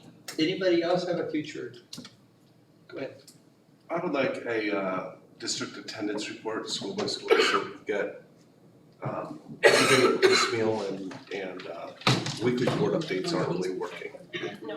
And then could we get a report on your Saturday scholars Oh, yeah. program? And then come December, I'll be asking Gabe for a report on property tax collections. I want to revisit we had, again, this is your predecessor, but we had a list of maintenance, repairs or improvements that we had talked about, looking at and prioritizing, but I don't know when we were gonna do that, but I wanna make sure that we look at that, and including in there is, and I don't know if it's on that original list, but it's kind of talking to what Ms. LeMay was talking about, the Oh, yeah. tire playground. But looking at all our playgrounds, not just the one HDLA Gavilan Hills, are they safe, are they the best, and the fields. I don't know if you guys have been out to the fields, particularly at Mays. Right in between Gavilan Hills and That's Mays. what I'm talking about. It can And be a I go swampy out time. there and with my kids and they practice And the gopher and holes, we the kind squirrel of trip holes, and It can be pretty bad. I don't know if there's, we can get a cost estimate. I mean, I know we're probably not gonna do it tomorrow, but and then Gabe has talked about, there are some funds maybe we can use that could be, so if we can look at those things and Well, I know- prioritize and. Mr. Choa had mentioned, having Aaron kind of just go site by site. I know he's super busy, And building. not urgent, but. Building that type of report site by site to know what in the future growth, Exactly. like from the principals as they were sharing today, what their needs are, and providing a better education and, if it's portables, science portables, whatever it is, that we're looking and incorporating all of those needs into this plan. Site by site. Yes, Site by site. you had mentioned that. One per month, starting next month. Okay. Fair enough. Anybody else? Announcements. I have one. Teachers golf tournaments, or I shouldn't say teachers, school golf tournament is on Friday at San Juan Oaks. I think it starts at 4 o'clock. Anybody else?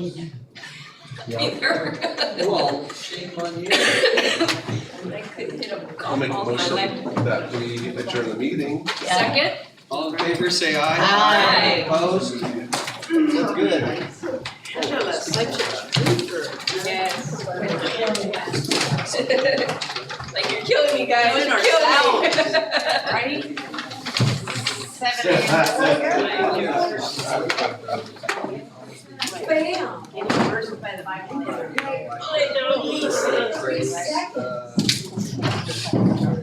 Should I just go?